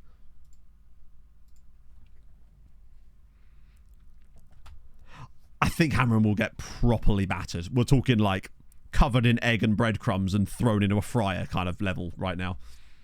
But that's okay. I realise that isn't how you make batter, but so what? They're going to get breaded, chat. Breaded and bedded. Yeah, I basically call him Chosen One at this stage. Remember we had a league phase? Not to my knowledge, no. RFS usually do. Useless Tony. Who was Useless Tony? I love that as well. Oh, yeah, Richard Nangombe was the Snow Leopard. That whole save just feels like a bit of a fever dream. I've just upset them already, haven't I? I think the longer Hamren can go without conceding a goal, the more chance there is of something magical occurring. I am still really worried that Ajax are going to mug us off here. But luckily, I think we'll just get a set-piece goal from Peters' deliveries. And we don't on this occasion. However, the game has decided to glitch out on us. Well, to be fair, in Latvia, don't half the teams just keep going bust constantly? Where if you look through, like, if you go into FM and you look through the list of winners in the Latvian league, almost half of them will just say extinct next to it. It's actually mad. Barcelona lead through Ben Hiard again. Oh no, don't do this to me. I do wonder if Ajax just have some kind of tactical thing that is just allowing them to be good against us. Because I'm genuinely concerned that we might actually concede another goal here. Oh, nicely done. Look at this from Pereira. 2 tackles from Pereira. Now he's driving forward. This is literally like that Brighton Wolves situation. If we don't score off of this, Reynoso's through. That was actually an unbelievably nice goal. Can I have my fucking GPU back, please, FM? Apparently not. Point being, that is a genuinely wonderful piece of football. And I think right there is part of the reason why Reynoso is still the number one. He does just have that little bit extra awareness in these situations. The fact that he actually went for the pass is brilliant from him there. And Hojarun gets the goal. Hello, Stewie. It's going well. You'll note from the fact that this is the Champions League second knockout round, i.e. the round of 16, and Hamren are playing in it against Barcelona, which should tell you all you need to know about how well it's going. Do you know what the thing is, though, Slash? That's happened quite a lot. The best youth player, like we got Janosch with only a couple of seasons to go in Hungary. We got Manuel Gizzi with only a couple of seasons to go in Treaty United. For whatever reason, that does seem to happen. Like, I genuinely reckon if I was to say to you, oh, that season with England, like I said, was the season that we're going to be the last chance, basically, 2 years before that, that's when we'll get a good youth intake. Yeah, Young Dean, yeah. UEL and UELCL. So we've got 2 teams left in the conference, in the Europa League, and 1 in the conference still. That's the current situation. Sorry, I know it's glitching out like crazy. It's refusing to let me have the thing back. Still doing it. Let me try the 2D thing for a second. See if that does fix it this time. Because sometimes it does. Nope. It takes it down a touch, but... Oh, there we go. Now it has let me have it back. Sometimes you just got to go 2D for a moment. There we go. Which Sirens legend? Most likely Vida Xenia. I haven't seen anyone really that's going to likely overthrow him currently.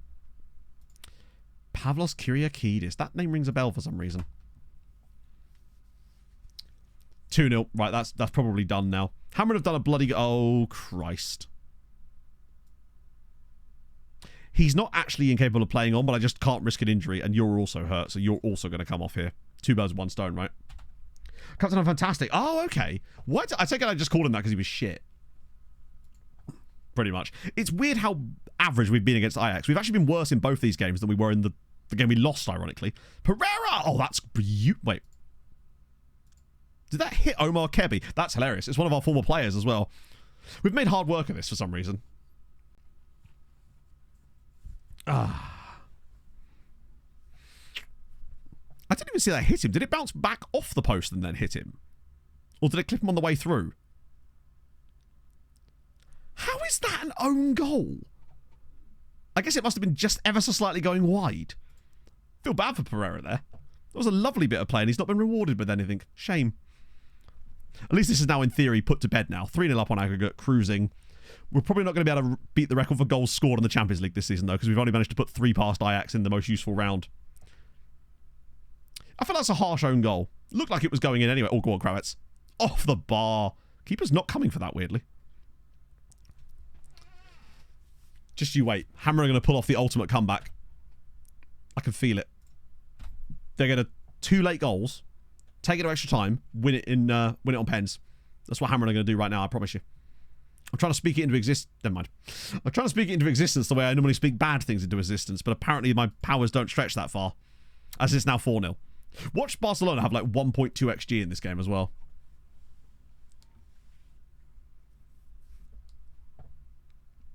$5-0. Seems that if I speak it into existence, it's only ever going to be negative no matter what I say. Basically, if I speak, we are in trouble. That's not gone well, has it? I'm happy for us, but Hammerin have very much done things there. Oofy. I'm insulted, HP. Liverpool winning extra time. That's annoying. That would have been great if they'd gone out as well. Benfica, though, go through. A team that are not that good. Like, Birkikara got points against them, if I recall. Do you know what? Fair. What were you doing, Hammerin? Not ideal. Good for money, right? It's meaningless for money. They won't get any money from playing Barcelona. Champions League is flat money no matter who you're playing against. And the money is sort of irrelevant at this stage. They'll get money for playing in this round, which is good, but the fact they're playing Barcelona is not... Oh, thank God for that. So, you get like... They'll get 8 million quid for that. Right, so that's them done. Now we've got youth intake on the same... Right, so chat, what are we saying? I'm still going to go 3.5 star PA for the youth intake. Lucky were they? A little bit lucky, but they were much better in the home game. They were winning on 2 occasions in the home game as well, which made it even sadder. But Barca were the better side. However, FC Copenhagen, come on, lads. Do us a goodie. I'm going to be optimistic and say that a C at this stage has to surely mean 3.5 star. Because we're about as good as we can possibly be at this stage. And I feel like if we ever see another B again, I'm expecting 5 star. He was an attacking midfielder as well, which is fun. Because it might even... I mean, not usable, obviously. That's... Ooh, Simon Maybom. What about Maybom? It's another guy from Dinamo. Right. Nearly there. One more date. FC Copenhagen take the dub. Or take the L, in fact. So, City and United are through. So basically, we're going to play one of the Manchester clubs. I kind of hope it's Man United, because I like beating them, because we don't do it that often. Not that we've got to worry about that immediately. Wait, it is the 9th? Have we not had it? Oh, here we go. Oh, no, that won't occur till later. Hang on. We'll get the youth intake first, then we'll have that. I think. Hello? Youth intake? This is where we find out that we've actually lost the best spot in Malta somehow. We just don't get one. They're sick of me complaining about it. Tarshina through. Goodyear through. Weird that we haven't had a youth intake yet. Wait, hang on, where's the fucking youth intake? We can't surely get one now because it's literally midnight nearly. Tarshina through to the next round. Deserved draw. Great work, lads. Goodyear against Galatasaray. Just about. No recruitment. That would be hilarious, wouldn't it? And Balzan Youth with the dub. All three of them are through. So that we've got all the others through as well, which is good for coefficients. Which means 16.8 on the year now. We're closing in heavily on those other 2 seasons now. Progress is being made. We're still 5th on the year, though. Because Spain won't shut up. There is a David Drogba, yeah. So where the hell's the youth intake? It's always been on the 9th. It's weird that it's the 10th today, but we'll take it. It's happened, it's on the 10th. Watch it be even worse. Okay.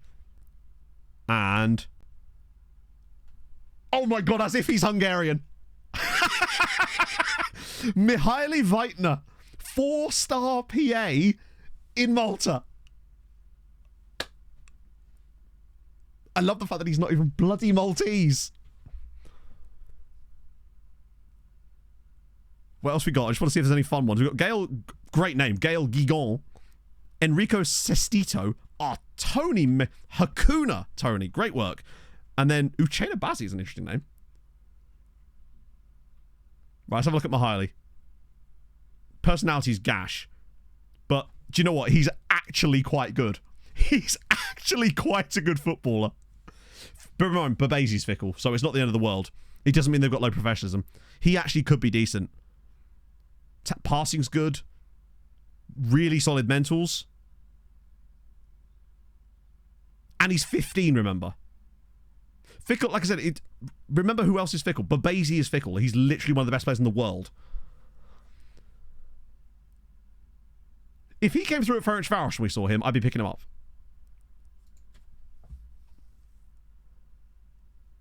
He genuinely might have higher PA than Matthew Side. Hard to say. Check his info. So he was born in Pecz, which means he could have played for Pecci. And he's shot at becoming Maltese.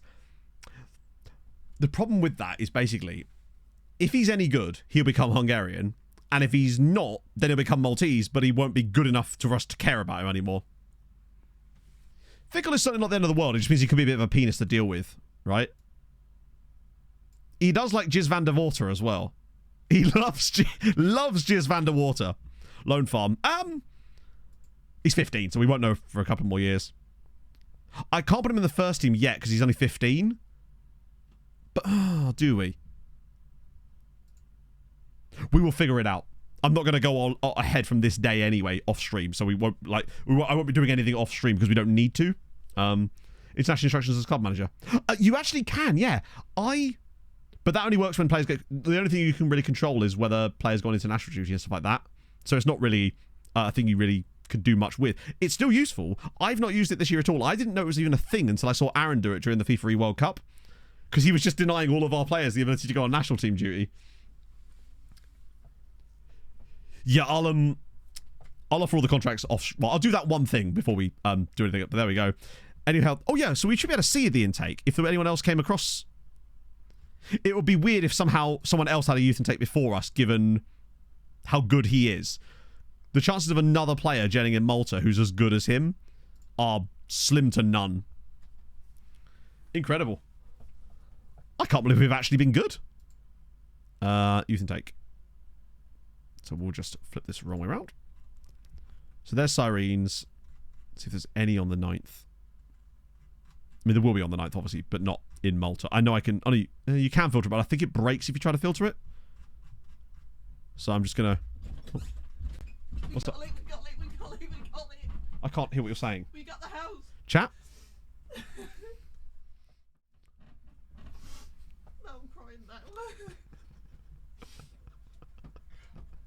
The biggest dub of all. We got the house. That's awesome. Oh, God.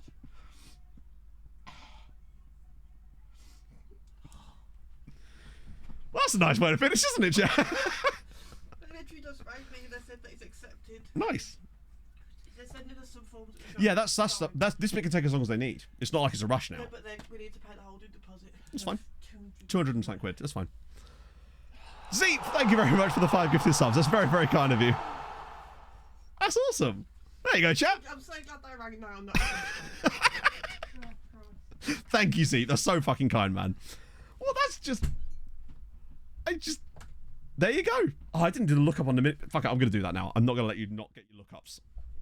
Not going to do that. Captain Backlog, thank you very much for the 17 months as well. That's so damn nicely. What a perfect ending to stream. Holy shit. I heard the... we got the house. Pitter-patter's maybe a strong word. The galumphing up the stairs, and I was like, this feels like good news. She wouldn't have come up like that if it was bad news. She'd have just messaged me in our chat and been like... Yeah, think about it, chat. Night streams, charity streams, all the jazz. And a new backlog. Oh... The best use and take of all. Robin Wood, thank you very much for the 37 as well. Pitter patter. Let's get at it. Right, Namibia. Gonna do this now. Fuck it, why not? Right. Backdrop, yeah? Did I say new backlog? I meant new backdrop. I was just talking... It's because Captain Backlog. Oh. It all works out in the... I just don't know if that would have happened if I'd have gone to Croatia. Genuinely. Is that a hype train? It bloody is as well. Thank you, chat. It's very kind. Heaven to your left, maybe. Oh, yeah, Lampy's not going nowhere. Lampy will remain pride of place. There'll just be more room behind me, chat. I could use a green... Not that I would for, like, streams, because I actually don't like green screens, but I could do stuff with it. Oh, I do intend to do that, I know, but you won't know when I've done it. Well, you will, because I'll pull the green screen down. Oh, that's sensational news. That does mean there might become a time when I may have to take a little break to do such a thing, to move into said house. But my plan is, because of crossover and stuff, I should be able to just keep streaming from here until such time as I have internet. Although, that might not work out entirely like that. But, chat, I'll have good internet. This place has, like, 1,500 down. Potential. And, like, 500 or 1,000 up or something, potentially. So I'll actually have good quality streams, finally. Here, I'm going to go. I'll try to. I mean, I'll certainly be mentioning him in the latest recap, for sure. Because... he's actually a good youth player for once. What has it done here? The crossover episode, yes! Oh, dear. That's amazing. Oh, thank you, Asmagol. That's actually really kind of you. Well, I do have to worry about it in a sense, Con, just because obviously that's how I pay for things. So, you know. Yeah, maybe Pog and I will get Dutty later. Which is ironic because I actually had a takeaway last night. Because Pog was working really late. And I'd literally spent 7.5 hours driving yesterday. And I was just like, I literally only got to do an hour of work yesterday. And that hour was able to, I used that on getting us up to date on Malta. That's the only thing I was able to do yesterday. I feel bad because I've been trying to get this other bloody Lone Farm video out, but I just haven't been able to do it. But you know what? This will be good. Because there's a lot more things I can do. I'll be able to run by the river too, which would be fucking sick. Osvaldo Gome. Oh, imagine if he was. There was a guy who had a very similar name to nearly being called Gnome at one point. I swear we had a guy. I think he was actually Maltese as it happens. His name was Nearly Gnome. Oh, dearie me. Oh, Harrow Bishop Ultra to celebrate that with two. I'll do the house search first. Not that the house search is really even a thing anymore because it's over. Potentially. This is where I somehow found a way to fuck it up from here. I'll find a way to fumble the house from here. Oh, God, it's crazy. Considering, for those of you that have been watching streams for a while, how long Pog and I have been trying to move, it's nice. It just feels good, you know? Oh, here we like. I like that. It works on several levels. I'm getting my own lake house, chat. Oh, Christ. Yeah, PSG gonna outbid me on the house and then loan it back to us. Book a hairdresser's appointment. I actually have a hairdresser's appointment in a couple of weeks, so I can tell Emma then. Ever since I've had face cam on YouTube, yep. Pretty much. Been in the same fucking room. Legitimately. Different angles, mostly. I used to sit about 3 feet to my right initially, because the bed was a different bed, obviously. The other way around. Then when I came back to YouTube, I had the camera mounted up here, for some reason. because I thought that would be a good idea. And now here we are. Change hairdressers? No, I will make the drive. And believe me, it's a long drive. Because my hairdresser lives in Ware. Which is it's a long drive for me currently. It'll be a much longer drive for me then, but I'll make sure of it. Just because he's my mate and I want to catch up, right? I don't know where to go from here. Chicago House AC right there. I'll refund you points for that. Right, Harold Bishop Ultras lives in Ware. That's the one. In Ware, yes. You know, she's never heard that joke before. I can't imagine she has. We'll do a Harold Bishop Ultras to finish off. Where are we moving? I can't say exactly where I'm moving, obviously, because I'll be doxing myself, but it's still near Cambridge. It's just a different part of near Cambridge. But this time it actually is in Cambridgeshire. Lord Richard, thank you very much for the 40 bits that I can't see because they don't show up on my stream. They only show up on yours, which is weird, I find. But yeah, say your address. It's 123 Fake Street, HP. Find me at the club. Right, Harold Bishop Ultras. What's your new address? That's 124 Fake Street. I'm moving one house down. I might move 3 doors down, actually, but then I'll be here without you, right? A different part of Cambridge. Yeah, exactly. Right, so, Harold Bishops. And I'll pick a raid while you're Harold Bishoping, chatto. And a 1, and a 2. I'll do it backwards. 5, and a 4, and a 3, and a T, and a Juan. And we go. Thank you for all being lovely. Harold Bishop time. You did.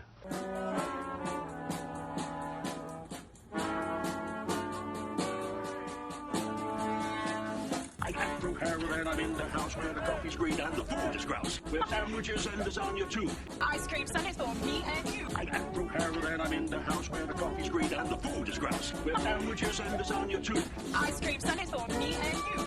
I try not to lose my temper with myself. Oh, goodness sake and shit and balls. The minute you get uptight, you're dead.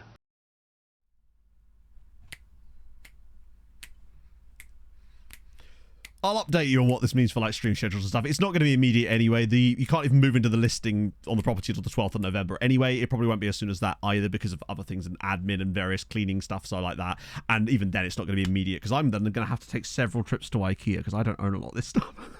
I'm going to get a new desk, that's for sure. Holy shit. Yeah, I will see you lovely people on Sunday because of course I will. And we can update the rest of the chat. So seriously, thank you for being so lovely about it. I'll send you lovely people over to Dr. Benjamin. And we can tell him the good news. Because he'll be happy about that. And yeah, I'll see you guys soon. Thank you for joining me. Today's been really fun. Malta's popping off. Life is good. Did I actually check it? 16.8. Love to fucking see it. Let's go see a Dr. Benjamin. I'll see you guys on Sunday. Hold your gun. Capybara.